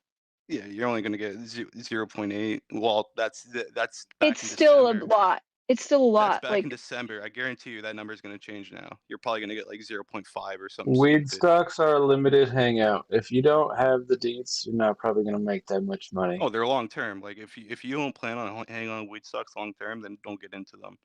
Because the only thing you're waiting on, and even after global legalization, you're still holding on them. These are probably stocks for your children, to tell you the truth. Because even if global legalization happens, you're stupid to sell because the market hasn't even done what it's supposed to yet, right? Like weed stocks are like stocks for your kids, straight up.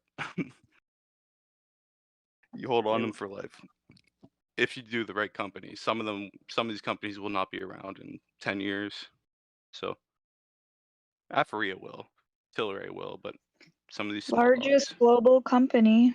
in revenue, so I think they will. Just gotta hope the small ones get bought up, as opposed to just blowing away. Yeah, but even then, you might as well just stick your money in the big ones now because they're the ones that are going to be buying them up, right? And if the small one gets bought up, it's not going to be as generous as Afaria giving out apparently 0.8 shares for every, or Tilray giving out 0.8 shares for every Afaria share, right? It's going to be more like 0.2, 0.3 if I don't know Tilray about was that to buy out because Sundials. I don't know about that because those are the terms of the agreement.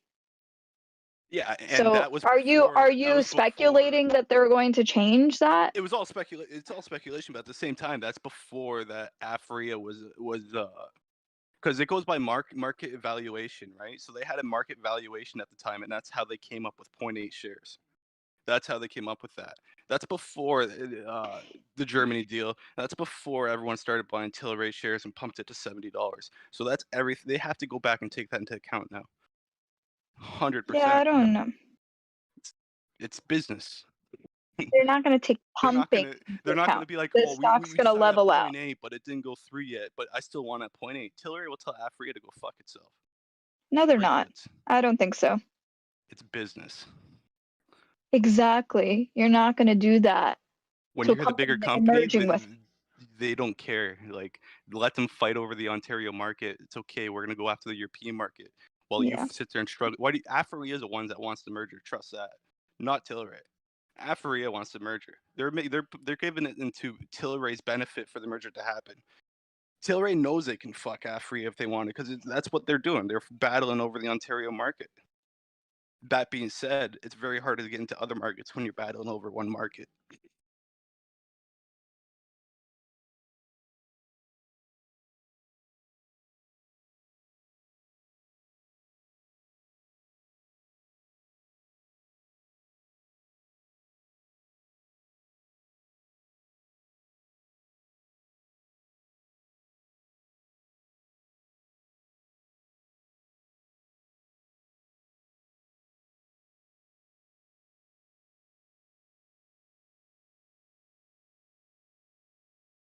Don't forget to hit that like button for all of y'all.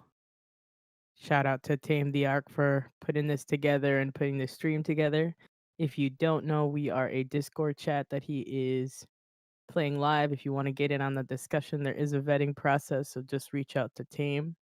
But hit that like button, hit the subscribe button so you can keep up with the live. He's been doing it now for a couple weeks.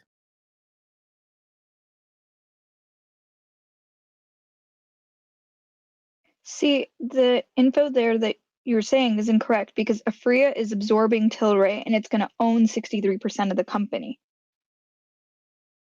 That's what I was trying to say. It's not Tilray taking over Afaria. 1 second. IWR fact checker. Fact checker. Thanks. Where was my page? And Afaria has a strong presence in Germany. No, Tilray has the deal. They both do, but Afaria does as well. According to the deal that was announced, which was structured Just, as a reverse I'd like to. takeover of Afaria by takeover of Afaria by Tilray. Takeover of Afaria by Tilray, It's a which reverse. Afaria share will receive 0.8381 shares of Tilray. Afaria It's a shareholders reverse will end up merger. owning 60% of the combined company.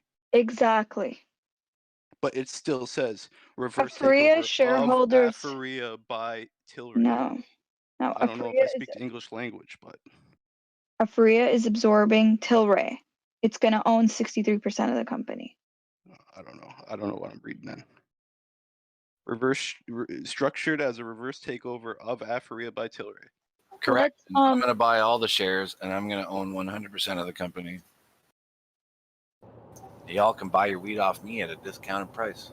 Just kidding. Do you give samples? Oh, hell yeah. Hey, speaking of First one's discount, always free. speaking of discount, why isn't Sundial below $2 yet? Because people are People still buying. buying it.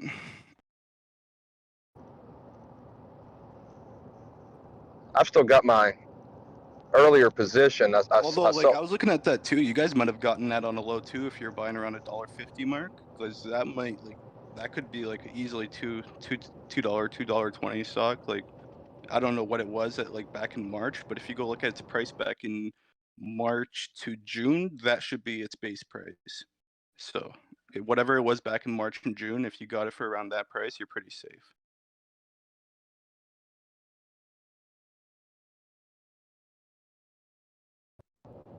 Yeah, I'm in at 228. I just want it to go back down. I want to repop. That might be the new low.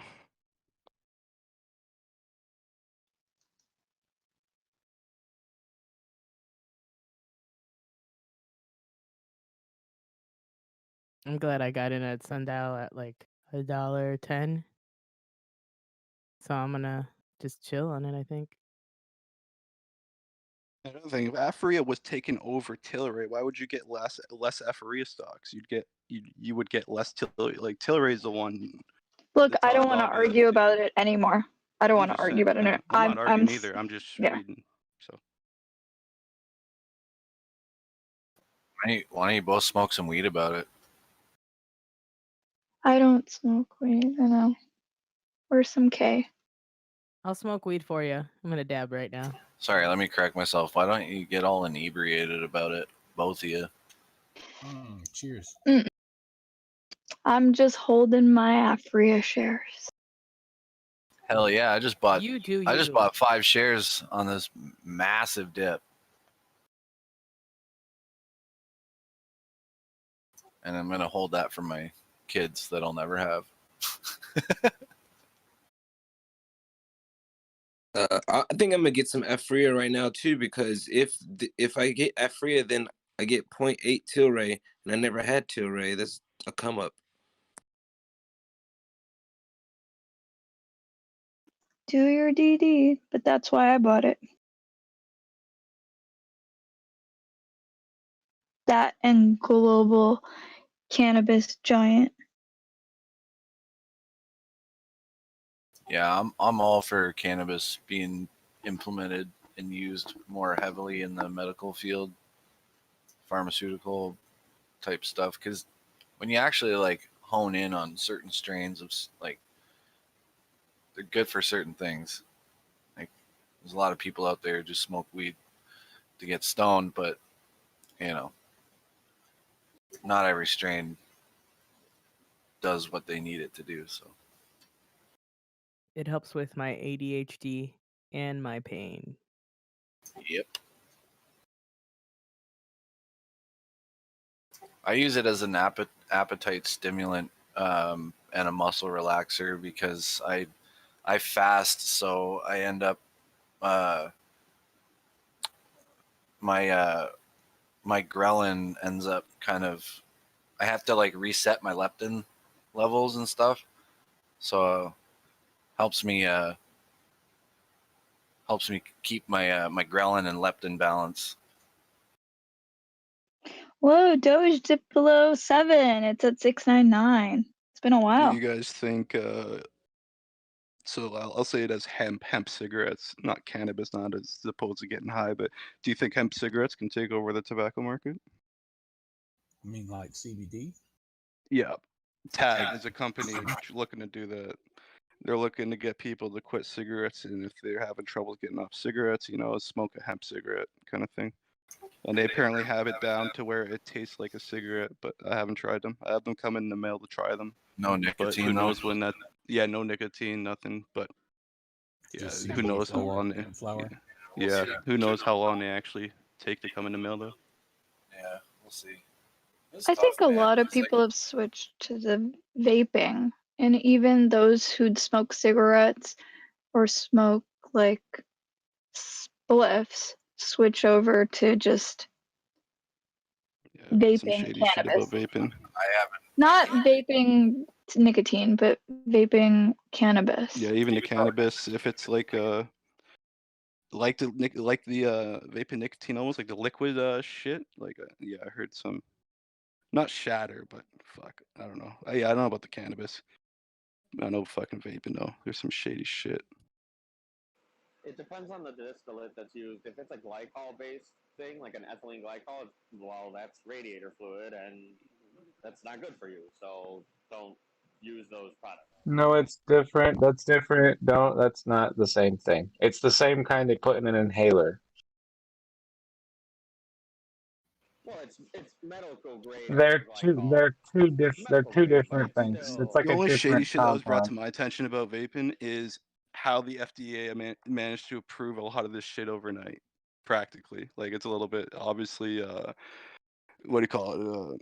Exaggerated saying overnight, but like when it came to vaping, that if you actually look, that's an overnight industry. Like out of nowhere, FDA approves a lot of shit. Fucking it gets going, and boom, bada bing. When they didn't even want to approve marijuana or whatever for the longest time, it's just like vaping. No, we don't know what it does to people, but approved. So that's just my big deal with vaping.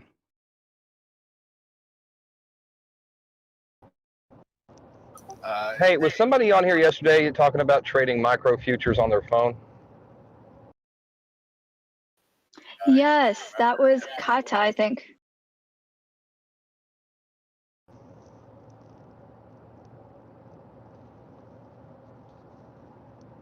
Kata.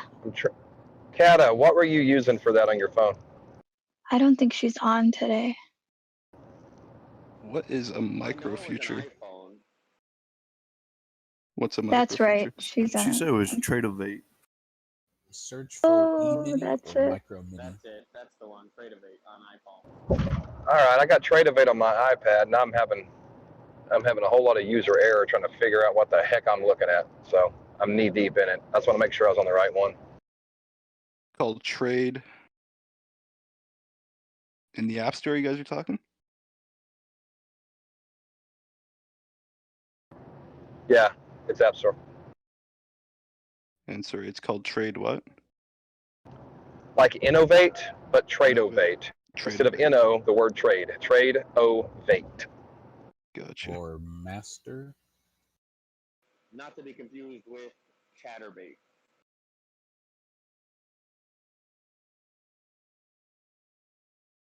What? Sir, this is a McDonald's. Yeah, I couldn't hear what he said. I don't think his mic's on. I said not to be confused with Chatterbait. Anybody else hear him? I still can't hear him.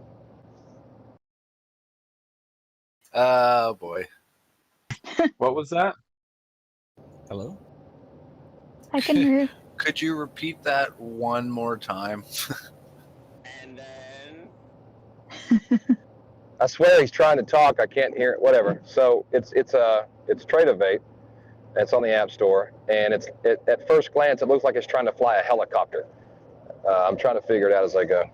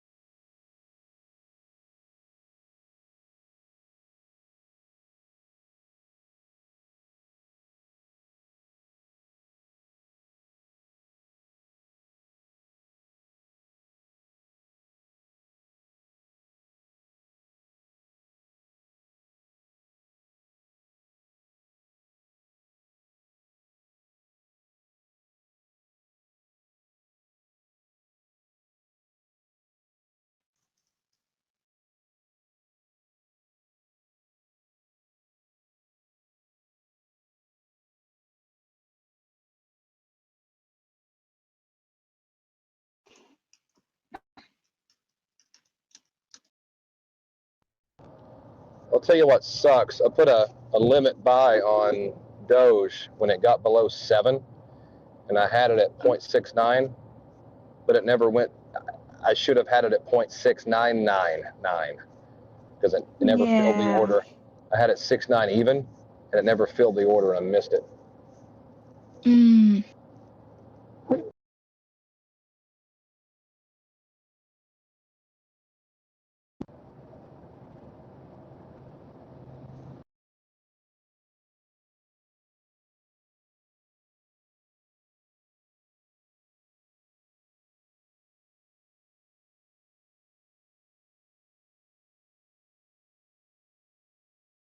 Overstock saved my ass today. Up $80, down on everything else.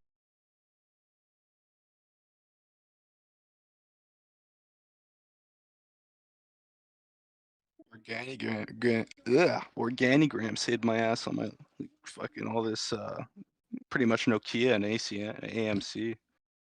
Almost got my Organigram? What is that? like weed stock that I was buying at well, I've been buying it for 5 years, but I started buying like last March, like at $2 again to like get my average down. So it saved my fucking ass on a lot of shit. Nice.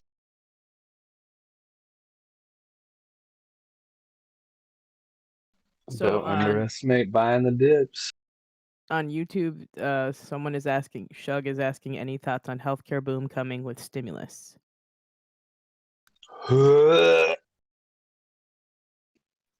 why? Healthcare boom because of Again, not financial advice. Please don't take that as financial advice. Do your own due diligence.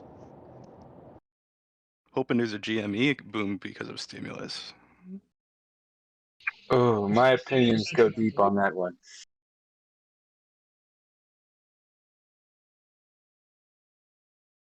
But I mean, anytime there's stimulus, I'm pretty sure the markets are going to get like straight slammed. So you're probably going to make money on the markets.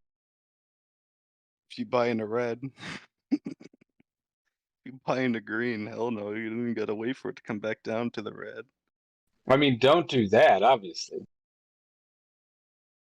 After this is the last time I start buying in the green. No more buying green. I don't care. Yeah, you got to buy reds, man. It's good stuff. Not financial advice. That's what Warren Buffett said. When there's blood in the streets, buy. So true. If you're not going to kick a man when he's down, when are you going to kick him? Is another one from him, I think. How else is the stock going to come back if we don't buy it? This is a public service I'm doing here, people.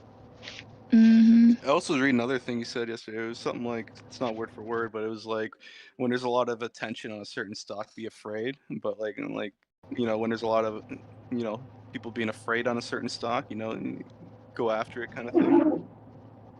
Well, that's the reality of it, right? As soon as like the general public knows about, any stock and what's going on, it's already too late, right?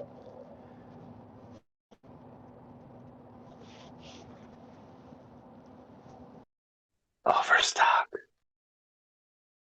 With that same logic, I never put the cart away because that helps some kid have a job, because he's got to go out there and push all the carts around. True that. Yeah, as long as you put it in a courteous area where it's not going to mess up someone's, driving. No, you guys are all bad people. You're bad people, and I see your carts. I see your carts, and I judge you publicly. What if he leaves the quarter in? Well, no, he's leaving the quarter in, so he's giving the kid a quarter at the same time. So is he a bad person? Like, is he? Leaving a quarter in? What are you talking about? Okay, I don't know if it's still like that here. Like a card at Aldi's, you gotta put a quarter deposit in to get it. Yeah. I sell real estate, Joe. I shop at Publix. Come on, man. I don't shop no Aldi. I always put the Aldi's cart away. That's a lie. We tear up an Aldi. I'm playing. My wife and I tear up Aldis. We love that.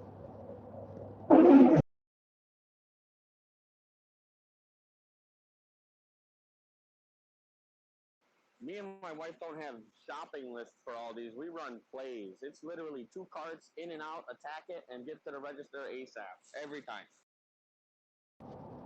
It's like you're trying to buy that chicken discount before they change their mind or realize that it's too low. Hey, somebody mentioned yesterday, I think it was here, mentioning about a mining stock. Maybe it was this morning. It's all running together. Hold on. Mentioned Bit Farming, I think. Gold Standards Venture Corp. Mm-hmm.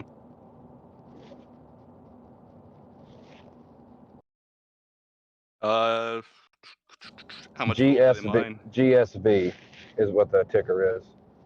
No, it wasn't me that mentioned it. But be careful with mining stocks, because those are the ones that tie up your money for a long time, depending on what you're buying into. Like lithium's probably going to be bumping for the next couple of years, so you're not really tying up your money in there. There'd be opportunities to pull it out.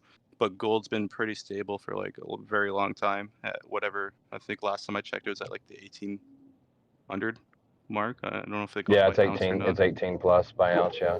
Yeah, they've been pretty stable. Troy. So, yeah, like your money might be tied up in there for a while, depending on the mine.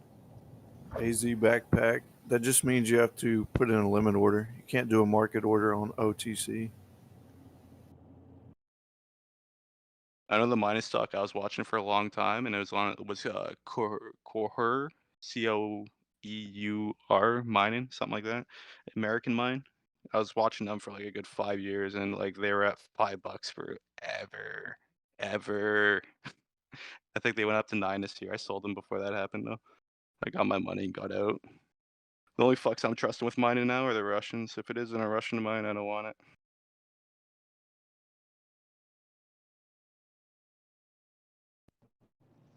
Spokojnie, comrade. Very good. Maybe Chinese too. I'll trust Chinese mine. Chinese been buying up a lot of Canadian mines from what I've been hearing too.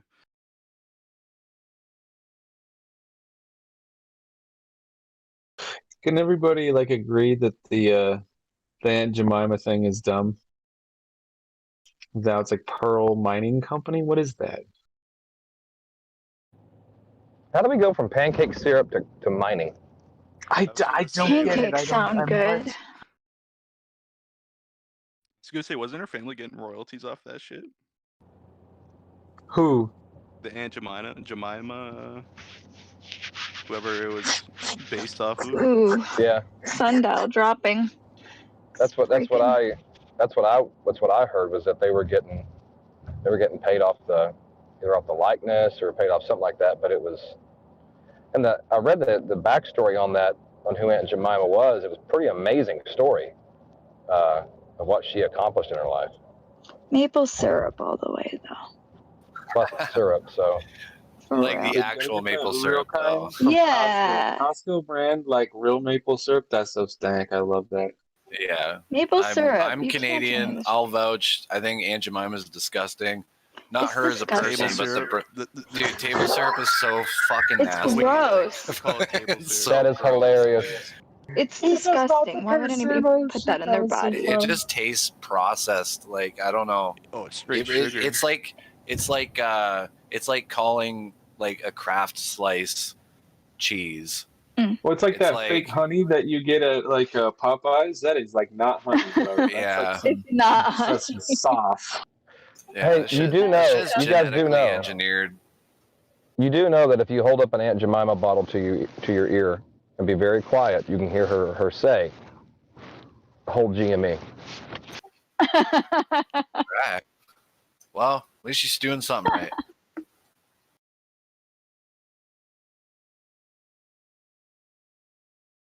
Yeah, like I straight up, like I don't do it all the time, but I've gone and tapped some trees and I've had the real stuff, and it just doesn't. You cannot. Check memes for a relevant meme. Yeah, you can't compare. It's really popular up here by me in northern Wisconsin to tap your trees every year, pretty much. You know, rotate your property. Yeah. You're right. Somebody in the chat, Robin Hood Hustle, said Dave Portnoy tweeted about Sundial. It's true. 27 minutes ago, he did say just sold Sundial, made a quick 50K. That's how you do it, boys. Oh my god. Thanks, Dave. Telling you, you got to be thinking like big money when dealing with this stuff. I mean, I guess the reason he- why AMC went down because he sold off his AMC. I guarantee it. No, He's he sitting actually on- Must be bought nice having in. capital like that. He bought in 53 minutes ago and then sold it 27 minutes ago. So he's just popping in and Well, making this thing some is money. called Davy Day Trader. Don't worry, I have a pet Bye. for day traders too, but it's Hey it's, guys, it's real fine. quick. I guess. Selling the One first things first. Good morning. Good morning. Good morning to everybody. What's going on with you? I just Morning. yes, it's your boy AZ Backpack back at it again with all these 1,000 questions for y'all. I have one question. Can somebody please walk me step by step on how to do this limit order on this E-Trade? All right, but first I got one question for you. Do you smell like Dookie? Yeah, please, no. Hey, Dookie's one of the greatest albums of all time. Can't diss Dookie. Yeah, that I'm was a good fucking album. weak, bro. I'm fucking weak. Yeah. Yeah, we had him dying yesterday. What the hell? I can't even remember what it was about, but this kid was like side splitting. Oh my gosh. Okay, hold up real quick. I'm gonna go into my thing because my money finally it finally went through. So I'm like trying to get up on this thing for Ready to just gamble it all away. Yeah. My BLSP, man, it's fucking started going up. So I'm like, oh, you gotta be fucking kidding me, bro. Yo, Blue Sphere, yeah. I don't know. I was like super excited about that at first too, and I'm like, I don't know, man. It's like But I hey, said, dude, if you make like 100K off it, you can come in here and you can laugh at me all you want. I don't care. Yeah, I can't do it. I need it to go up a lot to make my money back because What's I have to what company's that? do the fee. Okay. Blue Sphere, BLSP is the ticker, but it's like an over-the-counter. It's not really established yet, so they could just like disappear from the market and you lost all your money. So yeah, it's definitely a big risk, but I think I'm willing to take it. Okay, so real quick, I'm on my E-Trade. I'm gonna go to my order thing here. Ready? Click on this. Where is it at here? Okay, got it. Okay, so yeah, it said something about my something about a limit order. So I was like, okay, I've never put in a limit order yet, so I'm gonna see how it works out. Okay, so I go to trade, cash available, order type. I'm gonna put buy, quantity, $100.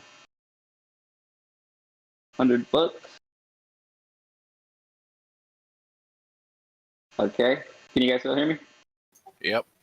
Okay, cool. Okay, so price type. It says market or limit. So I click on limit. yeah, you have to use limit to buy over-the-counter stuff. Okay, so the limit price, I would just type in 100 since I'm just putting $100 on it. No, that's the price you pay per share.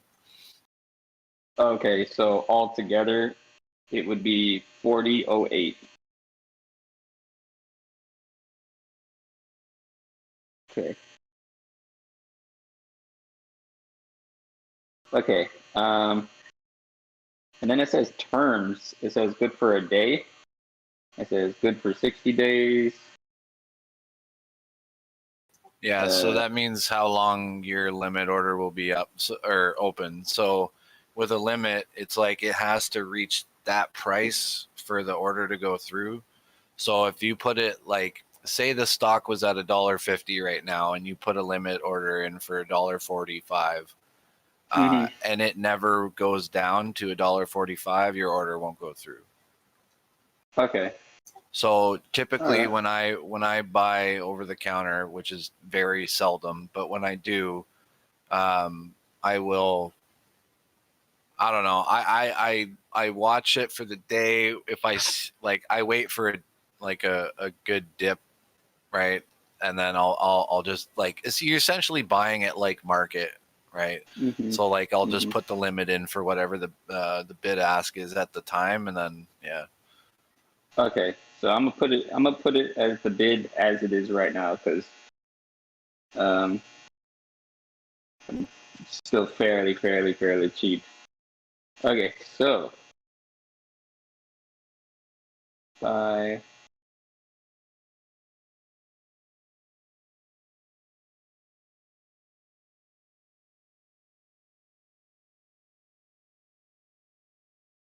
Okay, so good for 1 day. And then, but it doesn't give me an option to, oh, wait a minute.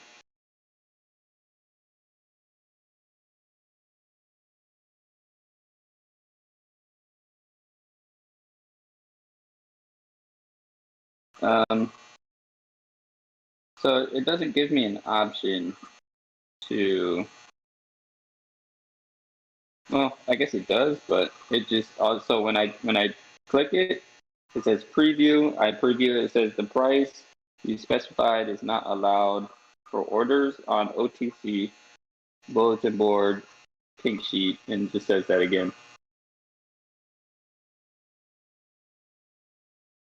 Any ideas?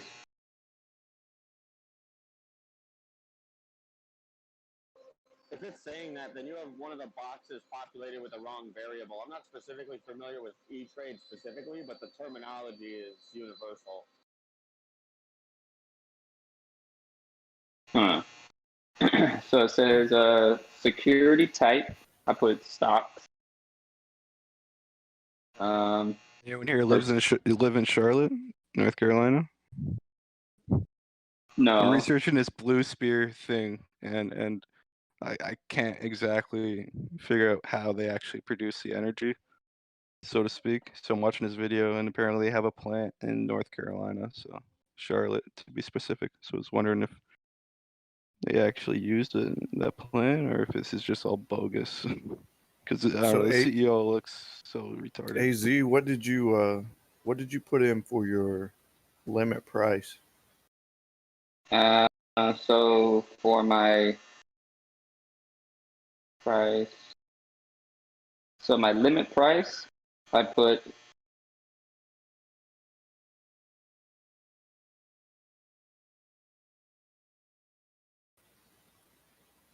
button. So the quantity, maybe I did that wrong. No. So the quantity, I put 4032 because that's how much it is as far as $100. And then the limit price, I put 4032 as well. No, your that's limit not it. price is going to be the price of you want to purchase one stock for. Okay. So right now BLSP is sitting at 0.025, if I'm looking at the right chart. So you could put 0.0249 or 0.0251, something around there. If you want it to drop, a thousandth of a penny, then you would put 0.0249. If you're okay with it, 0.24 or 0.251, that kind of guarantees that you're going to get it filled. Doesn't guarantee it, but it's more likely if you put it higher than what the Yeah. price Plus, is I right also now. think somebody has to want to sell $100 worth of shares at that price at that time. So it's not always going to go through. Right. Yeah. There has to be a Fill demand. methods, you could multiple source it. It just depends on if there's that many available at that price from any source. Yeah, so it says here, so this is what I put. Order type, I put buy. Quantity, I typed in $100, and then that's what it came up with as far as the quantity goes, is 4032. Your order type needs to be limit buy. Okay. It actually doesn't give me that. It just says order type says buy, sell short, and then buy to cover. No, so you want your order type to be buy. You want your price type to be limit. Limit, correct. So that's what I have. So that's what I have here. Yeah. See, my broker only has quantity, order type, and then duration. So it's a little different. Okay, so that's so weird. Yeah, because it says limit, and then it says limit price. I put 0.251. quantity. I put it does the calculations for you. The 4032. So I'm just not understanding. Oh, it says term, and then it says also here under it. It says all So term is slash how or long you none. want to leave the order open, whether it's just for today, whether it's fill or kill. It depends on how long you want to leave that order valid. That's a term. Oh.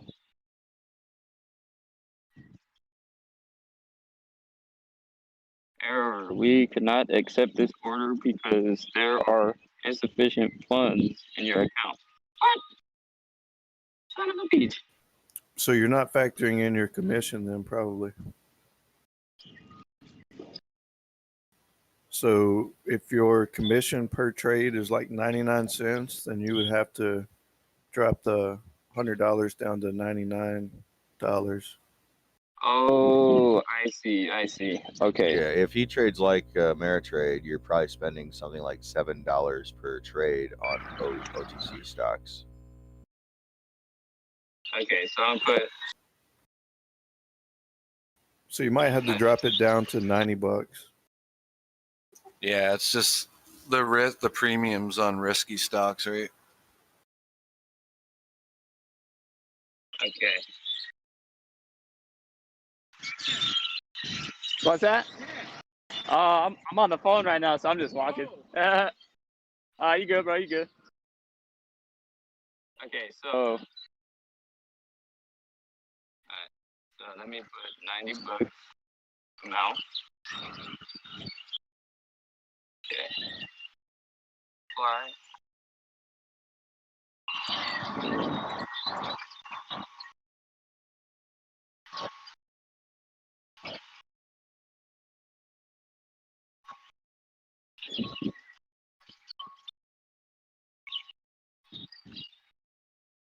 Where's that? Where you at? That there's hella birds out there. Oh, okay. I figured it out. I get it. What's up, guys? Okay. Okay, estimate commission. Okay, so it's about $7 for the commission. That makes total sense. All right, cool. You've also got to pay us $20 commission for helping you. Hey, you know what? I got you guys. You already know Easy Backpay got your back. Ain't nothing's wrong with commissions. It's always how it's been. Okay, cool. I pay All right, about, I great. think, what, $10 a commission for my trades. So, like, I'm not too worried about commissions. Yeah, I hope you read the fine print, but I only accept payment in Dogecoin. Especially, yeah, it's a good point. Especially after reading Robinhood's fine print, I have nothing wrong with $10 commissions. That's how I'll phrase that. Ah, shit.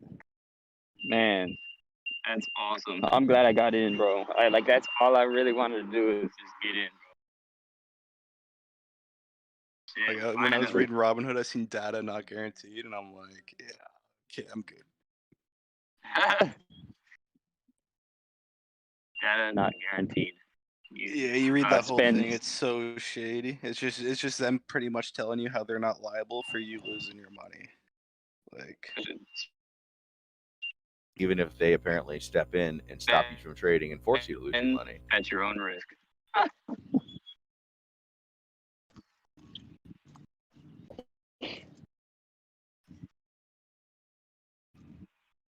Okay. All right, cool. I'm just glad I got in when I did. I mean, whether or not it works out in a year or 6 months or so, then cool. Did you guys end up seeing that video that I sent you guys?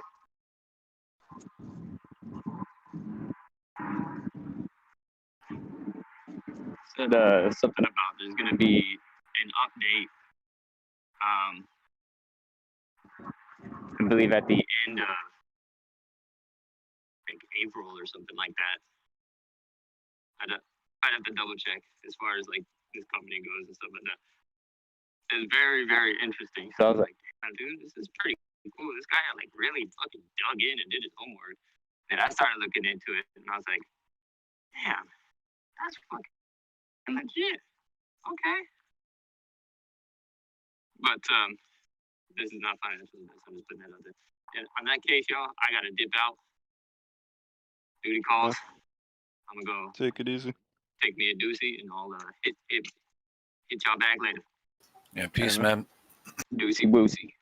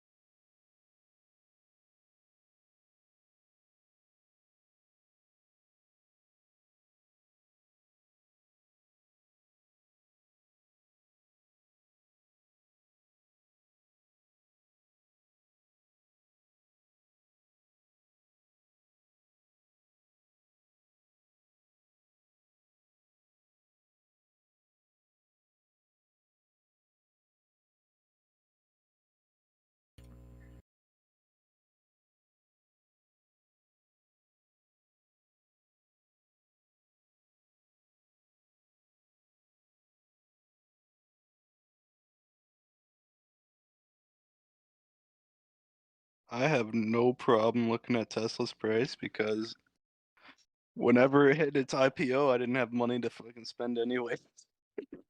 But whoever bought in on Tesla, man, when it hit its IPO, holy shit, bud, they made money, and then some. It's like they went and reached the 1200 mark or whatever, split, and now they're trying to push their way back to that 1200 mark. It's like, oh my gosh, it's What fucking did it? retarded to think about. What was it issued at? Let me find it. Max. It was issued in July 2nd, 2010 at $3.84 a share. I had a buddy who bought in $10,000 worth at $20 a share back then. That would It all have when reached, it it reached hit $20 a share 90K. at 2013.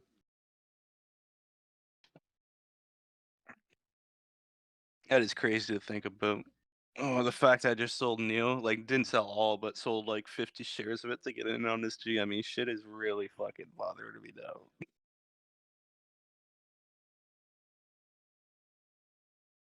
Because the only difference I can come I up will with never why sell my Tesla Neo. did this, like why Tesla's price did this and why other car companies did not. Because if you think about it, gas, like during this whole time from 2010 till now, gas cars, you know, they're probably still outselling electric cars. Like this is a lot of investors, and at the same time, this is not having debt. This is what not having debt does to a stock, I would assume. So, not having debt, not having a lot of overhead, not overproducing. So who Making knows? a demand like crazy. Mm-hmm.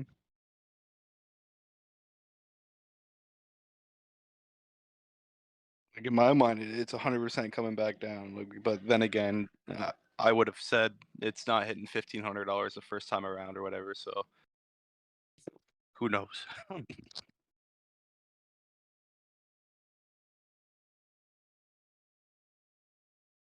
Got to be like one of the most successful stocks of all time.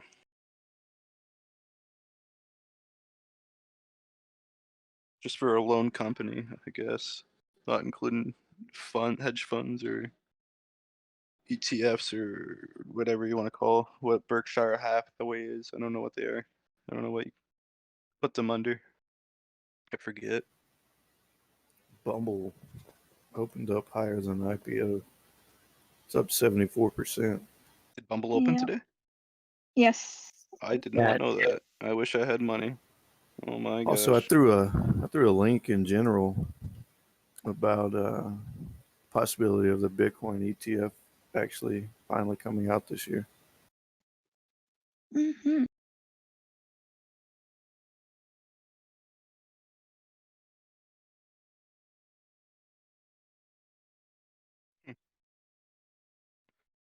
This is $74 and it stays there. I'll probably I'll just throw money into 10 cents holdings instead, kind of thing. Or I found another heavy research yesterday. I found another weed delivery service. I don't have you guys ever heard of re-up in the States?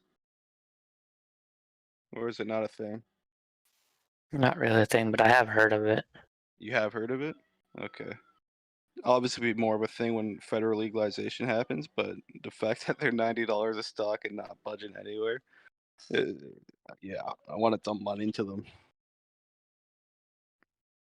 Because to me, I don't even care about the amount of stocks I actually buy. It's the percentage I put in, right? So, I was holding on a measly 15 shares of Square a year ago, which I just sold my 15 shares of Square for 6,000 profit. So, I'm never worried about the amount of stock I actually buy.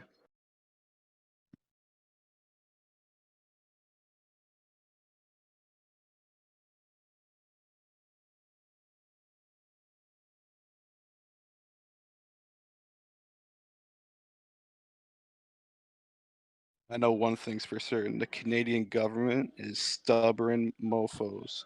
They know they need to hire some tech guys and get their delivery weed service sorted out and figured out, because using the Canada Post, where all the other mail goes through, does not cut it. You retards. If any Canadian officials are actually listening.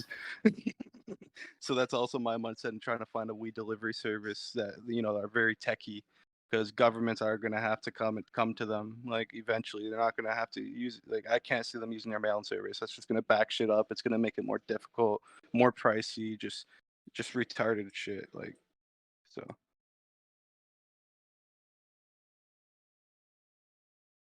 So yeah, I'm down for a weed app that's an IPO 100%.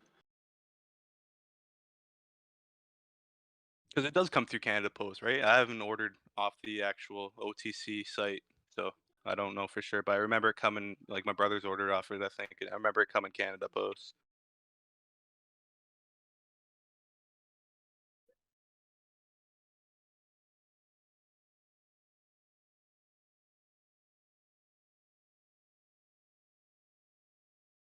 Unless they turn Pure Later into a weed service. That's something Canada Post owns, but I assume they just have it all bunched up together like retards. I think that used to be an American company that Canada decided to buy.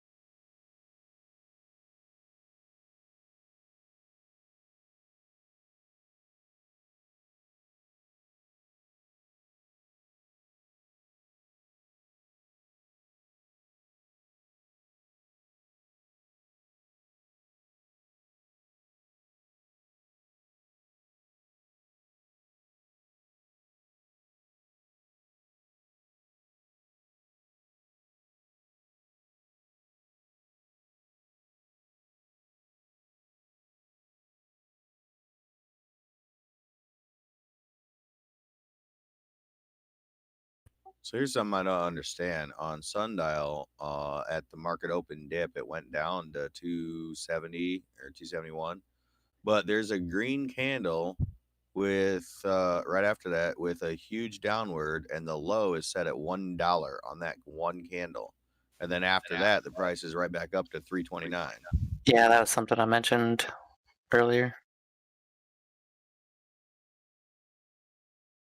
So someone bought a lot at $1. Set an order for $1 or something. Someone trying to sell probably put in the wrong limit.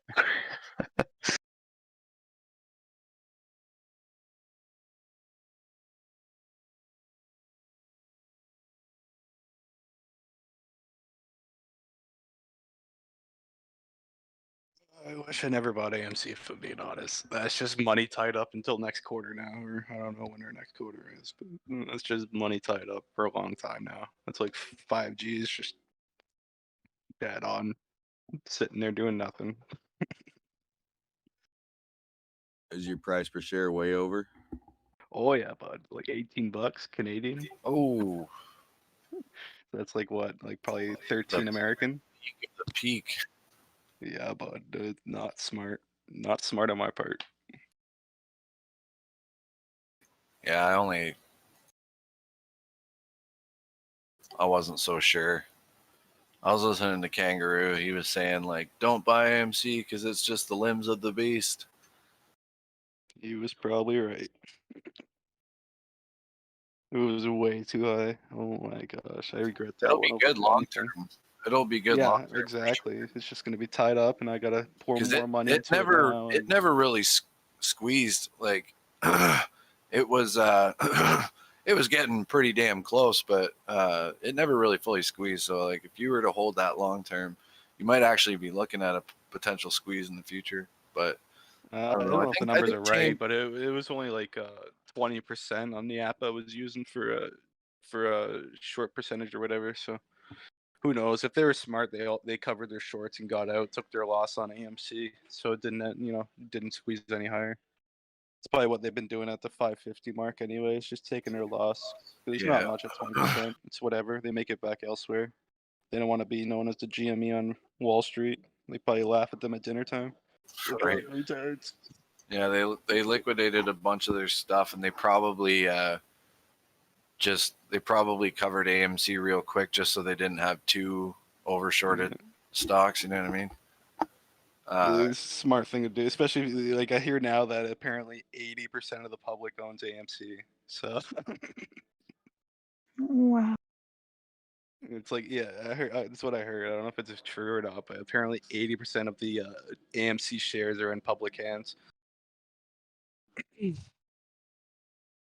course, they don't have the number for GME, but whatever.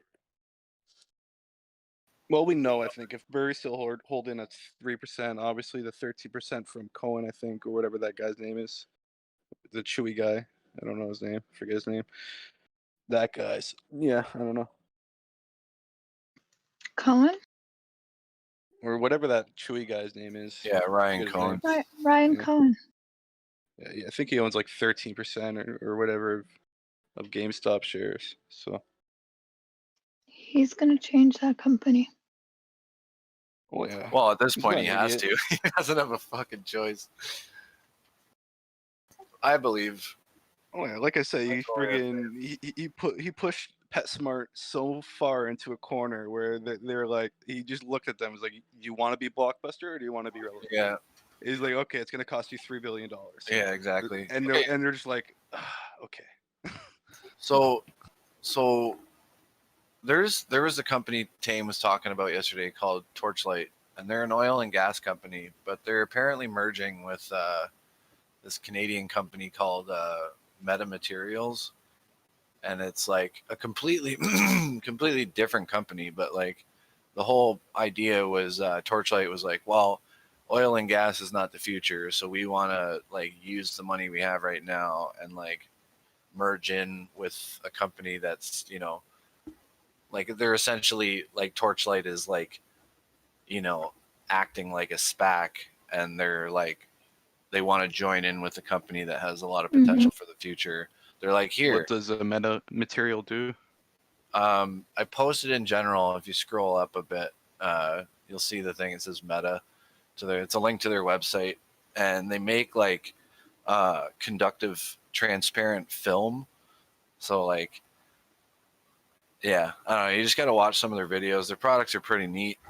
Could be really useful in the future. They're kind of one of a kind, but anyway, I'm using that comparison of like being a company and then like taking what capital you have and like rebranding into like a new company that's already an existing company.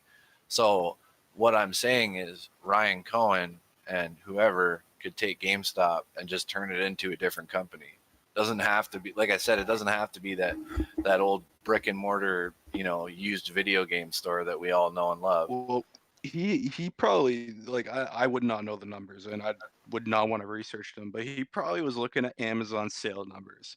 And he probably seen that their gaming sector of their, if you want to look at it that way, from when they sell shit off of Amazon, he probably looked at that and seen a big bubble compared to other shit, and that's probably why he looked at GameStop and was like, okay, I can take over Amazon's sector when it comes to their gaming and leave the rest of the shit to them, but solely take over that. And he's probably gonna sell computers on that shit, like you name it, like big time. Oh, and like I said, it doesn't necessarily have to be just an e-commerce platform. Like he could have one. He could have that, but then he could also, like I stand by that kind of merger idea with AMC where it's like a theater and gaming arena, right? Where that'd be sick. Yeah, I've been looking at esports for like the last 5 years, trying to find viable companies to actually get into, and because that's where I want to let my money sit. Hey on man, VR I'll and put it this way. If I could go to like, you replace the theater, because so I have a shopping center across from my apartment, and there's a Cineplex, like a theater attached to the back of it. Now, if they gutted that whole place and they turned it into like a private theater for like, you won't watch it on like a huge screen, but like you go into a room, you can watch like a new movie, get like all your popcorn and room service, but you watch it on like a nice QLED, like 85-inch TV. Well, where I seen theaters not dying is like, you've been to Niagara Falls, obviously, right? Yeah, of course. So you've been inside those theaters where it's like I think it was the 4D theaters they called them, or the 3D theaters. Yep. Where it's like you're in a chair, it's moving, you're getting water squirted at you. Yeah, Right? yeah. So Like so IMAX, eventually, you think the stuff like that. theater's next step would be more VR type stuff and immersive reality when it comes to movies, right? You would think. Yeah, well, I mean, yeah, for sure. I mean, I've been to IMAX a bunch of times, and I loved going to IMAX. But I mean, if you think about it, it would just make sense. I mean, as far as like COVID is concerned, like turning a theater into like, instead of like, one big room with like 1,000 seats and everybody watches it on one big screen, you've got a bunch of rooms playing whatever movie you want to go see that have really nice, comfy reclining chairs. You get room service, and then you've got like, you can watch movies in like 8K on like a super dope QLED or something like that, where it's like you get like the full experience, right? And then you've got the other side of the theater has rooms that are very much. What they could do with theaters. And you ever seen the movie called Gamer? Yeah. Well, yeah, dude, there's lots of potential. Like what I'm saying is like with COVID and like social distancing, having like separate rooms with like really nice TVs and really nice like furniture, and like, you get room service, you get all that stuff, but like you've got one side of the theater is like for movies, the other side is for like video games, and you like rent out the room or whatever for the viewing. There's, I don't know, there's a lot of potential. I mean, you're right with the whole adoption of virtual reality, and it's hard. It was hard for me to believe in something like that 10 years ago, being as like high Oh, I quality. still hate it. I will never put that on. I'll never put that on my like head and sit there and game all day. I couldn't do it. But how I see kids react to it and Well, stuff, it's they've like got a long way to go as far as like making the headsets comfortable and not like, you know, because it's the perfect example is like driving in a car for 10 hours and like, you know, your legs are dead afterwards, where it's like you drive you know, that same amount of time in a Tesla. Like they design the seats specifically to not like cut off blood circulation in certain areas. And, you know, like people don't realize how like when you change something on like a really small scale, how it can have a positive effect.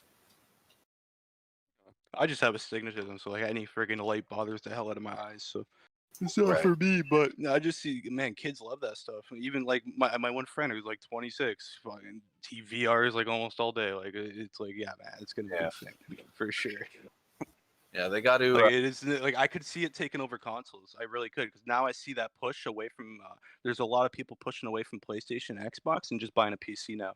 So like I could see that's gonna be VR bad. being.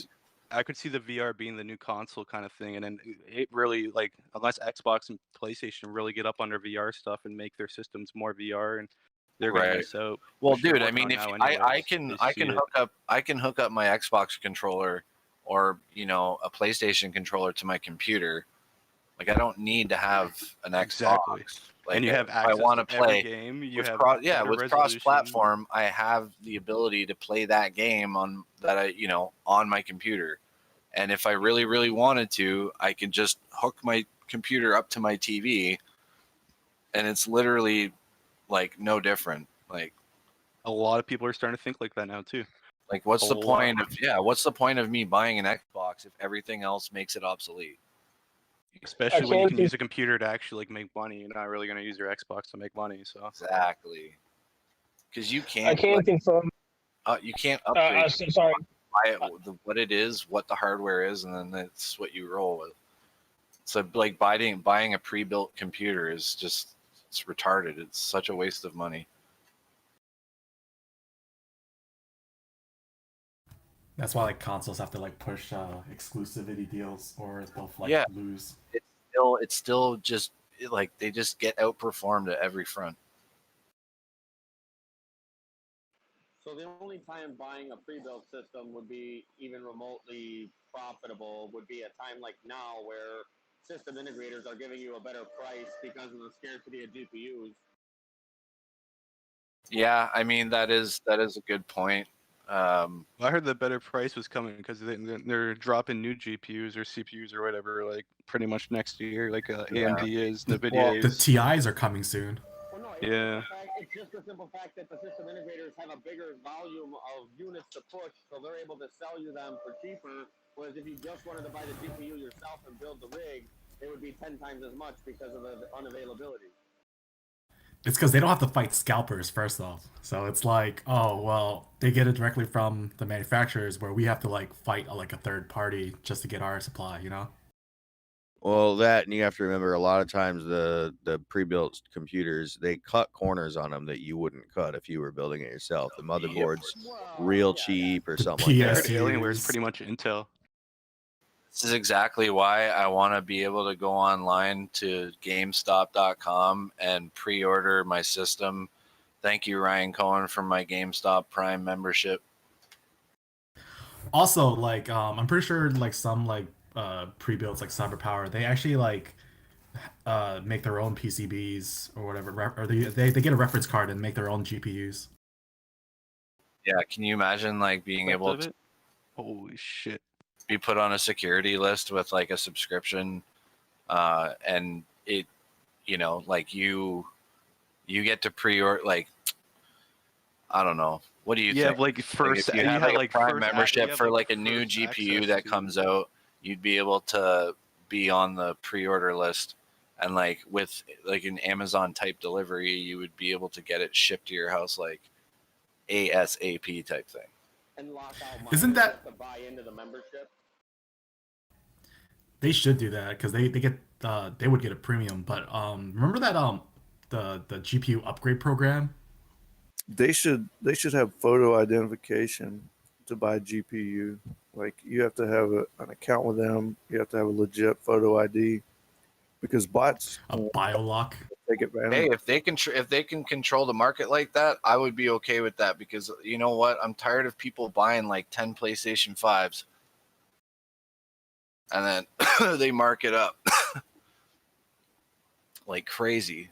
They'll never do anything about that. Are you kidding? Especially look at Nintendo. You know, I mean, it's no different than what we're doing on the stock market. Why do we have to give the government our information there? You guys remember back with Nintendo when they sell products, it's almost as if I'm not making an accusation here, but in my opinion, it seems that Nintendo purposely sets their supply to sync up with all the scalpers so that they can ensure they're selling every single unit. I thought Xbox did that this year, and PlayStation did it with supply and to create a supply and demand because nobody was looking at new Xbox this year. Let's be real. Come on. But You like just bought an Xbox Nintendo, One X how long ago? Like, come on. But Nintendo, so like Wii was they had like a bad vision for the Wii, so the Wii was like short supplied because they didn't expect to sell so well. And so when that like demand shot up out of nowhere, scalpers were like, oh, Nintendo didn't think they would sell that much, so now it's like a hot commodity. So we should jump in on it and like constrict the supply even more.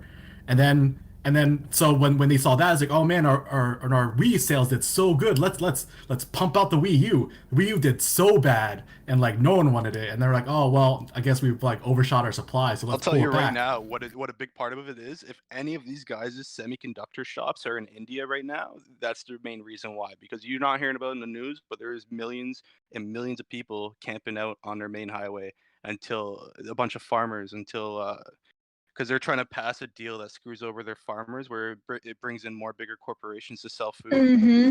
And That was Monsanto. yeah, and a big part of their economy is their farmers and supplying to the main areas and this and that. And I guarantee a lot of their semiconductor shops are probably in India and China, around those areas. So if it is in India, semiconductor shortage is guaranteed because of that. But I'm not a financial advisor, but that's what I would assume. It's fucking going off over there right now. Like, holy shit. They're like, you thought it was bad in the States. Do some research on India. Holy moly. Isn't like anything below like their $50 or whatever like worthless? Is it still worthless? I don't know if the rupee went up or not. I don't know, but if they take away their farming industries, there's a lot of people that are not going to be able to afford food because of corporations, and then the farmers take a hit on top of that. So it's like everybody loses. It's and the government only sees dollars. So I don't mean to backtrack for a second, but I kind of have a question, and I've never noticed nor have I realized this until now. But why did GameStop never sell PC parts?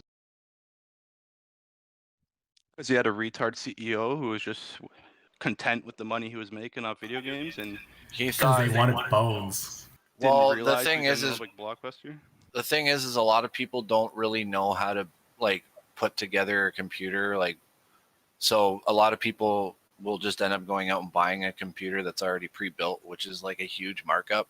So he thought that he would have a better market by just focusing on the consoles. He's probably afraid to take away from his console side of things. And so, Yeah. but over the years, it's become a lot more accessible, and it's a lot easier to like research yourself how to like what parts to buy, how to put it together, and it's really simple. Like honestly, like it's like Legos. Yeah, and it's a lot of fun too. So my take on it is also the fact that most of the money that GameStop makes on a daily basis isn't on the console because Yeah, for sure. mostly to them. It's not on the new game sale because it's going to the big three. It's on the used game sale and buy and merch market. And why would you sell PC parts in an environment that most game buys are digital on PC compared to physical? Well, used game C parts, if they're getting refurbished properly, that could be a huge market, no?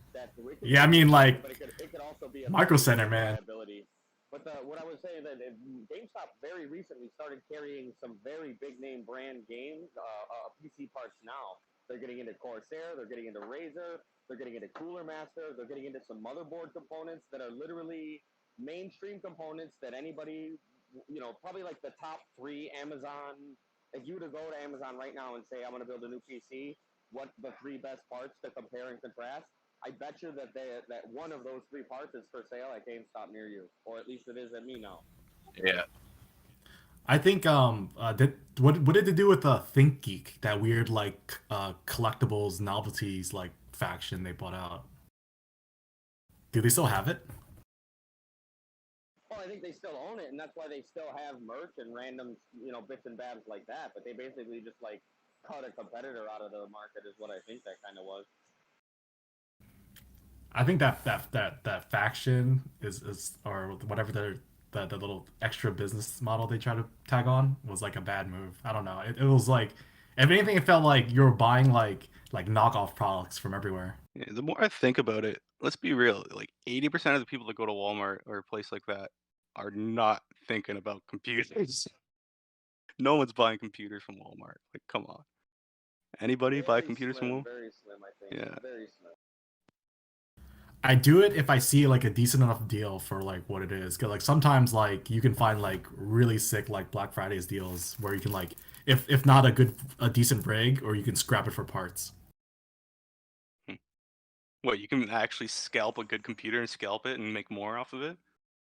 If you know I what think- you're doing with no, parts? I think there was like a rig I saw. It was on one of those like videos, not Linus's videos, but like the one who does like trash buys or whatever, where he just buys random stuff. Like went to like I think HH Greg or something, got like a pre-built rig, and inside of it had like a 1080. So he just like for like 400. Yeah. Yeah, and he scrapped it for parts. I was like, done. Like, are you serious? That's amazing. Yeah, for sure. So jokes, buying computers and making more off of them. Well, for sure, dude. Oh, Like, fuck, that's awesome. Well, on my lunch break, I just bought an RX 580 for $200. Then what? You're gonna resell it for close to $1,000? No, not this one. This one's probably close. I could probably get rid of it for $4 very easily on a quick turnaround. If I want to sit on it for a few minutes, I can probably get $5. Mm-hmm. Boy, there's a huge market out there for that stuff. I didn't realize it too until like a year ago, and then I started like researching. I realized it when my AMD stock when it went up. I was buying that at $15 a stock. It hit like $96 when I sold it. I'm like, okay, what's going on with semiconductors and all this shit? And yeah, there's a huge market out there, like I bet you if for you look sure. at your portfolio with AMD and line it up with Ryzen's launch and what they were doing there, that would probably be a pretty close line there. Yep. And then I looked at Intel at 50, and I'm like, you know what? Just time to sell off. Let the market kind of cool down a bit when it comes to semiconductors, and see who the real competitors are and who's the fakes. Because I just look at numbers. That's it. I don't really know that much about semiconductors and shit. Intel has a lot more money into research and development though than AMD. It's like a lot. They've both also taken a different approach to what they do on their side projects. So they both make processors, but AMD also makes graphics cards, whereas Intel makes hard drives and other. Yeah, from what I was reading on Intel, they ran on a huge, like a shitload of problems with their actual GPUs and CPUs being like not hacked, but a lot of like problems with them leaking like data and information on certain sites and a lot of different things or something. I forget. Some sort of, it was very compromising, I'll say, with their GPUs and CPUs. You're thinking about Spectre and Meltdown, the two security flaws that were chip level. Yes. That was it. So apparently that's why their stock dipped, because apparently that's why their stock dipped. But obviously that's fixable, I would assume. They had also, I think it was in 2017 or 2018, they had acquired a big company. I don't remember where it was. That was had to do with self-driving technology. So they're also looking into that in the future. Yeah, I heard Qualcomm is one of the best ones for the self-driving one, but I'd have to research it again. But that's why their stock is huge. Apparently, it's because of their self-driving shit. I was looking at some stuff about BlackBerry's QNX being put into a lot of autonomous cars coming up here. See, I'm not even mad about BlackBerry. It's a Canadian company. I'll sit on it. Whatever. Let's go. Your phones are good, but they had to go, I guess. on to better things. Are they even like doing anything? Like I didn't realize they're like. They're same with Nokia. They gave up on their phone sector and they decided just to focus on other things because they didn't want to compete with Apple or Huawei, or because Huawei I think is technically the biggest phone company in the world now, if I'm not mistaken. So yeah, they didn't want they to have compete like with a that. So large they squeeze just in India. yeah, they moved on to other things. So autonomous driving and stuff like that, and just 5G networking for Nokia and so more that side of things. So what, like BlackBerry and Nokia are like working together or what? No, they just were smart enough to give up on cell phones and move towards the more techie side of things. Is the best way I can describe it. Yeah, true. Someone should tell that to Motorola. Who needs that flip phone? Right. I Who think knows? I'll have to research it. BlackBerry, They might have done it Nokia, and too. Motorola should just join into one company and like focus on 5G tech. What would they call it? The I Nomo bought that Razer bending screen phone. The Abomination. Nomo Berry. It's terrible, but I still had to get it because that was one of my first ever cell phones back in the day. Hey, yo, gentlemen. Wait, just you a have quick it? interruption. Did you guys I see? have the Razer Blade, the new one. The Sorry, go ahead, Tedderino. Hey, you guys see? Elon Musk was on JRE today. Was he? He's probably trying to distract Tesla investors right now. Apparently, he's getting hit hard in the Chinese market, from what I've been reading. Chinese really wanna make sure their companies succeed this time around when it comes to the auto industry, because they really did not last time around. Yeah, and his brother also sold $25 million worth of Tesla shares recently. Yeah, he'll buy it back once it dips, but yeah, it looks like a dip is coming. But I'm not a financial advisor at all. I was saying it before, you can never judge a stock like that. It's so hard. If you bought in low, then it's obviously a keeper for life. But if you bought in around like the 500 to 800 mark after the split, then it's real contemplation on whether or not to sell off and wait for it to dip. But What, if you bought in Tesla? before the split, yeah, if you bought in before the split, it's an obvious hold. But if you bought in after the split, it's a real contemplation right now.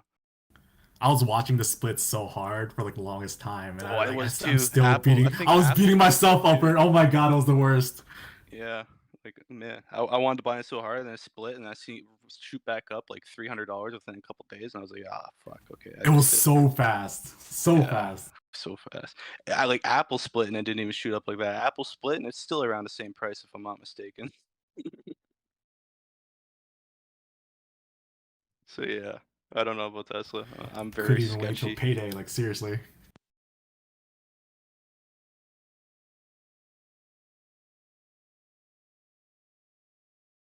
That's the way I look at it. You got the investors after the split and the investors before the split. Before the split, the IRA. They probably bought in for around, $50 to $100 a stock. Who knows? After the split, it's probably all new investors that might get fucked. You got two different type of Tesla investors right now.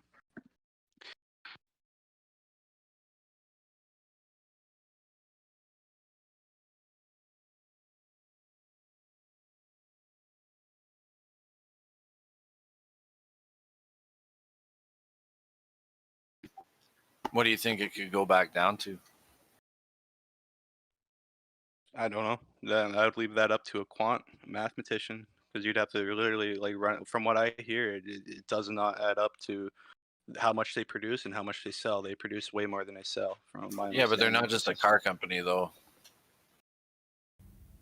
I've always heard. If you look at their like distribution of assets, it's like they started out more as an automobile company, but like they very quickly like started focusing on the more like energy company side of things because they knew that they were going to kickstart the EV market and that there was going to be a lot of competition. So, I mean, Will they sell off their parts as well, or?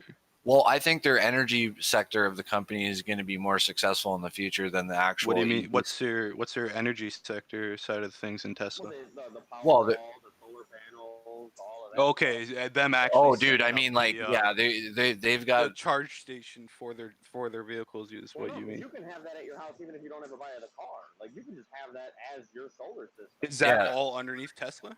Yeah. Like the you got to Tesla's remember, called the yeah. Tesla Power Wall. You got to remember, like, hey, real quick, you got to remember, like, look at a company like Yamaha. They make anything and everything, right? So a lot of people, like when Yamaha first came out, like I don't remember what the first things they made, but like they soon ended up like going into like a lot of different stuff.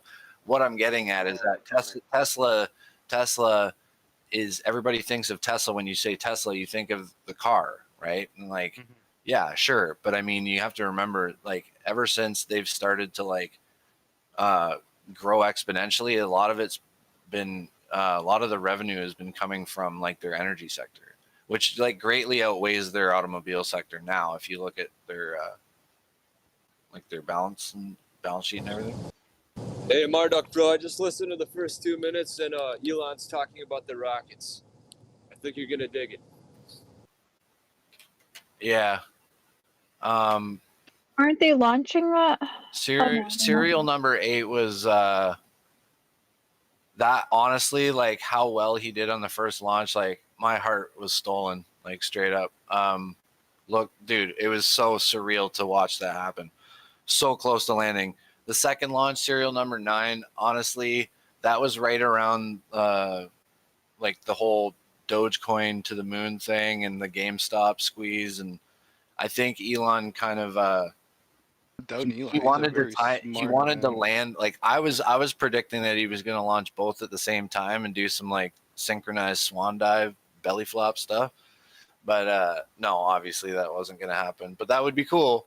But no, I think he rushed launching serial number 9. I think he just wanted to time it with because dude, if he had landed serial number 9 that day, like Tesla, I'm sorry, but like Tesla stocks would have like absolutely skyrocketed.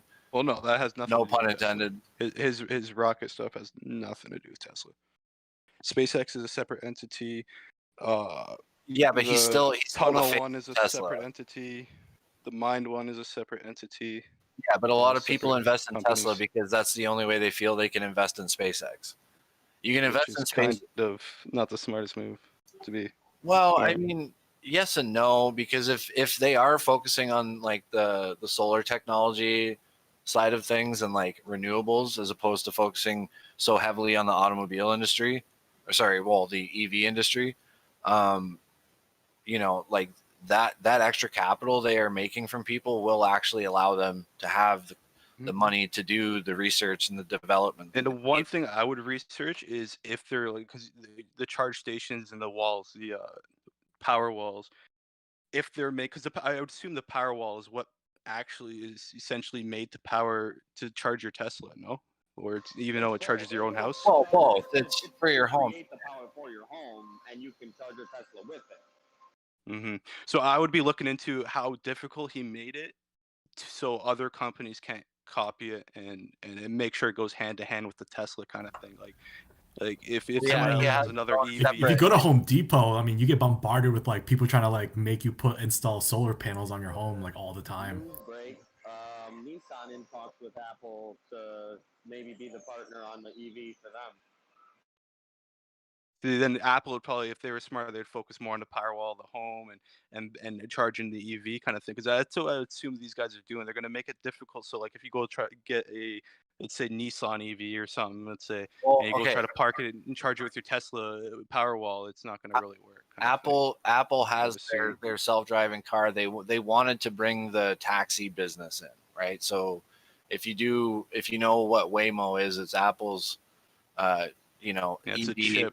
EV autonomous vehicle thing. And so yeah, they've got that going. But you know, as far as Tesla goes, I mean, Tesla has adapters for other charging stations, because like theirs is separate from like theirs is just slightly different, if I'm not mistaken, but they have adapters. So yeah, he did that. But as far as like the Powerwall, yeah, it's the idea is that like you focus on the solar panel technology so that the Powerwall and the battery capacity technology, so that you can make the Powerwall more efficient, right?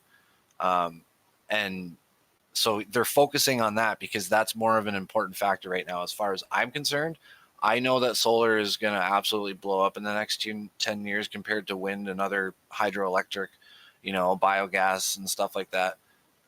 Solar is going to be the big boom over the next, because it's the one that we've like been focusing on the most. And there's so many new technologies. So like the way I see it is like you look at Elon Musk, and like he is and will always be the face that everybody remembers, like Tesla. It's always Elon, Tesla, despite him not even being the founder or the co-founder. That brief period of time where he was the CEO, and like he still like holds like really strong ties with the company. If he lands his rockets and his SpaceX missions are successful, people will just like buy more Tesla, because it's like they feel it's the only way to invest in him. They should know that actually it's separate investing in companies. SpaceX. I know they are, but what they're doing is they're allowing Tesla as a company to still grow, right? It's an enthusiasm play. So if Elon succeeds with SpaceX and people buy more Tesla has more money that they can focus on investing in. I'm not doubting that Tesla is top dog in the EV industry. The only No, thing then I'm they saying have more is money to for the invest in the first time in smaller their companies for the that first time in actually their work on career, the technology. for the first time in Tesla's career, all I'm saying is for the very first time, they have competition inbound. Yeah, in like the EV competition sector. coming. That's all I'm saying. I know, and they're already thought about that well ahead of time. That's why they're not focusing so much Like on the from cars every anymore. Because, yeah, that's but they're what I not hope focusing so, on the cars so much anymore because they knew it was going to happen. There are Tesla parts in Starship too. They're using the batteries and some of the motors for the actual. Yes, so if they improve the battery technology, it's going to make Starship even more efficient. This is what I'm saying. It's like, yes, they're two separate companies, but they're also not. The money goes to separate places. For sure. Like if Tesla makes a bunch of money, they have a bunch of money that they can invest in like Solar Edge and First Solar and like all the manufacturers, all the technology development, all the people who do the installations and stuff like that. So, but wouldn't the money for these installations be ran through his Solar City shit? They have lots of incomes, like different ways to have income streams, and they put it where they invest where they feel. Oh no, that's no, you're right. That's actually subsidiary by him now. So Tesla is linked to Solar City now, I guess. It's like they're just thinking As like of 10 steps August ahead of the game, 2019, man. they made it a subsidiary.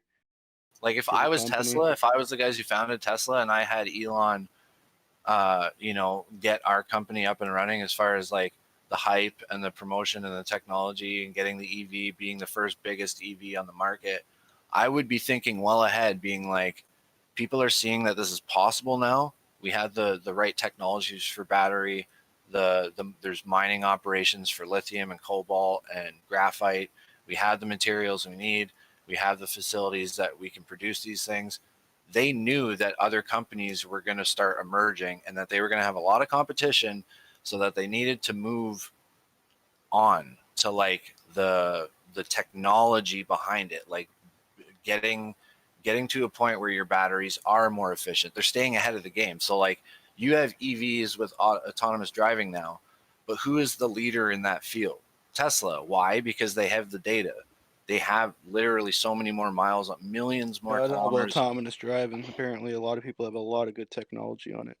Yeah, but it's a matter of being ahead of the game, though. They're the ones with the most data. So It's a matter of integrating it into your actual hey, phone y'all. and actually, getting it to Anybody work, and a lot of test fails. And anybody making any plays on any stocks to bring it back a little bit?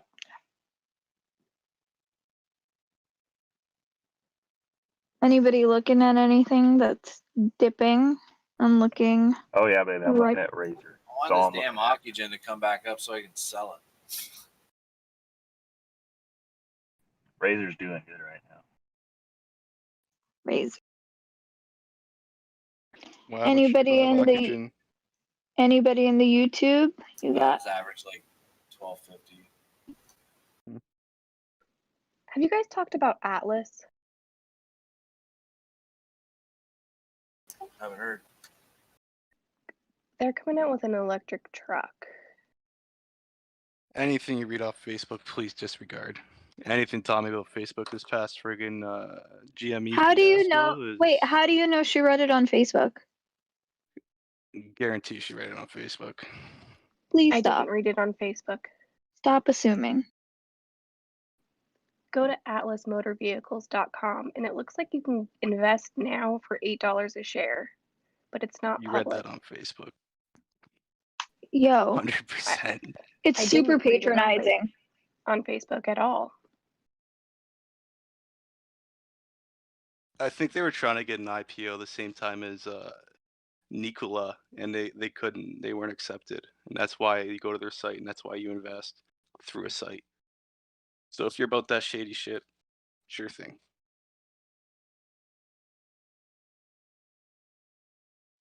Like, just let people talk. Nobody was talking.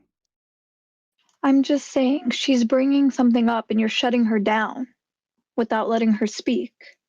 I It's just wasn't. not I was cool. just letting her know it was a shady company, and then that's it. Boom. My 2 cents. I don't know.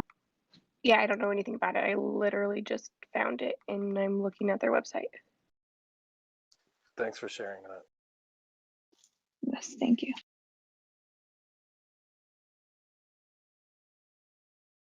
So we like know on like the marijuana industry, or should we like jump in now that everything's like low? Just as an opinion, no financial advice.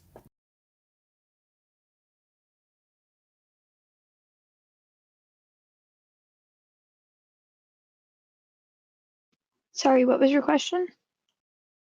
So is everyone your guys' opinions like should we like because everything's like super low, should we jump back on the marijuana industry, or is that like dumped and now it's officially gone forever? I mean, the thing is that it depends on how you feel about the company. People are coming in and they're pumping up certain stocks. Doesn't mean that they're not going to perform. I was in a few ETFs for the marijuana industry, and they took a big hit. So I don't know if I should, or if I should just like I don't know, lower my cost basis.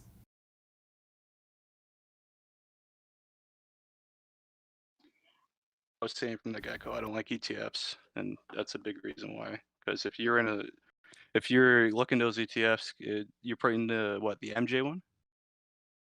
Yeah, I was in MJ. Yes. If you look inside that, all it is, it's 3% of, I think, a Organigram or something, 3% of Tilray. They just buy a small percentage of the company themselves and they stick it into a folder. So if you were, let's say, in like, I don't know, Tilray, you might have taken a big hit. It depends on where you bought at, but you wouldn't have been buying at 70 anyways. You probably would have been buying around the $25 mark. So chances are you'd be up on your money if you would have just bought in one of those companies instead of buying the ETF. Look inside of the ETF, choose one of the companies inside of the ETF, buy into that company. You wouldn't be down money right now. You'd be up money. Right, but like chances I feel are. like the benefits of the ETF is like I can just like bank on the industry improving as a whole versus like doing my DD on like a bunch There's of no individual sense in companies. doing it in ETF though, because if you're banking on the industry, the industry recreational wise is still a baby. Nobody's federally legalized it globally besides Canada and I think some South American country has it legalized federally wise as well.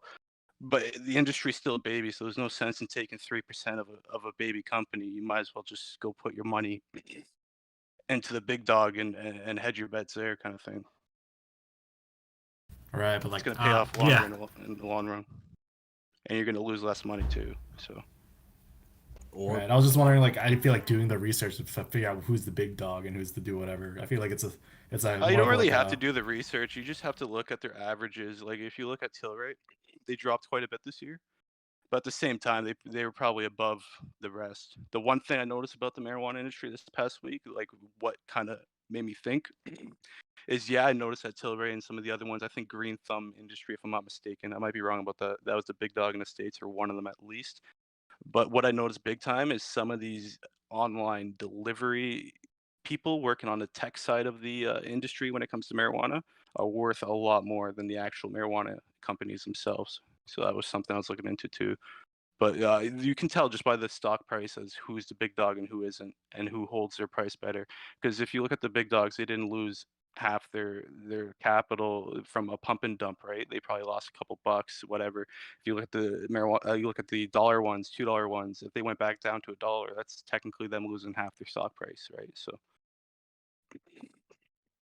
You don't have to do too much research. Just look at the actual stock price itself, and don't be afraid Yeah. to put your money into something more expensive. Yeah, like Tilray went down by like half, so I wasn't sure. Yeah, exactly. If you look at Tilray, it didn't drop by half. Like maybe from the pump and dump from it being up at 70, but everybody knew that was a little bit high to begin with. So I hope people didn't buy in at 70.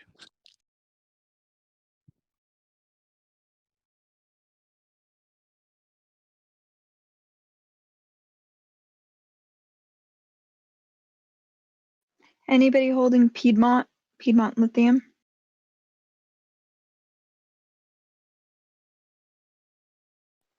I am. Nice. How do you feel about it? I gotta look. I'm working today, but I gotta go take a look. It was dropping earlier, but overall, It is down. it's been good. Yeah, it's down about $5 today. But overall, you're right. It's up. Yeah, I got in around 50, so I'm still feeling good about it for sure. Yeah.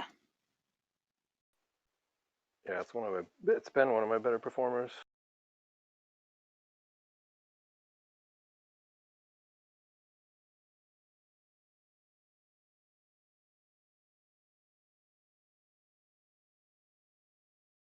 Back in November, it was about $20 a share.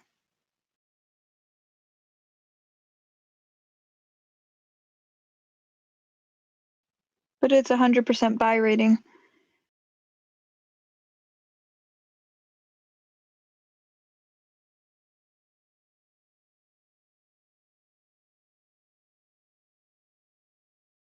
Yeah, it's definitely gonna be one of my long-term holds, I think. Mm-hmm. Now I'm realizing why I haven't been looking at my portfolio. It's like down $100 a day. Etherium is like counting for $94 of that right now.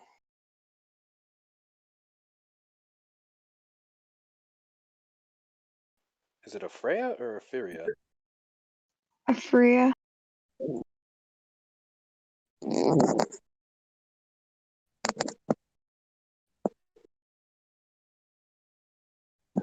Is most everyone here using Webull?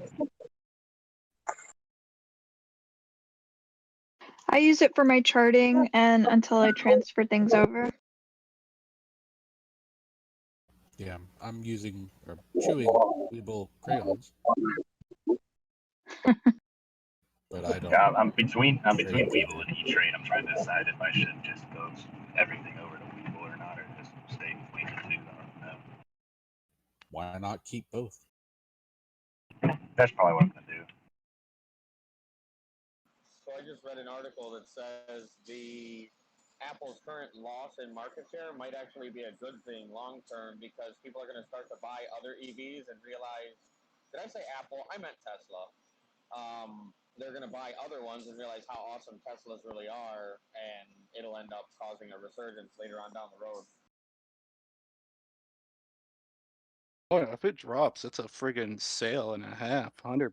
I'm just saying I would predict a drop in Tesla. So get your money ready. Yeah, was there going to be another split for Tesla there? I don't know. Splits don't happen that, they don't usually happen close together. Like I would assume not. Splits actually don't even happen that often in the market, I don't think. I mean, like there wasn't anything announced recently. Last split they had was in October, I believe, 4-for-1, when their stock was at like 1,300 or 1,500 or something stupid. They split 4-1, so.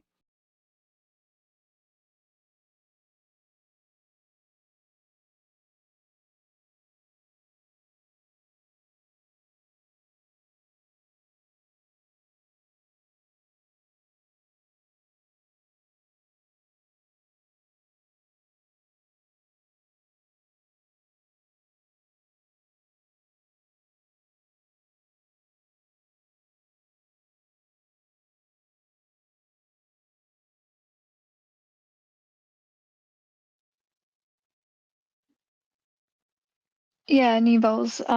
They have a 5-year That's PLL has a 5-year agreement with Tesla. So I think that's why that stock surged in November.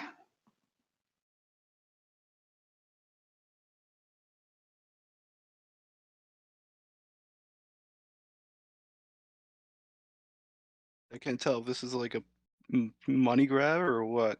Because like Nikola, like this article proves their EV was an initial money grab, or they just seen the competition and completely gave up. Because Yeah, it's like they let it roll downhill, right? it's like Wall Street lost interest in Nikola ever since fraud allegations forced founding CEO Trevor Milton to leave the company. However, the electric truck maker has quietly moved forward with business plans. After being the original EV hype stock, Nikola still trades 75% below 52-week highs, while other EV stocks are still soaring. As EV markets valuations race ahead, Nikola actually has started making progress to promote a hydrogen future, moving beyond BEVs. The stock once had a what, blah, blah, blah, blah. So why would you, like, all of a sudden it's like, okay, fuck EVs, we're just going to go hydrogen now. And it's what, you're going to take people's money again and then give up because there's a better hydrogen company? It's like, some companies are very, very shady and like know the law. They have a lawyer on their shoulder and they're like, we can get away with this, we'll let this guy take the blame, but we'll suck this amount of money out of people. So like especially what was it, not Rivian or whatever truck company you guys were talking about, the fact that it wasn't allowed in IPO is big red flags, and you should just watch for that alone. So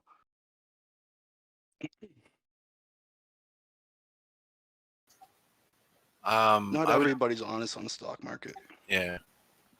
I've been kind of eyeing Lordstown Motor, ticker RIDE. Yeah, I heard they had a deal with Ford, if I'm not mistaken, or something. I was actually I hope I screenshotted this because this is actually like Ford was $8. So like if you're gonna gamble on the EV, then I don't know what they're at now. But no, I seen something about them putting $1 billion back into 2017 into a certain autonomous driving tech. Let's see if I can get it exactly.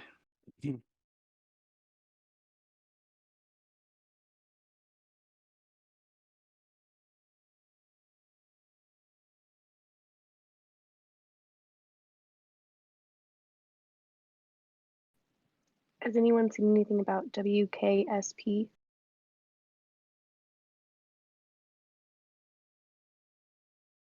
In Cincinnati?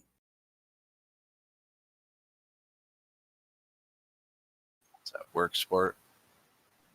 Yeah. Just off by one letter. No, what are they all about? They're making tunnel covers that are solar panels, and they're working with Nissan's EV.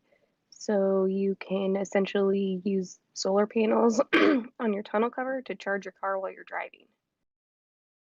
That's sweet. So if you guys want to read into it, sorry to cut you off. Argo AI is a type of it's a company that's owned by Volkswagen and Ford collectively working on. I'm pretty sure they work on autonomous vehicle stuff.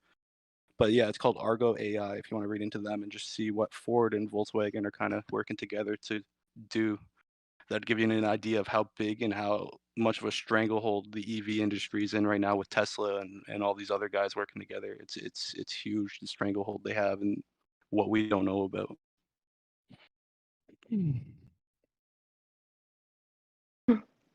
But yeah, Tesla's scared of the like people coming together like Ford and Volkswagen and work on autonomous driving. Like they see that and they trust.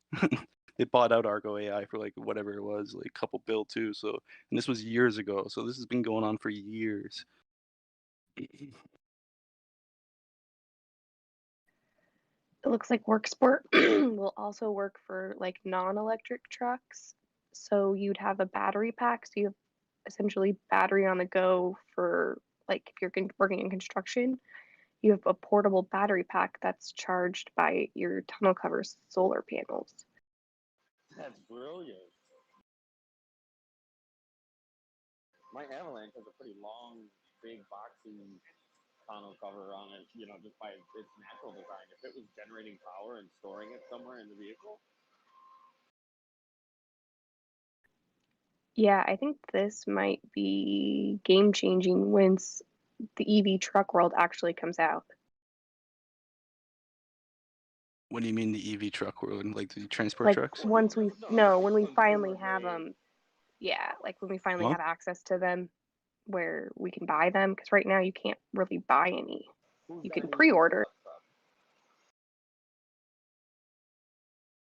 So you're gonna buy what pickup truck over, like, let's say Ford has an EV pickup truck or Dodge has a EV pickup truck, you're gonna go with a completely different company with shittier technology, or? Didn't say anything about No. the company's not making the truck. The company's making the tonneau cover that is the solar panel that helps No, you charge. okay. So you can add it to all of them, not just a specific one. Even retrofit it into cars. And what's like, on the sorry, market what's the today. ticker on this? What's the ticker on this company? WKSP. It looks like it's an OTC. It looks like it's in my DD.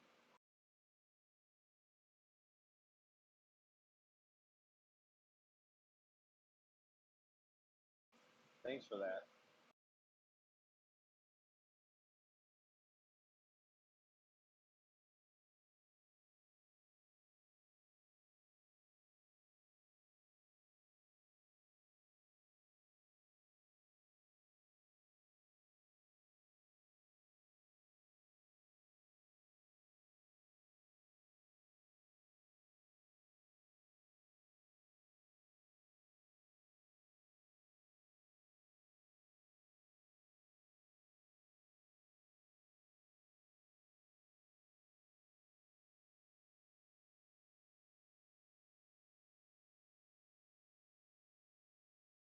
I searched tonneau covers.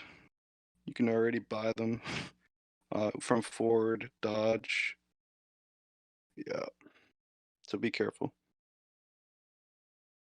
Because corporate greed rules all. So a little company in Canada compared to Ford and Dodge. Yeah. I had no clue what a tonneau cover was actually though. It's pretty cool.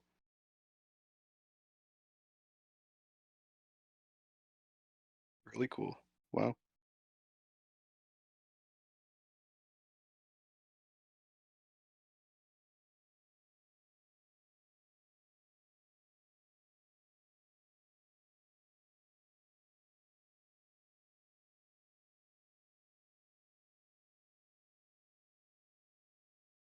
Why I hate the Canadian market. America always comes in and just takes it. It's ours. Gimme, gimme.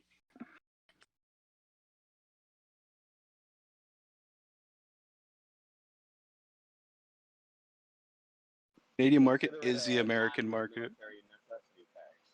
What's it? I said consider it a non-need of military tax. Exactly.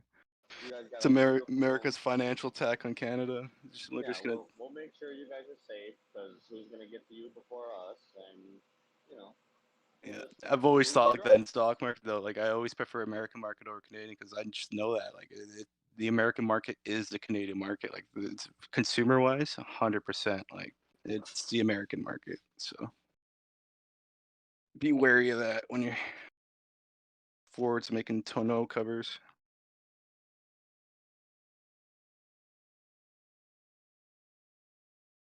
Wait, Ford has a solar powered tonneau cover now? They have the cover, yeah. So same with Dodge. They're called tonneau covers. Well, yeah, but are they solar panels? Yeah, I believe that's what a tonneau cover is. Let me check though. See, make sure I'm not wrong. A tonneau cover is anything that goes over the bed of your pickup truck. It's not. So it's got to be specifically solar tonneau. I never heard the term tonneau cover before, to tell you the truth. I thought, let's see. No cover.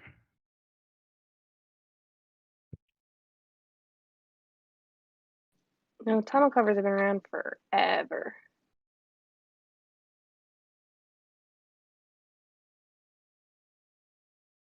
Yeah, hard top, soft top, camper back. Like there's all kinds of different tonneau covers, but the solar panel one is what Tata was talking about. Yeah, and if they make it so you can access that power while you're driving, that's huge. because that's going to extend your range. Oh yeah, extend your range, extend your phone, extend your laptop, extend your, so there's multiple markets, multimedia for children, businessman for laptop, all that kind of stuff. Really, I really like that idea. I'm digging it. Power And tools.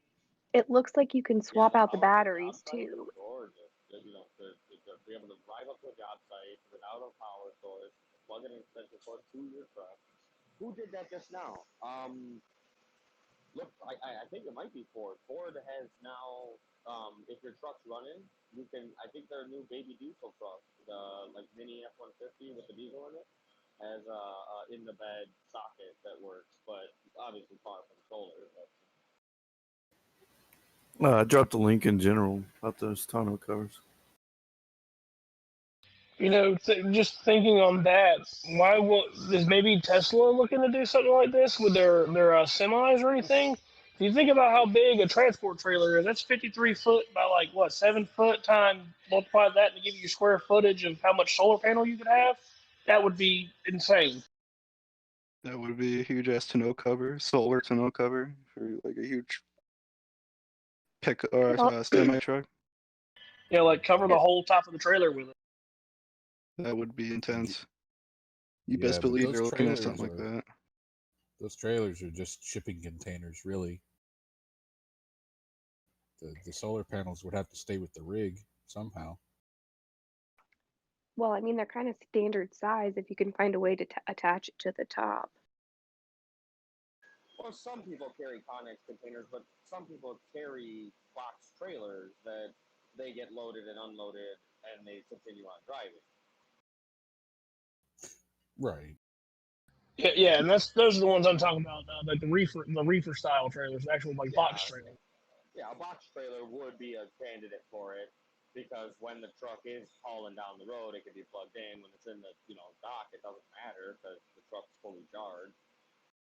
Well, and with flexible solar panels now, you probably can just roll it up, put it on your next load, and unroll it and plug it in. She's a genius. True that.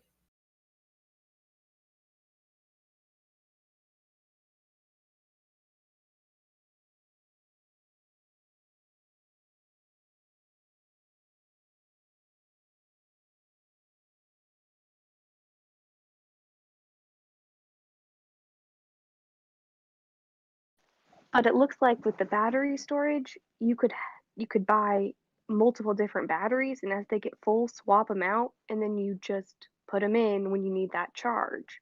So if you know you're going on an extended trip, you kind of have an extra battery capacity that you can charge, the week prior, and then you just switch them out instead of charging it like if you need an extra 15 miles to get where you're going.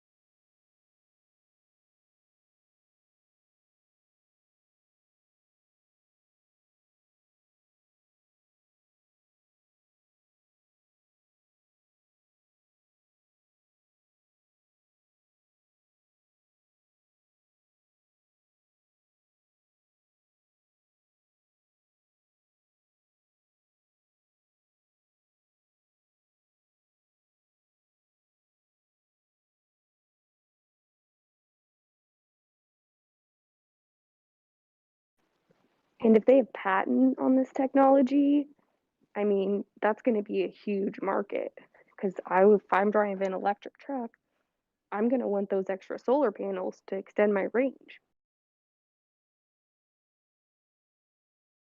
Well, and even like me, I don't have an electric truck, but I do have a pickup that I want to have that stuff with. Yeah, like when you're on construction sites, you automatically have that battery backup that's charging while you're working in the sun.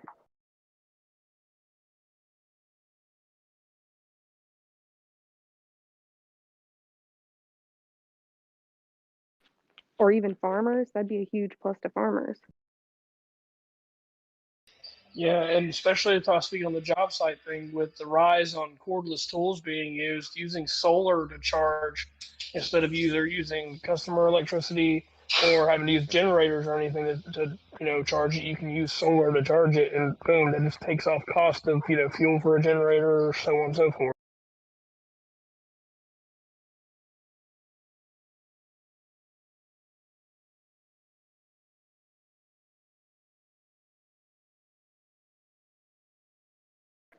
I mean, my dad as a farmer, he ends up in situations all the time where he's got to fix something where there isn't any power, and having the access to that would be huge.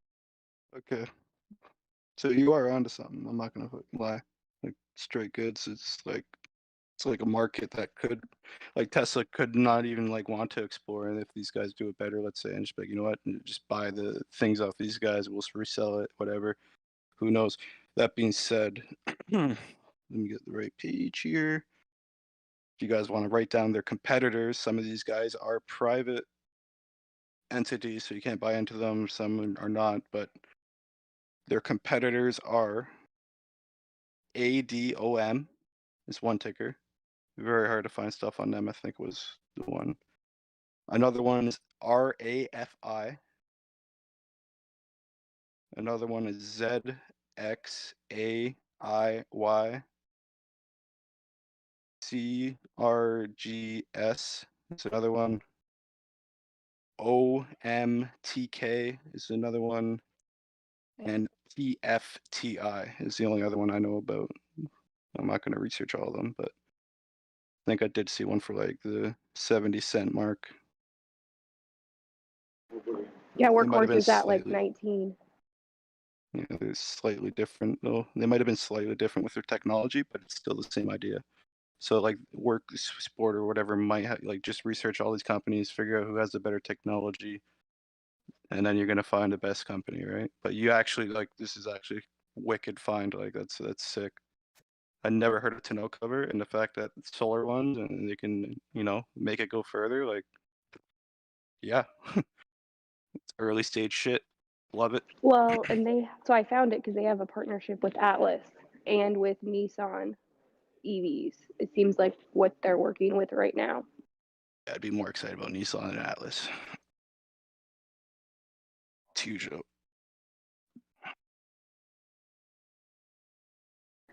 I like the look of the Atlas, but it doesn't look like it's going very far.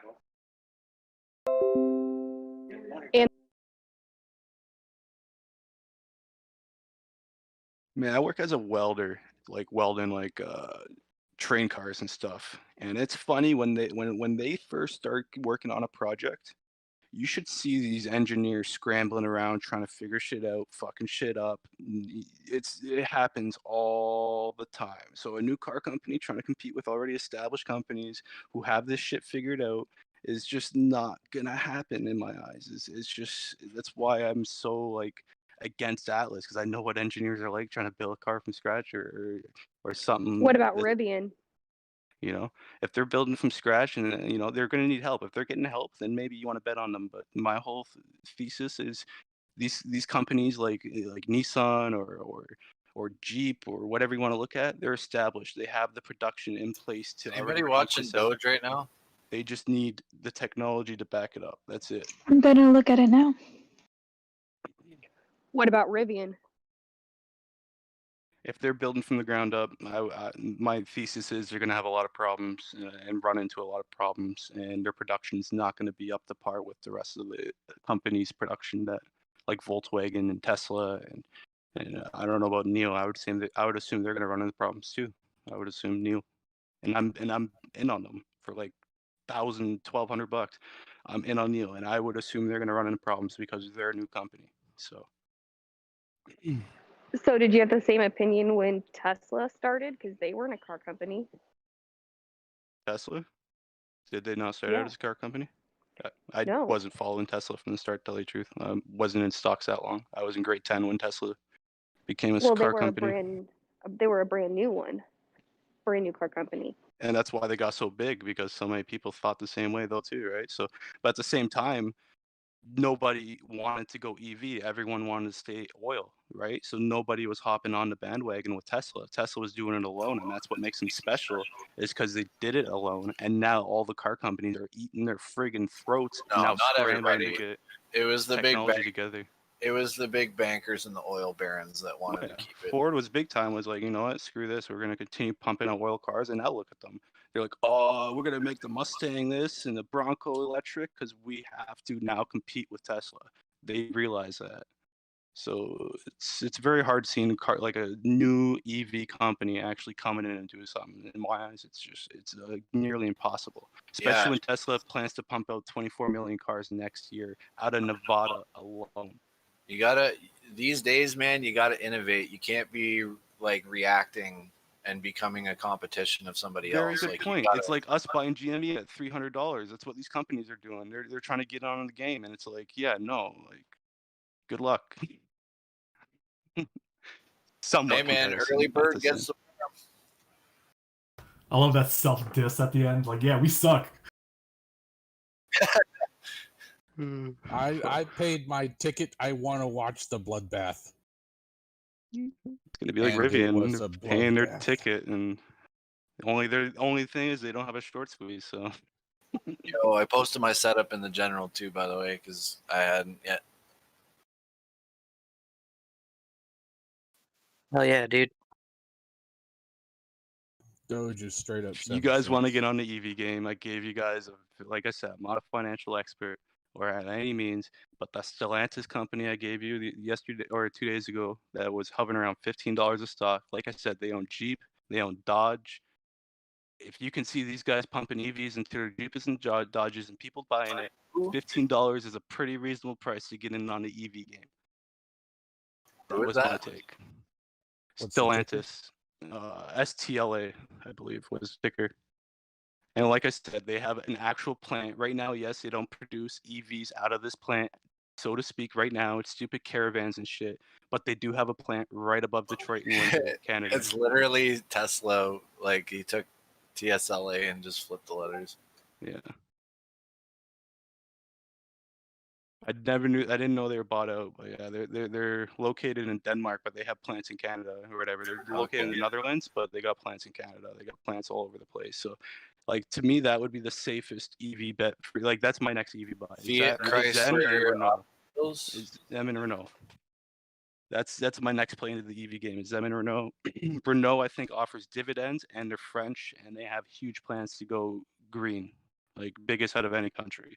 So that's my play with them is Renault, and then this $15 ones. My play is they're gonna stick EVs into their Jeeps and stuff, and people are gonna buy it over Rivian and this and that. They're gonna be competing, and for $15, I think that's low. That's value buying, I think, in my eyes. But that's just my play. The thing with Rivian is that they're going to be the first electric truck on the market. Not if Ford decides to stick their EV into an F-150 and start selling it. They'll produce 6 times the amount of trucks as Rivian will. Probably more than that. I Rivian- don't know the numbers, but Rivian will be delivered in September. how many? Kata, you've always How many got the trucks? numbers. Kata, you've always got the deets. When Thank am you. I going to get delivery of my Cybertruck? When they figured out how to make that with no bulletproof. Yeah, the 50 caliber went through too easy, so they're just trying to get the glass a little thicker, you know. Maybe try to purify the air a little better, you know. Who knows? I just want to look like I'm in a 1980s sci-fi film all the time. I think Elon Musk just got bored at one day. The plant was working so well, and just by itself, he's like, you know what? I'm just going to design a truck. Let's see. And it just went to work, and then yeah. Why do they actually have pre-orders in on that thing? Do you know? I don't. So that's usually how they. The pre-orders for the truck are $100 a piece. That's usually how they first sell. Like every car company, that's how they first get going. It's with pre-orders. They don't. I thought they did the overstate. pre-order for the trucks last year. Yeah. $100 a pop. That's like someone like Rivian right now. That's all pre-orders. They have to get pre-orders before they even produce anything because they don't know if there's a market for it. Like their company like that's going off pre-orders. Every company is that's starting from anew. I can't even afford to look at the price of the Cybertruck yet. The Cybertruck is the default cube with one loop cut. That's what it really is. For those I think they know. I'm not gonna lie, you give me a matte black fucking Cybertruck, I drive that thing around. The big block, the big blocks they use to carve like play models of cars out of. But you just went in there and started whacking at it with a sword. It kind of goes wing, wing, and then It's like I'm gonna take off a little here. I think it's sexy. He probably created that truck right after he smoked up on Joe Rogan's podcast. He's like, I got to go. I got an idea.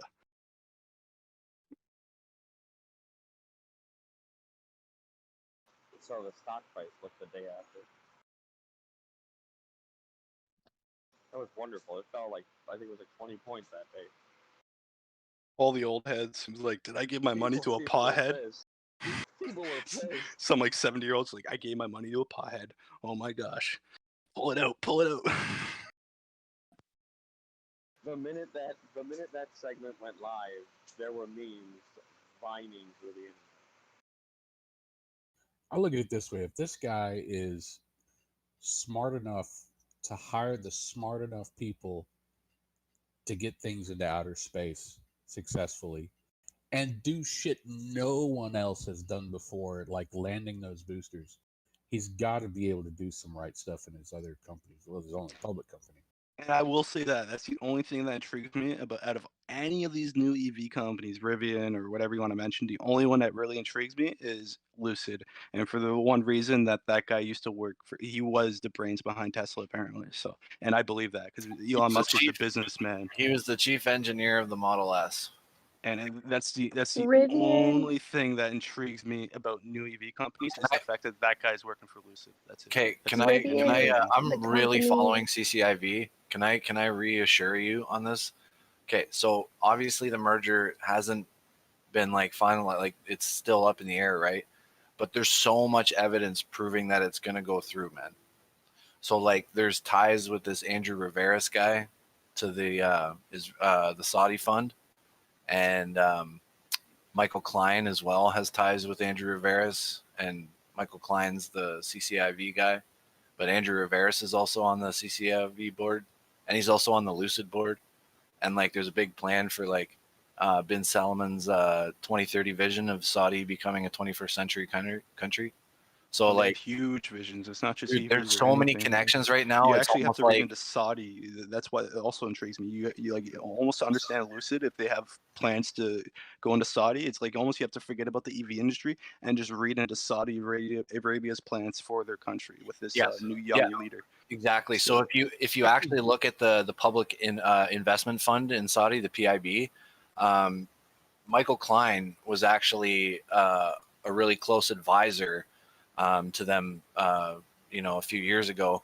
It's not like we don't know what his relationships are now, but what people are saying is that when it comes down to it, it all comes down to trust. And they've worked with Michael in the past, and like he's a familiar face, right? So they, especially with Andrew Rivera's, he's always been talking up how he wanted to turn Saudi Arabia into a 21st century country. And we all know how much the Saudis love their cars. So like, I think we're going to see, like, I don't know, man. I just know what's going on in Dubai. I know. I was just saying out of any of the new like startups when it comes to EVs, out of any of them, just because of like that market, I would trust Lucid the most. Dubai I'm not gets- saying that I trust it, but like out of all of them, Rivian, all these other new startups, Lucid I think would be the most best people to back because there's money there and there's 1080 Saudi money. horsepower. So in their first, 1080 because horsepower. that Saudi, people gotta understand that Saudi fund is technically government money. If you actually read what's inside, that's a lot of government money in there, and there's a lot of relations to Japan or China. I can't remember which one. I haven't read it in a few months, but there's a lot of government money related to Japan and China as well in that fund. So like, it's a lot of government money floating around that fund. Competitor, I'm telling you. So like, if this goes, if I were to back anyone, I'd just follow the money and back Lucid. If you're gonna go with a new startup, like Lucid is a new startup, I would assume, but yeah. So it's just honestly, like I'm watching it like a hawk because like if it doesn't go through, obviously the the share Because price. that's the thing tank, too with like Saudi. Like, look at China now. They're like, okay, we don't know about Teslas, even though Tesla's probably a beautiful, perfect car. China has found a problem. Maybe a screw was bolted in the wrong place, and now they're like, you know what? Fuck you guys.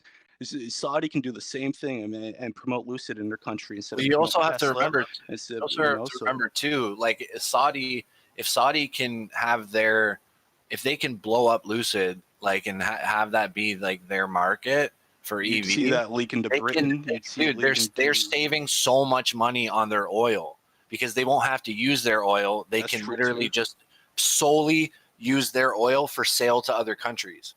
This is what I'm saying. What do you It's mean? like, They can solely use your oil for production within country as well and build up even greater instead of and just dude, exporting all their yep, oil. exactly. And they have a huge amount of money directed towards like because if you know anything about Dubai, you know that all their cop cars are like super high end vehicles, right? So if Rawlinson releases the Dream, right, first, like the really expensive one, they're gonna I guarantee they're gonna start filling in the police, like the vehicles of the Dubai police with all Lucid Dreams.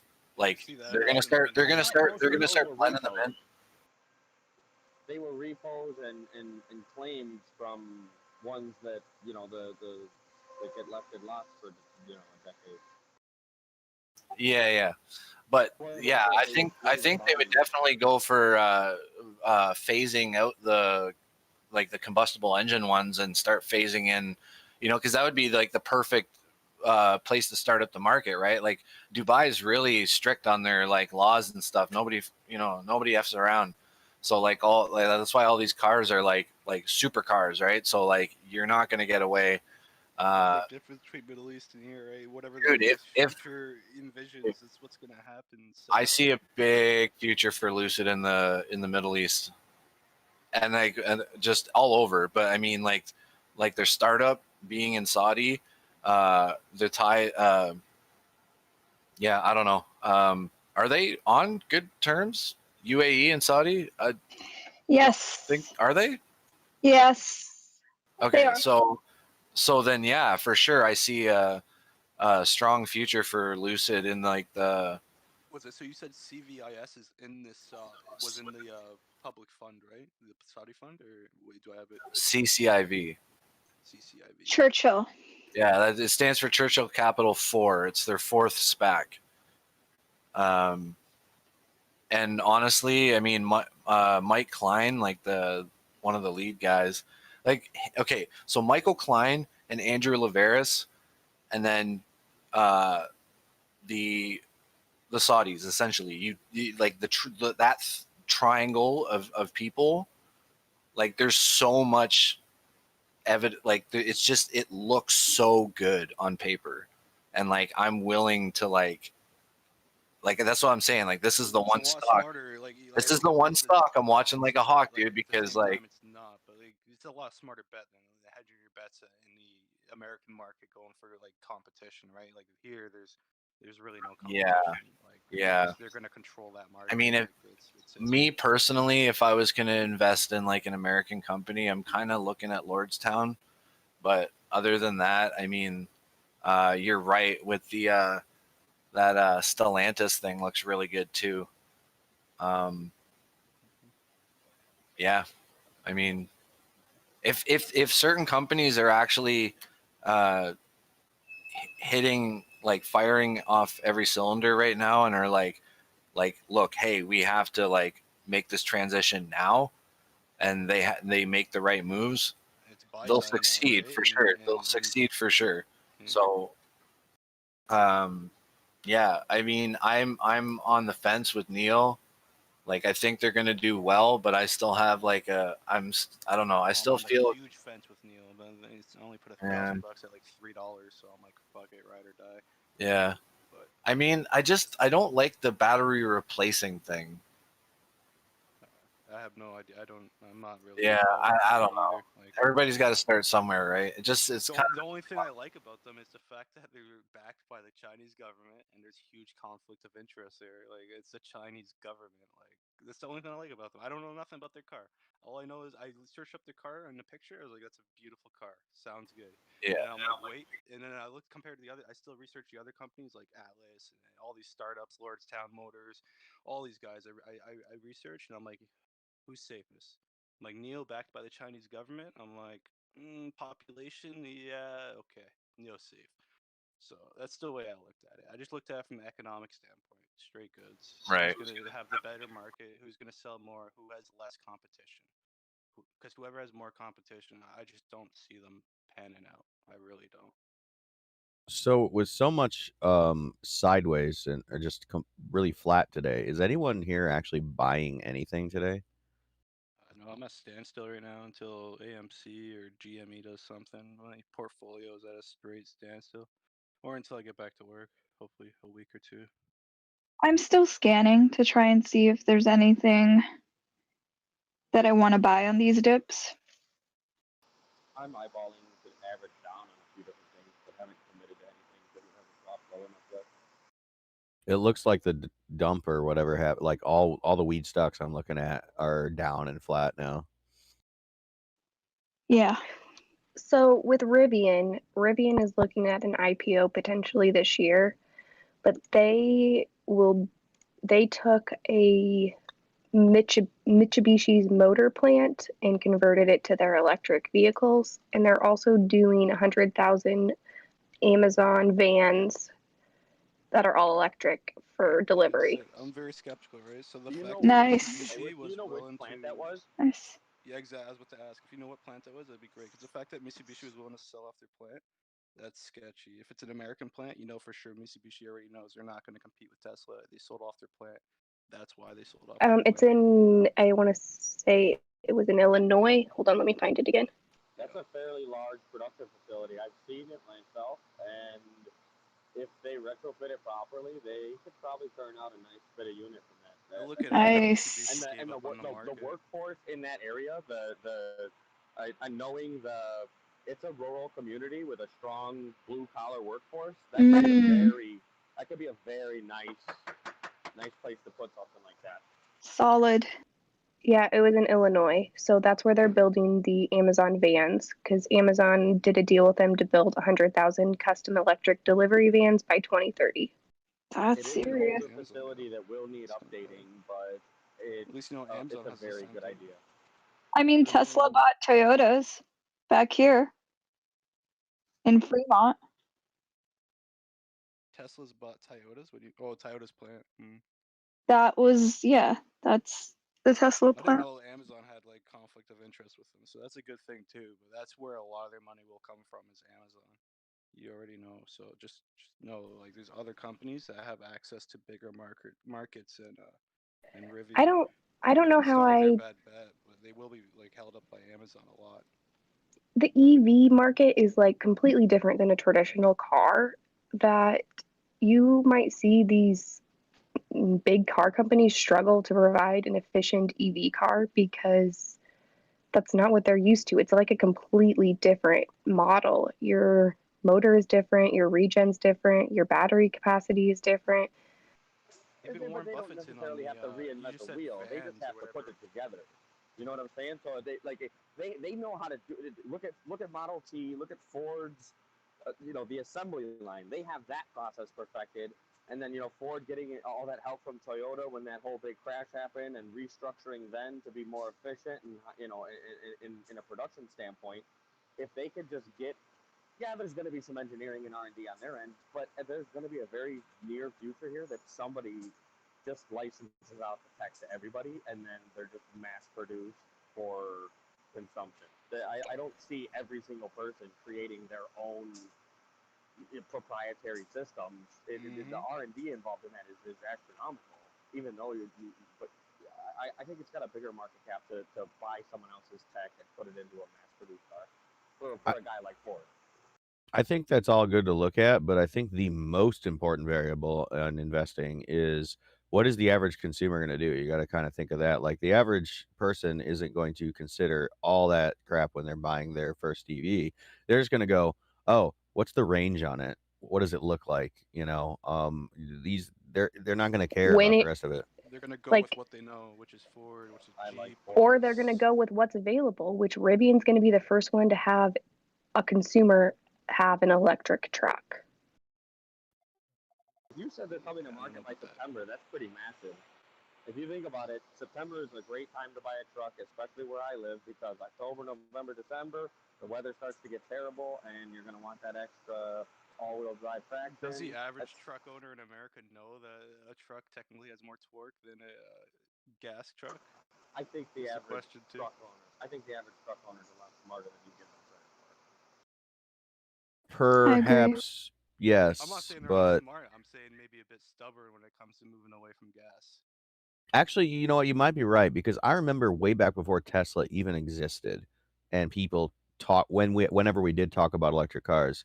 There were people, my dad included, all kinds of people who knew, like, oh yeah, I know on electric motors you get the crazy torque, you know, so they know that. Yeah, but we talked smack about the Prius. No, and then once the 500D came out and you could put it in insane mode, and you're literally tearing apart Hellcats on the drag strip, I promise you, people have a hard-on to put an electric motor in a truck. People still talk trash about the Prius. Well, exactly, but I'm saying Tesla recreated it in grand fashion to give it credence, to make it a real thing. And if I could have, moving away from gas. no, I think you're selling the market short, bud.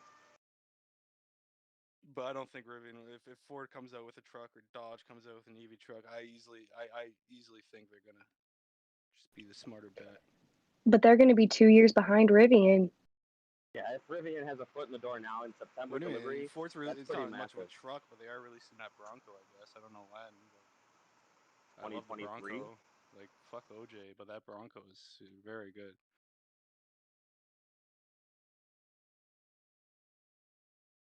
What does OJ have anything to do with this? Man, whenever you think of a Ford Bronco, you think OJ. Come on now. I mean, I guess that must be a Canadian thing. So I don't know anything about it. Is Rivian set up to produce and and ready to sell in America soon? Yeah, they're delivering their pre-orders like in between June and September.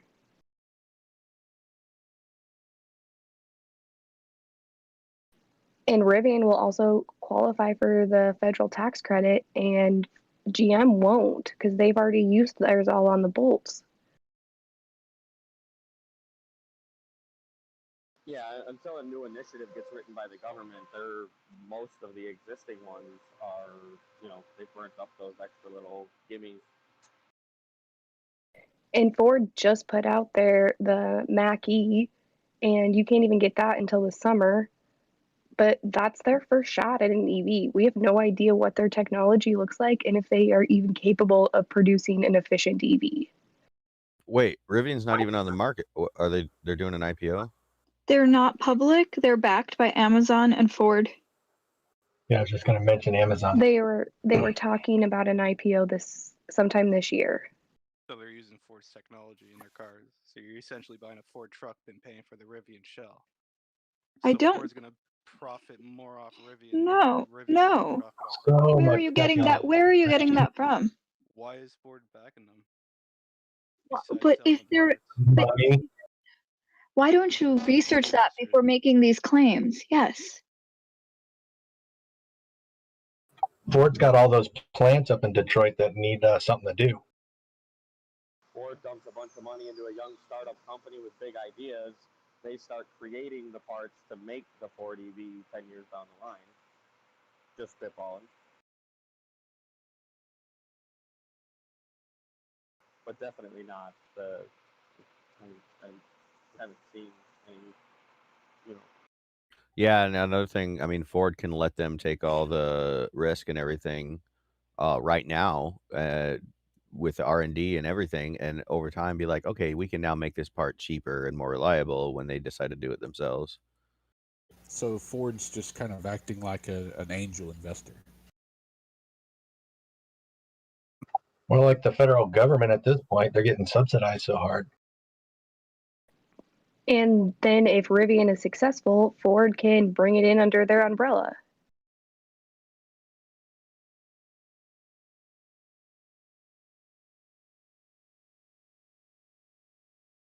You gotta remember how these big corporations think too. I hope they didn't fuck them. Bring them in, learn a little bit about the technology. Because all I'm reading here is that they canceled a significant order they had. They were using Rivian to kind of help on the project, which was the Lincoln SUV, and that might have been it. Yeah, they're trying to make the Lincoln SUV EV, and they're using a Rivian to help. And then they blamed it on the pandemic, but they canceled a huge order with them back in April. Harsh.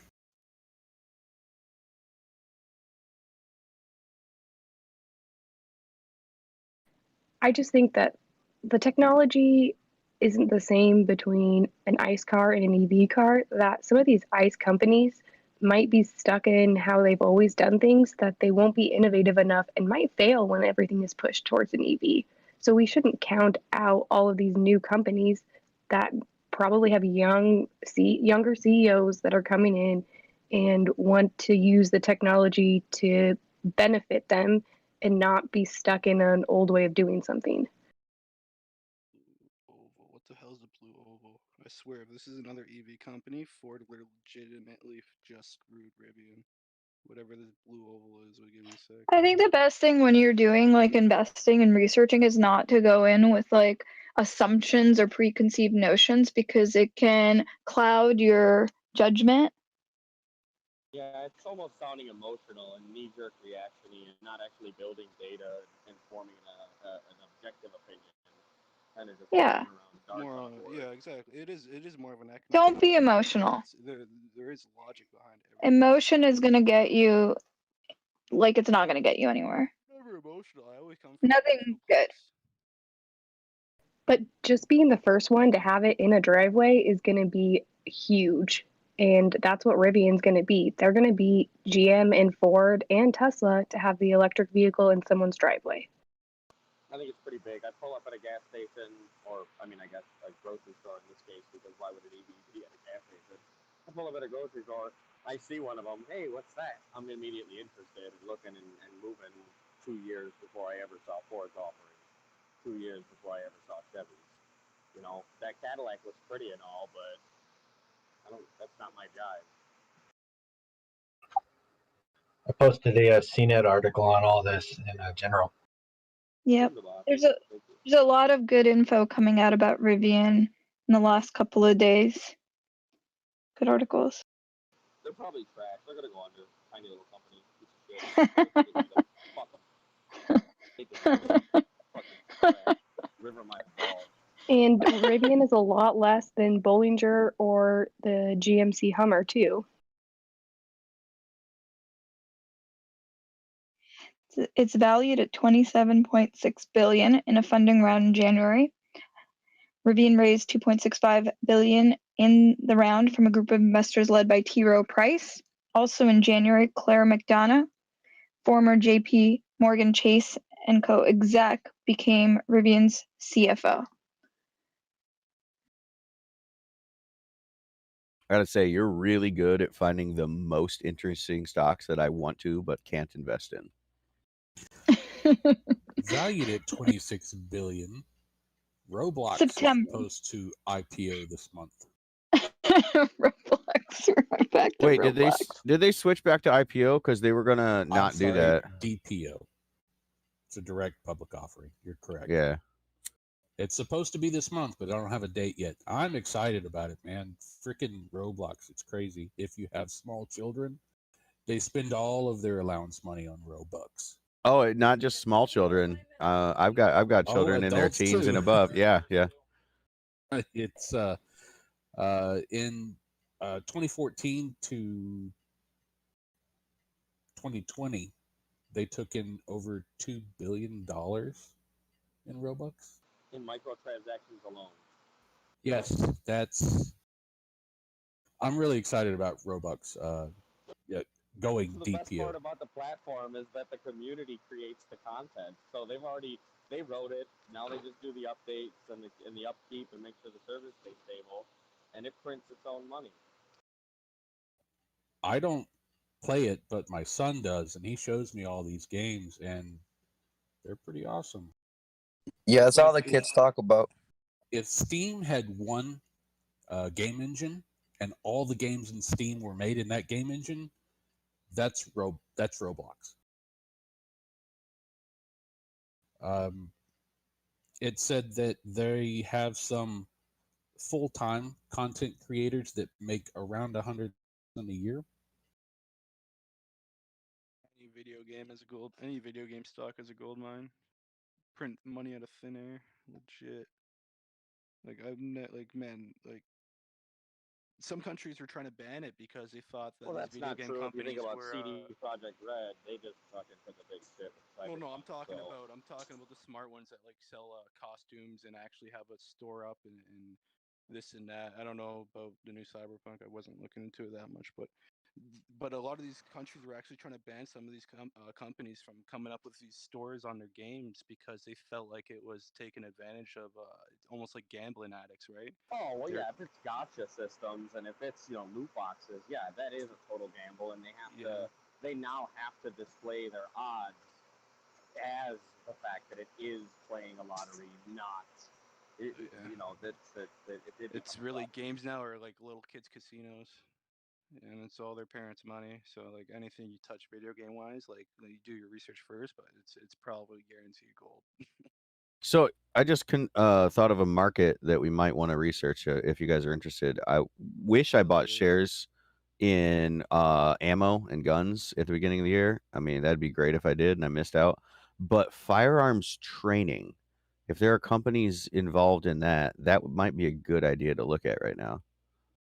The scary thing about that is the federal government not exactly being quiet or polite about some of their plans in regards to gun ownership changes, no? Yeah. I mean, I'm not trying to take the whole, like the right-wing stance and say, they're taking my guns. Yeehaw! You bought stocks and guns. I bought guns. I'm just saying from the standpoint of... What are you talking about, just the ammo or like training? No. Training on how to properly handle a firearm safely in that There's capacity. stocks in that? There's like companies that are on the IPO that had an IPO from that? I'm just I was just bringing it up. If there is, that might be a good thing to look into because there's a whole lot of new firearms owners who might be, getting into training a lot. There is a lot of interest in it. How Yeah. many of them are actually getting trained? I feel like a large sum of the market is taking a quick class to get your CCID or what have you, and then getting a handgun and it sits in your stock drawer for the rest of your life because you're not an actual avid carrier. Crazy influx for that to happen in the market for that. That would be like war would have to break out, and then you'd see like an ammo company really go up. 12 months in America? They have really gone up. They've all gone up. Ammo is triple. Do they sell tear gas? If they do, then that's exactly why. You can't buy tear gas. No, you can't buy tear gas. Guys, I don't know of any tactical training companies that have an IPO. Most of your tactical training stuff happens at a local level through your local gun stores. Even your chain retail stores that are nationwide. I don't know. It's all handled local, and they do it locally with retired SWAT guys or retired Army or Marine people or Special Forces guys. I assume they have to. It's not like they can ship guns through Canada. Like that wouldn't be allowed. They have very big laws on that. So, and same with other countries. It's not like they can. No, they you're talking probably about just the training of the thing. It's not like there's no Starbucks of go be a gun. Yeah, no, I wouldn't. No. If there was, it would be like a huge ammunition and gun manufacturer. If there was, right? They'd be the ones that benefit off that the most. I would tell you something maybe to try to research, and I don't know if there's an IPO on this, but a big universal product that is getting a lot of traction is folks that have a concealed carry weapon. That can carry a gun, every day after they get their class. One thing a lot of people are buying is insurance, concealed carry insurance, and what that is, it's basically an insurance policy for if you ever found yourself in a situation where you had to defend your life and you had to discharge your weapon. you have insurance in place to where they will handle your legal fees. They'll help you with attorney. They will help you with paying bail, because you're going to get arrested even if you're not at fault. You're going to get arrested. You're going to get your weapon confiscated. You're going to have to go through the process. It's going to be 6-12 months plus of hell. But that's something to look into. There's a company that has an IPO that actually does concealed carry insurance, because that would cater to everybody in the country, not just like a local gun store. I have actually seen ads about that very thing. Yeah, that's a good point. Because I think that would be something that might have a better chance at an IPO than actual tactical training stuff, because most of that happens at a local level. I'm watching a stock. Banks hopping on board for that. You know it's a thing. POWW Ammo Inc. is something that's doing pretty good right now. I wished I had bought actual physical ammo 18 months ago. I wish I'd taken 25 grand and just bought a semi's worth of 9mm and just stored it. Yeah. Yes, Dude, oh my God. I'll give you an example. Okay, listen. Ammo, a 9mm ammo used to be 8 cents a round. Okay? Average 7 to 8 cents a round for guys to go buy ammunition to go shoot at the gun range. It's almost $1 a round now. You're paying about 90 cents a round online. And here's what you're not telling him. So it's almost $1 a round if you can find it, and it's the crap stuff, the steel case stuff. Yeah, the awful stuff that nobody would buy before.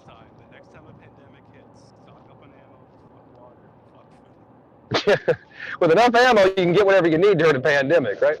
I've got roughly 500 pounds of just raw lead sitting on the shelf in my garage that I blew flames, and I recast my own all the time. But yeah, the price has really skyrocketed. I remember being able to buy bulk ammo by the pound at roughly 5 cents a round, and that's gone. Yeah. Well, consider this. Consider this. Like last year, there were, I think, 7 million or 5 million, but it was at least 5 million brand new gun owners in 2020. And if each new gun owner bought 2 boxes of ammunition at 50 rounds apiece, okay, that's 100 rounds of ammo for every new gun owner. So what's 5 million times 100? Yeah, that, and I heard rumors that the military has been buying up a whole lot of ammo all this time too. So that's adding to the shortage. But yeah, even the tools for reloading, even getting a press or something, those are up like 3 times their original price. I'm throwing my money into Smith & Wesson. Fuck it. If everything you guys are explaining to me right Well, now... I'll joke. I'm throwing my money into Smith & Wesson. Hold on, let's see. There's Smith & Wesson. Well, Smith & Wesson, they don't make ammo. Make bullets that much. They Yeah. limited quantity of bullets. They make nothing. Okay. Try this. Try Federal. Try Hornady. Try Remington. Try Blazer. Try Yankee. Try Lapua. Those are all your major ones, and they're all out the roof as far as their cost. I don't know if you can invest in it, but Tula would be a good one too. That's true.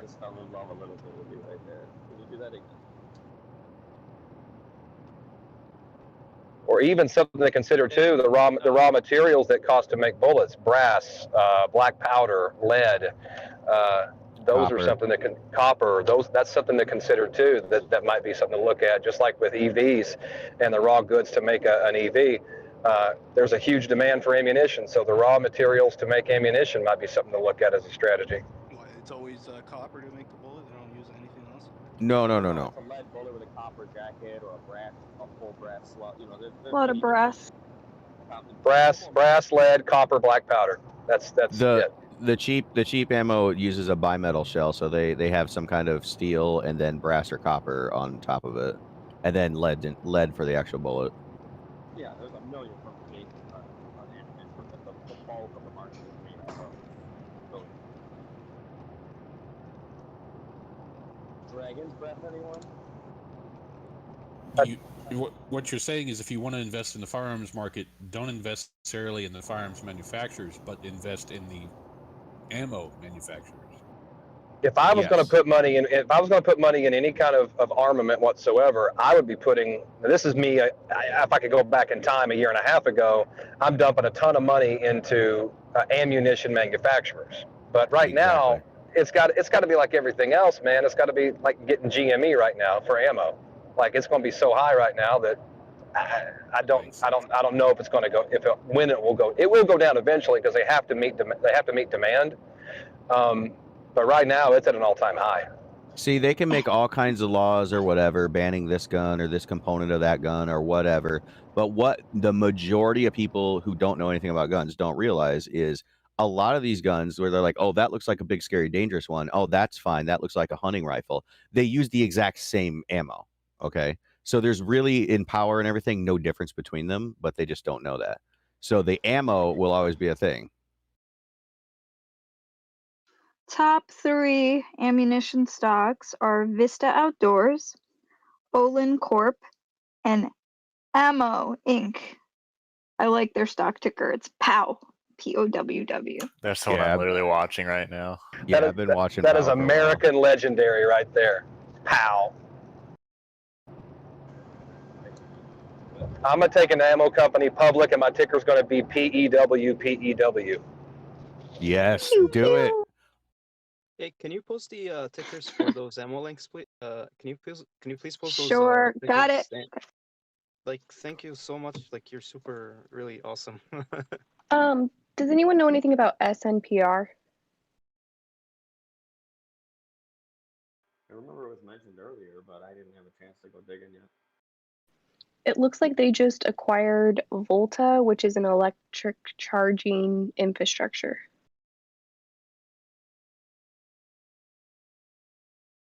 I think they're similar to those like what were the scooter stations called that you could like in metropolitan cities walk up to a public scooter station bay and then rent the scooter and go about your way. I think Volta has a similar business model but with plug-in like ports. They also have it where it's built in advertising, so they have a marketing component too. Hey, does anybody use Thinkorswim here?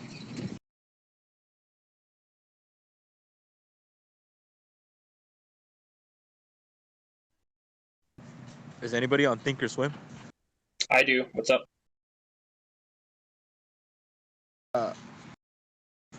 Is there like a way to learn the interface a little bit easier? Because I'm kind of new to it.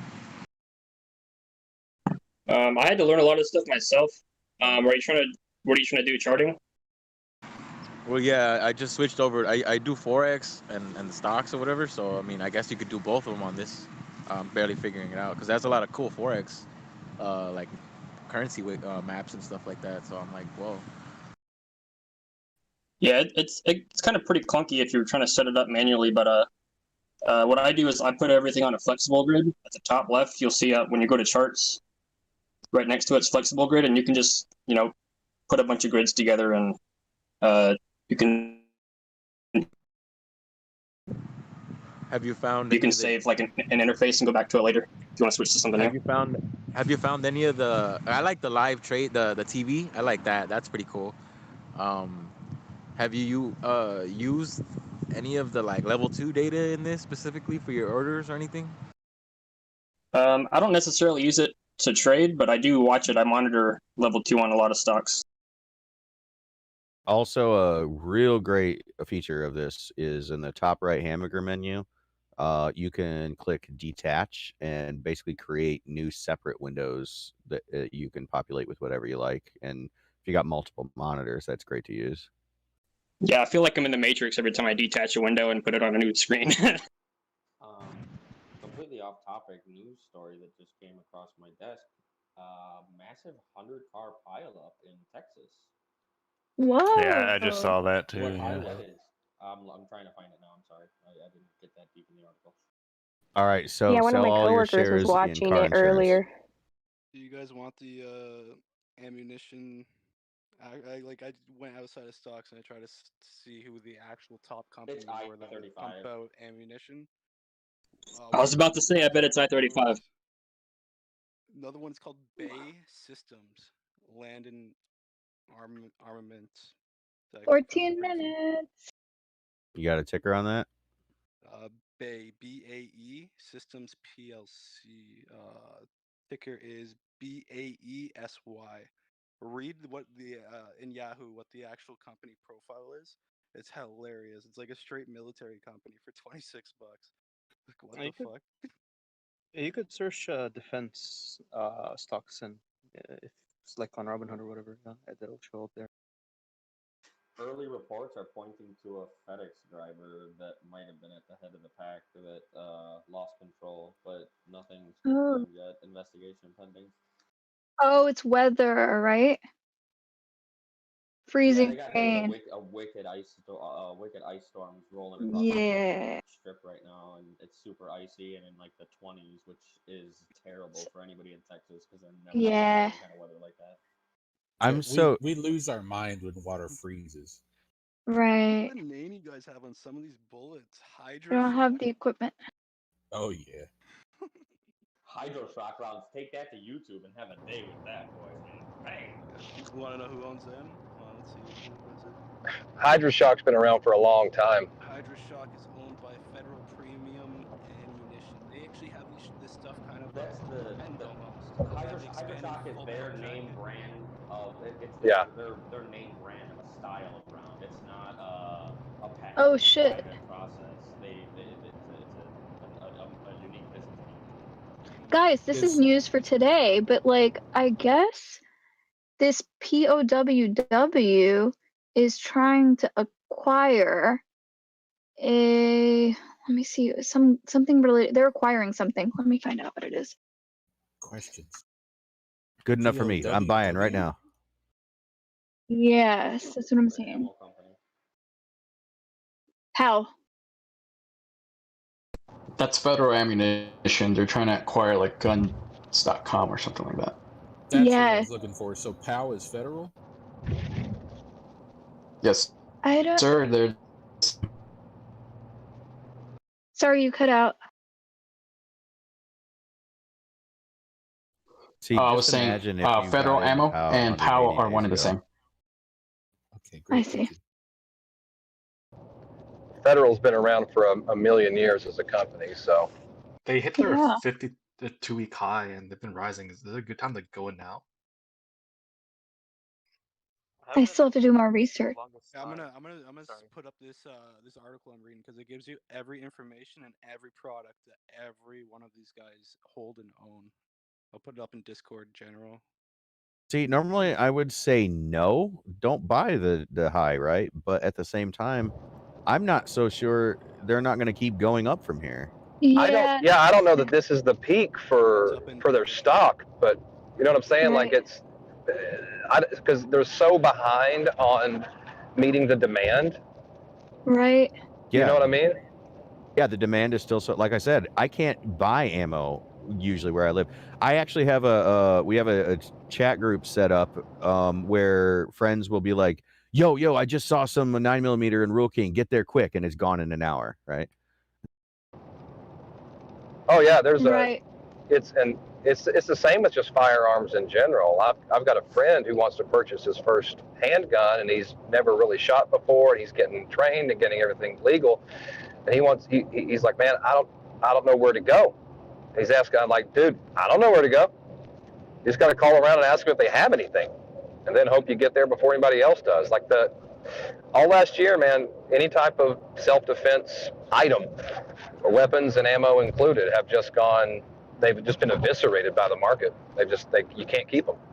What I can tell you is Federal as a quality of ammo is always a good bet. Like they always have good ammo, you know.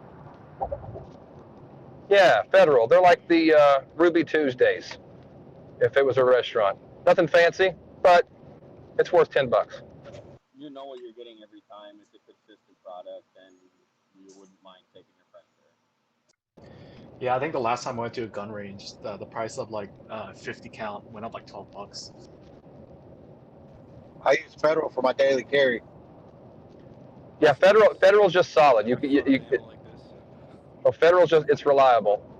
I do the Hornady hollow points with the polymer tip in them. Critical defense. Yeah.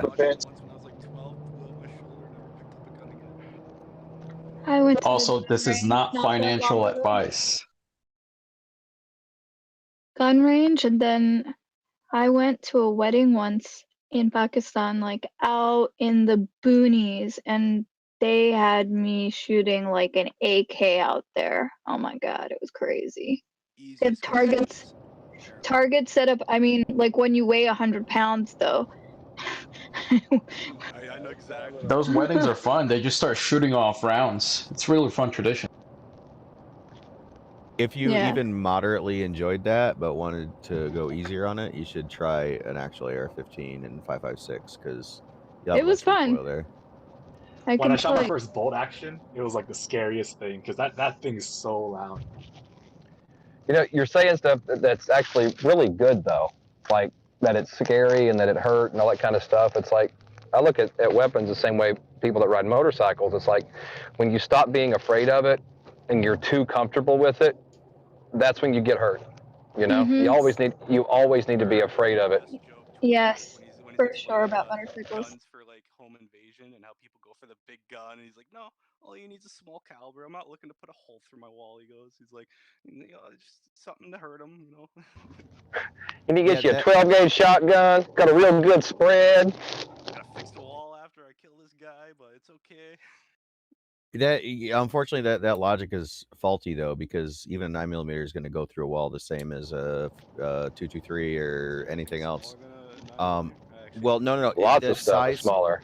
the size of the round isn't necessarily relevant if the speed is higher and everything, right? So, the hollow points will help in that, but they also have frangible rounds that are designed to just explode into a powder on purpose. There's a lot of things if you look into it you can do. You want to YouTube that stuff and watch people, you know, testing what rounds will go through sheetrock and go through a wall. It's really fascinating if you go down that rabbit hole and start learning about ballistics and about the velocity and about. The two retards in the States that were using a dictionary to test out the velocity of a Smith & Wesson, and It was actually she shot him in the chest with a Desert Eagle, and Desert Eagle, yeah, that's what it was. It's a 50 caliber round, and he's dead. And she He went was to holding jail up the for. dictionary thinking it would block it, and it's like, what?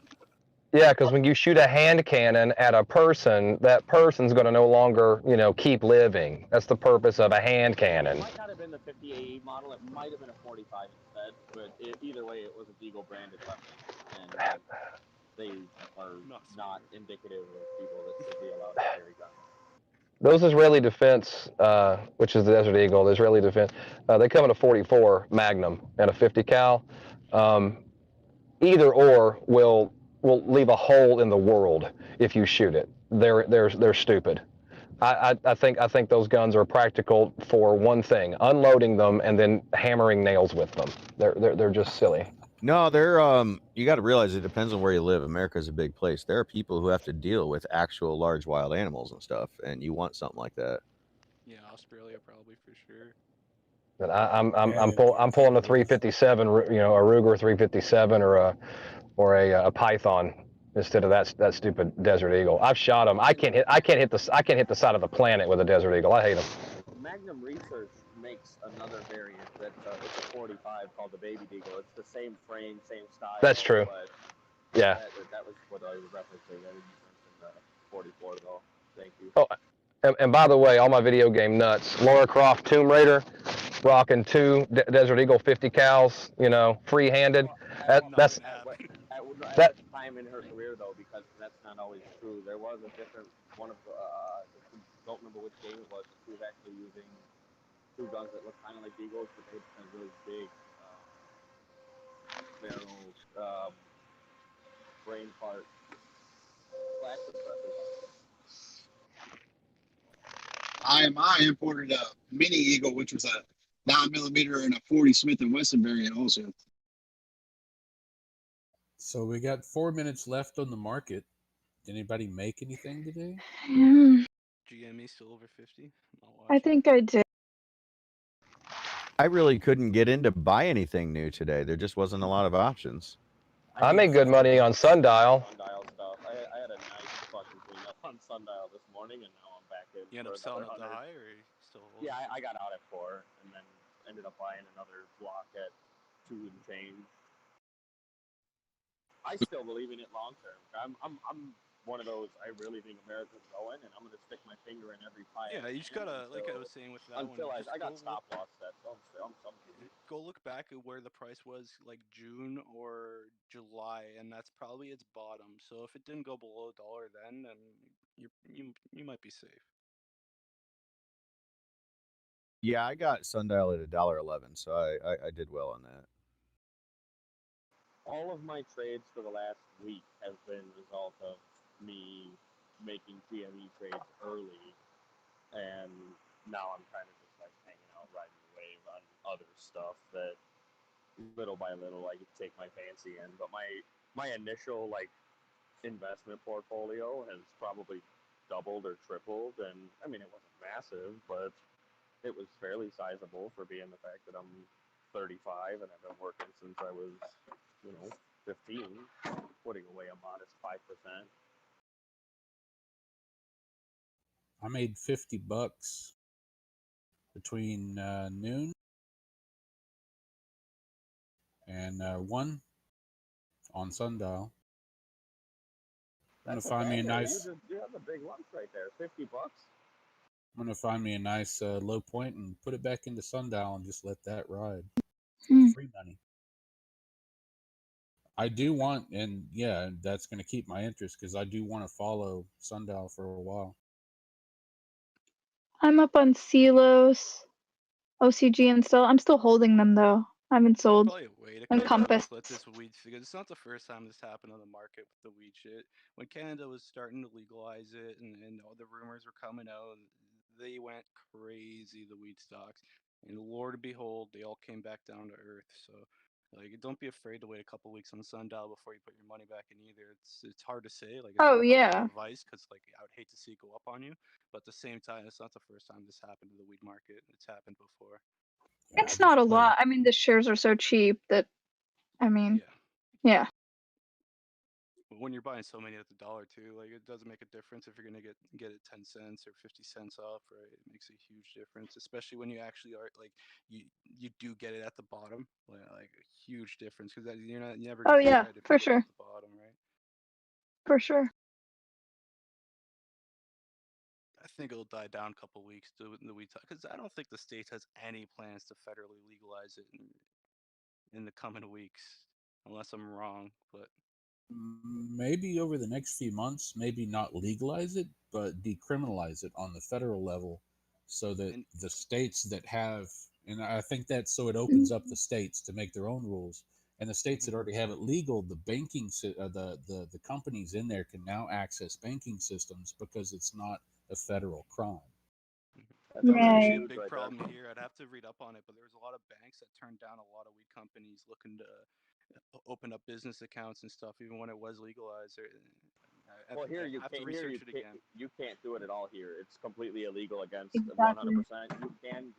You can join credit unions because they follow some different rules, but even then, it's super dicey, and a lot of weed companies have massive cash flow problems because it's literally all liquid. That's what I was cash. reading. Yeah, so that's something to be wary when you're like more United States companies right now, but they're sitting on a lot of cash with nothing to do with it. I know several of them that have started to invest into precious metals and stuff to have more security in their funds with a smaller package. Just what are you going to do with $1 million cash? Kind of a big And that's deal. where blockchain opens up because there's a lot of rumors that these weed companies, even if it is legalized, they're going to say, fuck the banks. We're just going to go with blockchain and use them to, store our money essentially. But I don't know. That's rumors. DeFi? That's heavy rumors. So you have to research that shit.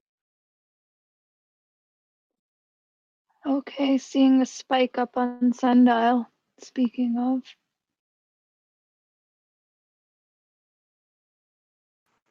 It got support.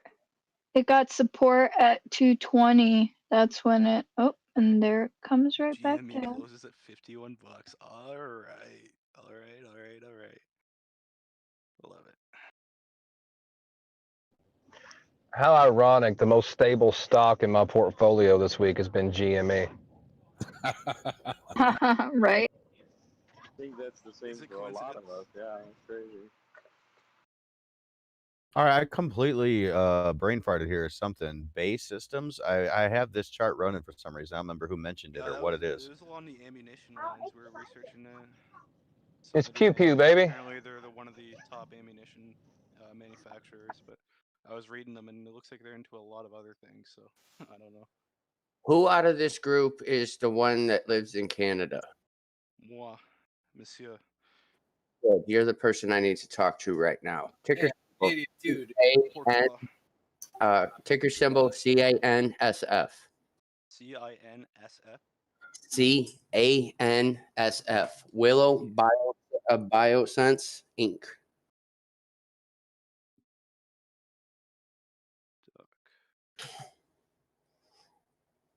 Have you heard of them?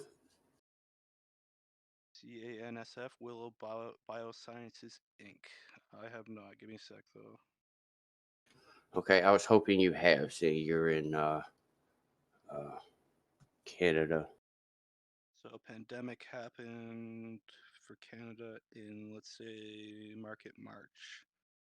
They went down to 46 cents when the pandemic happened.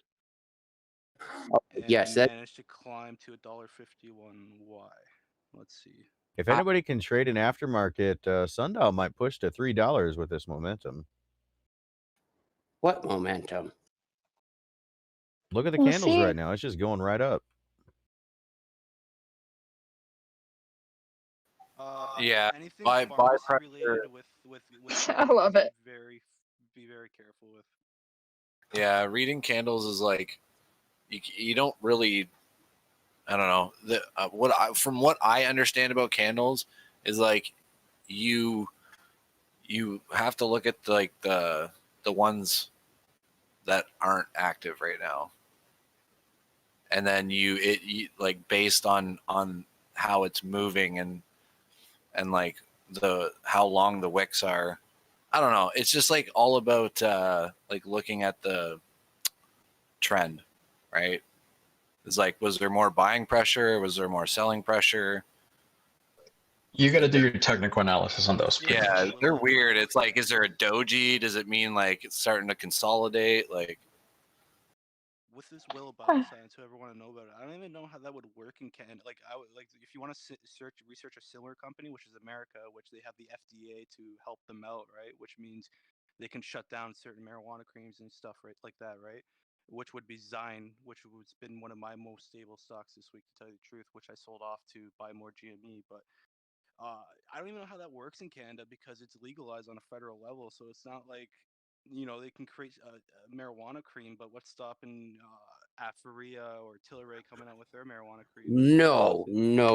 That's not. Yeah, see, that's face value. What this company is doing is supposedly they can take a big ass vat in a lab that can put some yeast in there and they can put some other things in there. I don't know how exactly they do it on a scientific level, but then they mix it all together and it comes out THC crystal particle, more all pure. These big companies have all the infrastructure and technology to create their marijuana into other forms, shatter, butter, every form you can think of. All these companies have that same technology. Yes, but they have to grow it, and they're doing that in 4 months. They're doing the grows within 4 months. This company right here, supposedly, and what I'm reading, can do it in a vat and make it in 10 days. What they're doing to the marijuana, making it in a vat, is putting it into another form. All the other companies do that as well. They do that. They have other products. They have butters. They have shatter. They have to change its chemical compound in order to do that. It's not something a pharmaceutical company has its hands around, or they're the only ones that are able to do it. They're not. These companies actually probably have better technology than this pharmaceutical company to do so. Which American company are you in?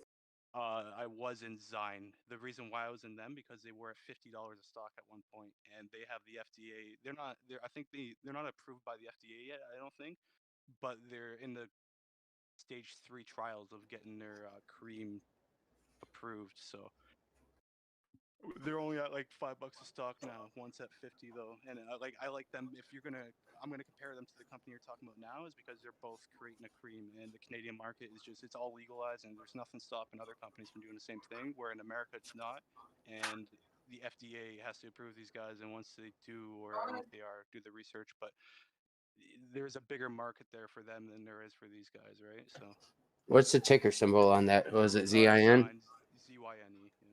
Yeah. Okay. Just research them, and they were at $50 like 2 years ago. Then a pandemic killed them. They came into some troubles with their trials, and then they're hovering around the $5 mark now. So maybe $9 American. I'm not too sure. It's amazing they can do it in 10 days, though. It's cool.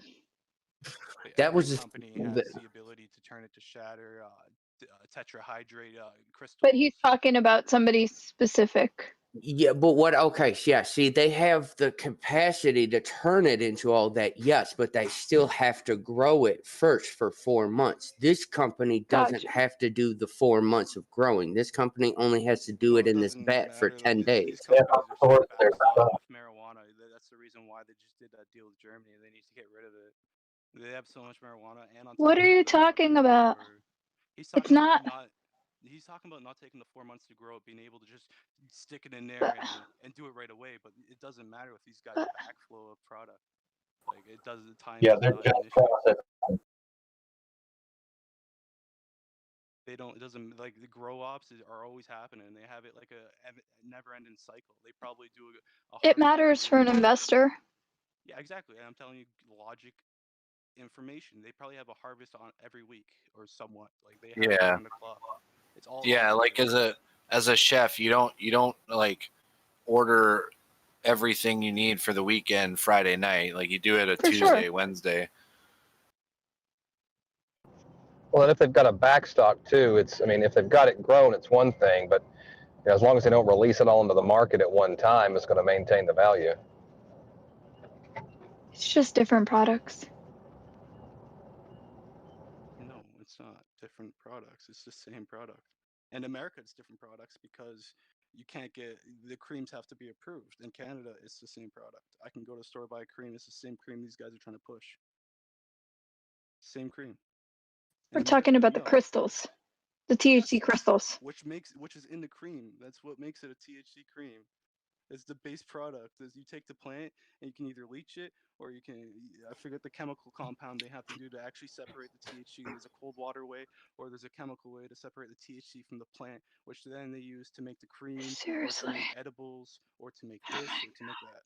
So I hate to be a pain, but I just No, and you gotta look at like what states aren't legalized, and then, but then at the same time, the United States also has a lot bigger population than we do here in Canada.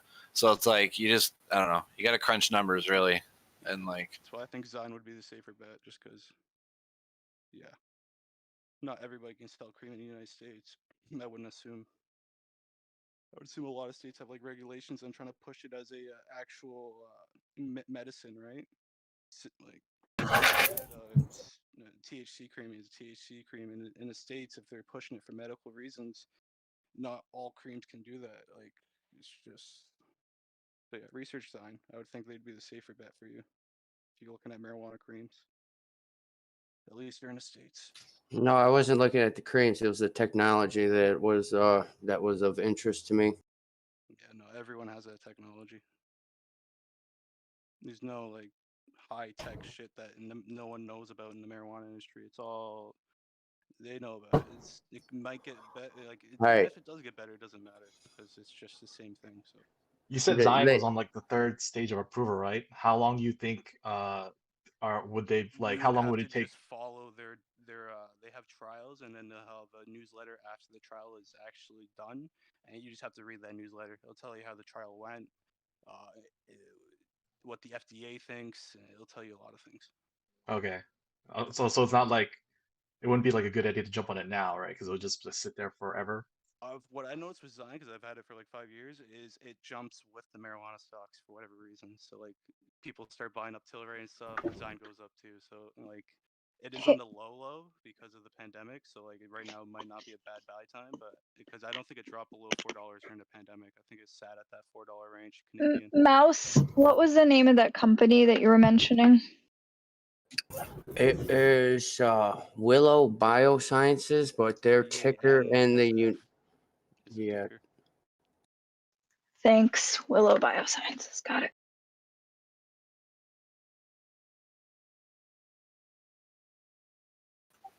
I don't know about you guys, but I'm Love looking it. at water stocks, gold stocks, lithium stocks, solar stocks. It's so hard for me to One think water water stock I wanna stocks buy, might go anywhere because where I live, water's essentially it's not, but it's essentially infinite. I mean, because I'm by the Great Around the Lakes. world, it is not, unfortunately. I Very, get very real recent. It is if you have a way to treat it.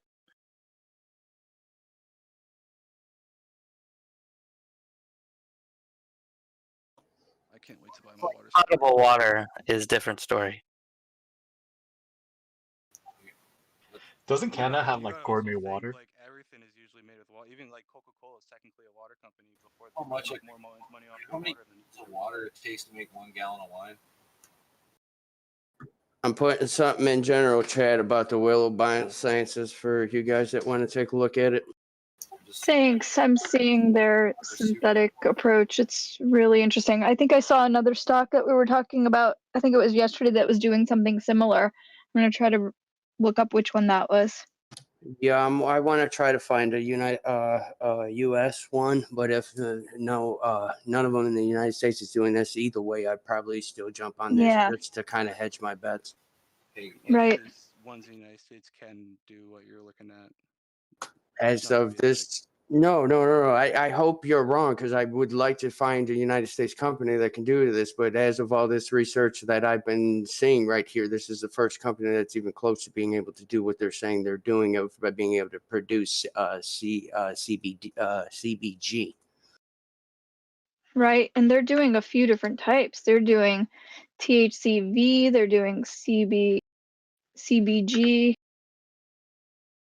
6 different kinds maybe. Who in here likes chocolate? I love some chocolate. Okay, guess how many gallons of water it takes to make 1 pound of chocolate? Oh, I'm scared. Like 50? 3,170. Damn. Did you guys? So yeah, water's important, guys. Remember that. If you guys actually I made the mistake. If you guys actually ever watch chocolate, how it's made from the bean to the actual chocolate bar, you Yes. guys would never eat it again, dude. It's kind of I've seen it. It's awesome. I went to the Scharfenberger when they first started, like years ago. Scharfenberger was started by 2 dudes that were in wines, and then they created the chocolate company, and it was based in Emeryville. And I went there for a tour, and it was amazing. So cool.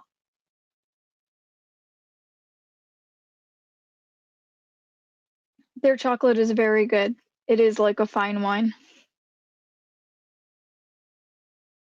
Okay, so it's 5 different types of molecules that they make. They call them molecules. Yeah, man, this technology is not illicit to them. Like, But the thing that you were saying oil is, is extracted using CO2 or an ethanol extraction methods, or both if you want to ensure that you have pulled everything from your CBG-rich biomass. For Anyway. example, you can use CO2 to pull from fadru plant terpenes, which is the flavoring and shit. But yeah, like what you were saying about it being synthesized from the plant, that's not what they do. What Mouse was saying was that they do it in the lab without the plant. It's a synthetic cannabinoid. yeah, everybody would rather the natural thing. No one's fucking with Not, spice. no. Not Listen. when it's 50. Listen. Not when it's 50 to 500% times stronger. You trust me. Not Speak when for it's yourself. Like, speak for yourself. So, can everybody hear me? So it's Yes. fake weed is what they're creating. So the It's thing is, non-psychoactive though. It's not really it's fake not, though. it's not Is the thing. THC. So they're using the plant. No, dude. Okay, so this is the kind of thinking a lot of people have that's just messed up. For example, with the diamonds, right? Like, oh, they're putting the carbon together and making a diamond, but it doesn't come from a real diamond. No, it is. It's literally the same atoms. Okay, it is the same stuff. Whether you extracted it from X or Y doesn't matter. It's just different types of extracts. I live in Ohio and we're medically legal here, and but between the different type of extracts, I mean, there's seriously, I mean, right now, I mean, there's probably 8 to 10 different types of extracts you can get off just the raw distillate, the raw THC, pure THC off of cannabis itself. Hey, look, if they can make THC without having to grow and water a plant and Mhm. stuff, that's pretty cool. I'd get down with that. You know, still I think growing cannabis is good for the environment. So I would say that a little bit of column A, a little bit of column B. I think synthetic marijuana, and I automatically think spice. But that's not what this Seriously, that's is. honestly what comes to mind. Because they're not creating the plants for you There's to a huge smoke. spice That's in not back in what's happening. 2016, 2017. It was huge. So we're This is saying the they have a chemical marketing compound. issue. But If I'm it not was mistaken, I thought I had read that CBG actually does not contain THC itself, or if it does, it wasn't at the levels that was actually high enough to be called illegal under that's our an law. antimicrobial. that is correct. Yeah, it's 3% THC. That's how CBD is also. That's why I know That's a lot with the black market. There's a lot of scamming going on between that with the CBD oil itself. So Willow has 5 different products, and only one of them is THCV. The others are all like CBD based. You can just go on their website and see their products. But I don't think this is for smoking. This is going to be used in products or perhaps pharmaceuticals. So they're creating Canadian markets already flood with that. It's been the flooded with chemicals to be pharmaceuticals able since to. the 70s or 80s. But So Mouse they're not just new to said. the game. But Mouse just said nobody else is doing this. So that's what that's what he said. So If he's they're doing. gonna Research medicinal So Canadian medicinal's history with marijuana. So you're disputing what he's saying without having anything to really back it up. All right, think That's of it what we're this way. talking. If they're making the base ingredient required to make these products, but everybody else is already making these products with the other source of this ingredient, if they can make this base ingredient cheaper, then they are going to be the major supplier of the ingredient for all of these other products, right? That's what I would think. Yeah, wherever you need to put this chemical in. Essentially, because you're cutting out 4 months of lights, 4 months of heat, Mhm. 4 months of water, 4 months of chemicals, products, whatever you're using, plus the people you're paying to grow it. But you're not going to get high off this stuff that they're making. It's not necessarily that's not what I'm in this for. I'm in this for the technology. You got to understand what they're doing. If they can take a 4-month process and put that into 10 days, imagine what they can do to figure out. This is Look, I think exactly you're like missing the the point. diamond conversation. This is I think you're exactly missing like the point, that. though. It's not. Having low THC makes it far easier for them to get approval and sell it, though. That's a good thing. They do have the THC product available if that's what's needed as well. Hey Mouse. Tell me if I'm wrong. I think your interest in this is not about synthetic weed or fake weed or THC. Mhm. It's the fact that they can eliminate 1/3 of a year's time, and it could be applicable to different industries. Because that's where I'm seeing the intrigue on my end. Is like, well, if they can do this with cannabis, can they do it with tomatoes? Can they do it with apples? Can they do it with? I don't care about it. We don't smoke it. I don't care about it. But I do care if there's a technology out there that could fast track the harvest, fast track the harvest time, and fast track the turnover, and you could have 3 harvest seasons a year as opposed to one. I would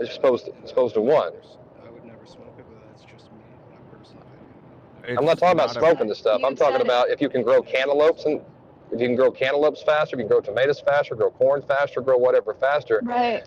The benefit I see is that bro, they eat it every day. They eat GMO modified seeds every day from Monsanto. People eat the Yes. stuff every day. It's like high fructose corn syrup.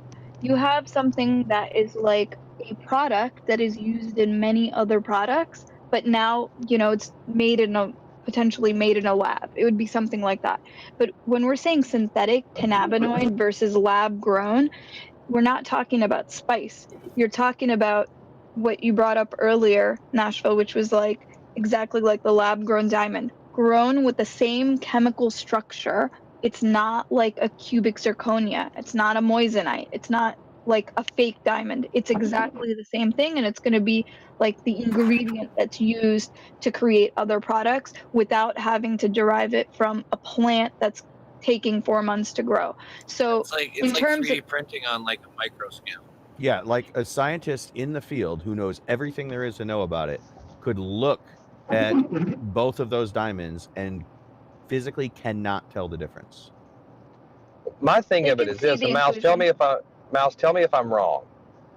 I think the real intrigue in this is not even the product that's being made currently, is that the technology is there that could affect other products and could actually cross over to different industries and to different avenues, because that's where I see it's like the first guys that were able to, I forget the documentary, the movie about the first guys that were, they set up like a porn site, one of the first porn sites on the internet, and they wrote the code to be able to take a credit card payment to pay for the porn, right?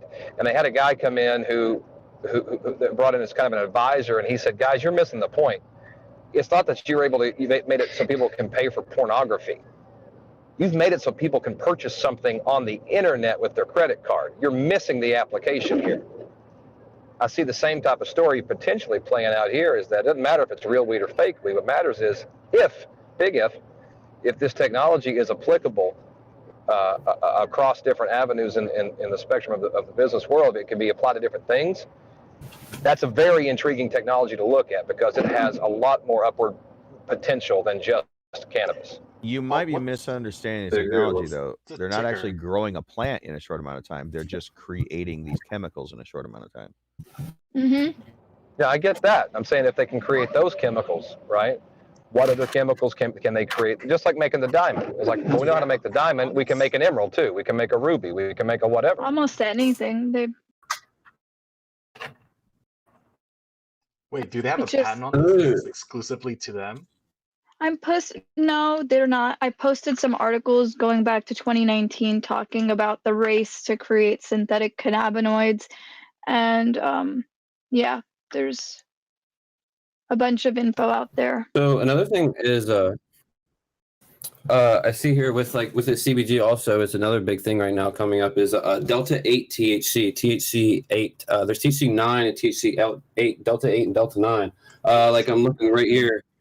Yeah, 8 is the week. So really, like right now, Delta 8 is becoming really, really big in my state because they can sell it over the counters. It's more attractive than CBD. It has no psychoactive effects. So really, I mean, it's more Delta 8 is definitely more for the relaxation effects off of it. But with Delta 8, it's not actually any bit of psychoactive. So if they're only be able to create Delta 8 THC, which I haven't read it, but I thought I had seen something about that before, because they can't actually get the psychoactive effect as Delta 9 gives. If they're not able to give that, then really the product really would be kind of inferior for the everyday use. As even like the diamonds, you guys are talking about. I didn't chime in for the whole conversation because I didn't get it all.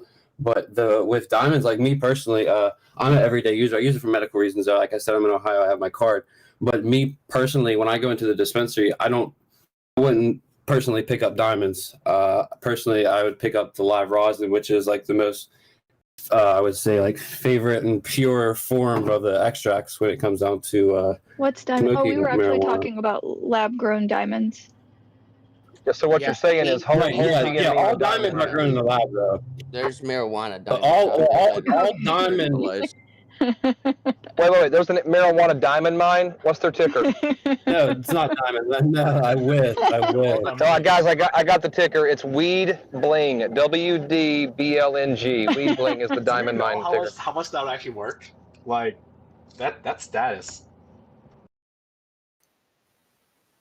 So I think what we're trying to say is the other company, Kronos, which we mentioned, I think, yesterday and maybe even earlier today, they were also working on the lab-grown cannabinoids.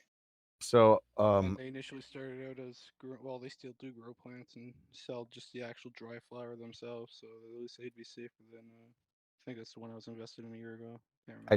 I think you just came up with a name for a new crypto coin. Weed Bling. Yeah, I'm working on getting it released. It's going to take a while because I can't draw. Sell my Doge for it. I'll trade Doge 1-to-1 for Weed Bling. Hey, one how many crypto at a camel time. tokens? You still got to get camel tokens going. No, I'll trade 2-to-1 camel tokens. There's a better exchange rate for camel tokens. No information on how biosyntheticsy towards cannabis is any different from spice. That's what I'm looking for right now. And I'm Honestly, I really don't think that any type of like lab-based cannabis is really going to be like attractive to the user anywhere, any state, any country. It's not meant for that though. It's not meant for that. But I think you're saying Yes, it's different from with spice. the ability to be able to see the plant. Well, spice isn't even meant to be smoked at all. For a bit. Have fun with your. It's not even meant to be inhaled or anything. Unless I'm misunderstanding, they're literally not making a product to smoke. That's not what it's about. They're just trying to speed the process. It's just a chemical, like the crystal. When you say the crystal itself, are you guys referring to as like the pure the pure crystal off like the THC? Well, with that even being when you talk about crystals and you guys say diamonds, I think that's why I was a little bit confused. So when you say diamonds, when you talk about THC diamonds, they are lab made because they have to cure. That's why when different companies and stuff, like I said in Ohio, when they have diamond, when they drop, they're very limited and they run out very, very fast because it's something that takes a long, long time to cure. Like the THC has to, it's just a curing process, and they create. Yeah, because it comes with a liquid and it turns to diamonds. The diamond example was brought up because about a week and a half ago there was a big debate when we were discussing lab-grown diamonds and folks saying they would never buy a lab-grown diamond and why, and comparing it to moissanite and other things, and that's why there was that analogy was brought up today. Okay. But But lab-grown diamonds are used in many industrial applications, and only 30% of the industry is jewelry anyway. Honestly, it was on. I'd rather lab-grown diamond. It's cheaper. And I think the parallel works because the majority of the industry isn't in smoking THC; it's in putting it in all kinds of other products and using it in different ways. Either way, using it on your body, using it for your well-being. Most people would rather, especially organic kick, they would much rather make sure it comes from the plant. And I meant to say CBD, not THC. But yeah. That's what I mean when it comes down to that's right. that. The whole process is like the best way, the most natural process is with the distillation when they use CO2 extraction and BHO, or live with heat and pressure. But when it comes down to those ways, those are when it's like this everything that they put into therapeutic stuff like patches, creams, the pills. Most of the time, I'm honestly not too sure about what the pills are. What you know about these lab-grown diamond hands? Lab-grown diamond hands. What you know about lab-grown diamond hands? See some diamond hands in the chat, folks. Slap that like button. Tickle that subscribe button. Flick that notification bell. Monday to Friday, 9 to 6. Something like that. It is something to keep in mind, though, that there's a lot of people in the public who do actually think that way about things without understanding. You know, I remember there was a time where there were people saying, like, don't use microwaves. Don't you know it chemically alters your food? And I'm just like, yeah, that's what heating food is. You are chemically altering it. Dude, I love it. My mom's always like, you want me to nuke you some meatloaf? Or you want me to nuke you some leftovers? Yes, Mom, nuke my food.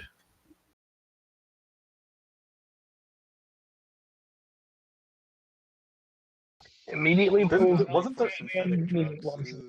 It's just me though. Never been. Synthetic psychedelics are pretty amazing. So it's just they're just rushing. I disagree with that statement. Stuff. Would you eat synthetic meatloaf? Yes. I don't even. Hell no. Well, I mean, there's lots of. I'm only eating the meatloaf that my mother makes.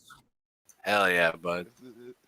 Dude, you get that hunter Mom sauce. ain't making it. I ain't eating it. Yo, you get that beef gravy with the tomatoes and mushrooms on it. Oh yeah. Oh man. Synthetic car oil, you know? That's the dumbest comment ever. They need synthetic car oil. What happens if you actually give them real oil, a car? Depends on the car. Boom, boom. Depends on how many miles and what it requires. Yeah.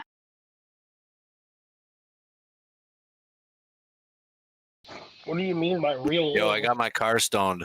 Yabba dabba do.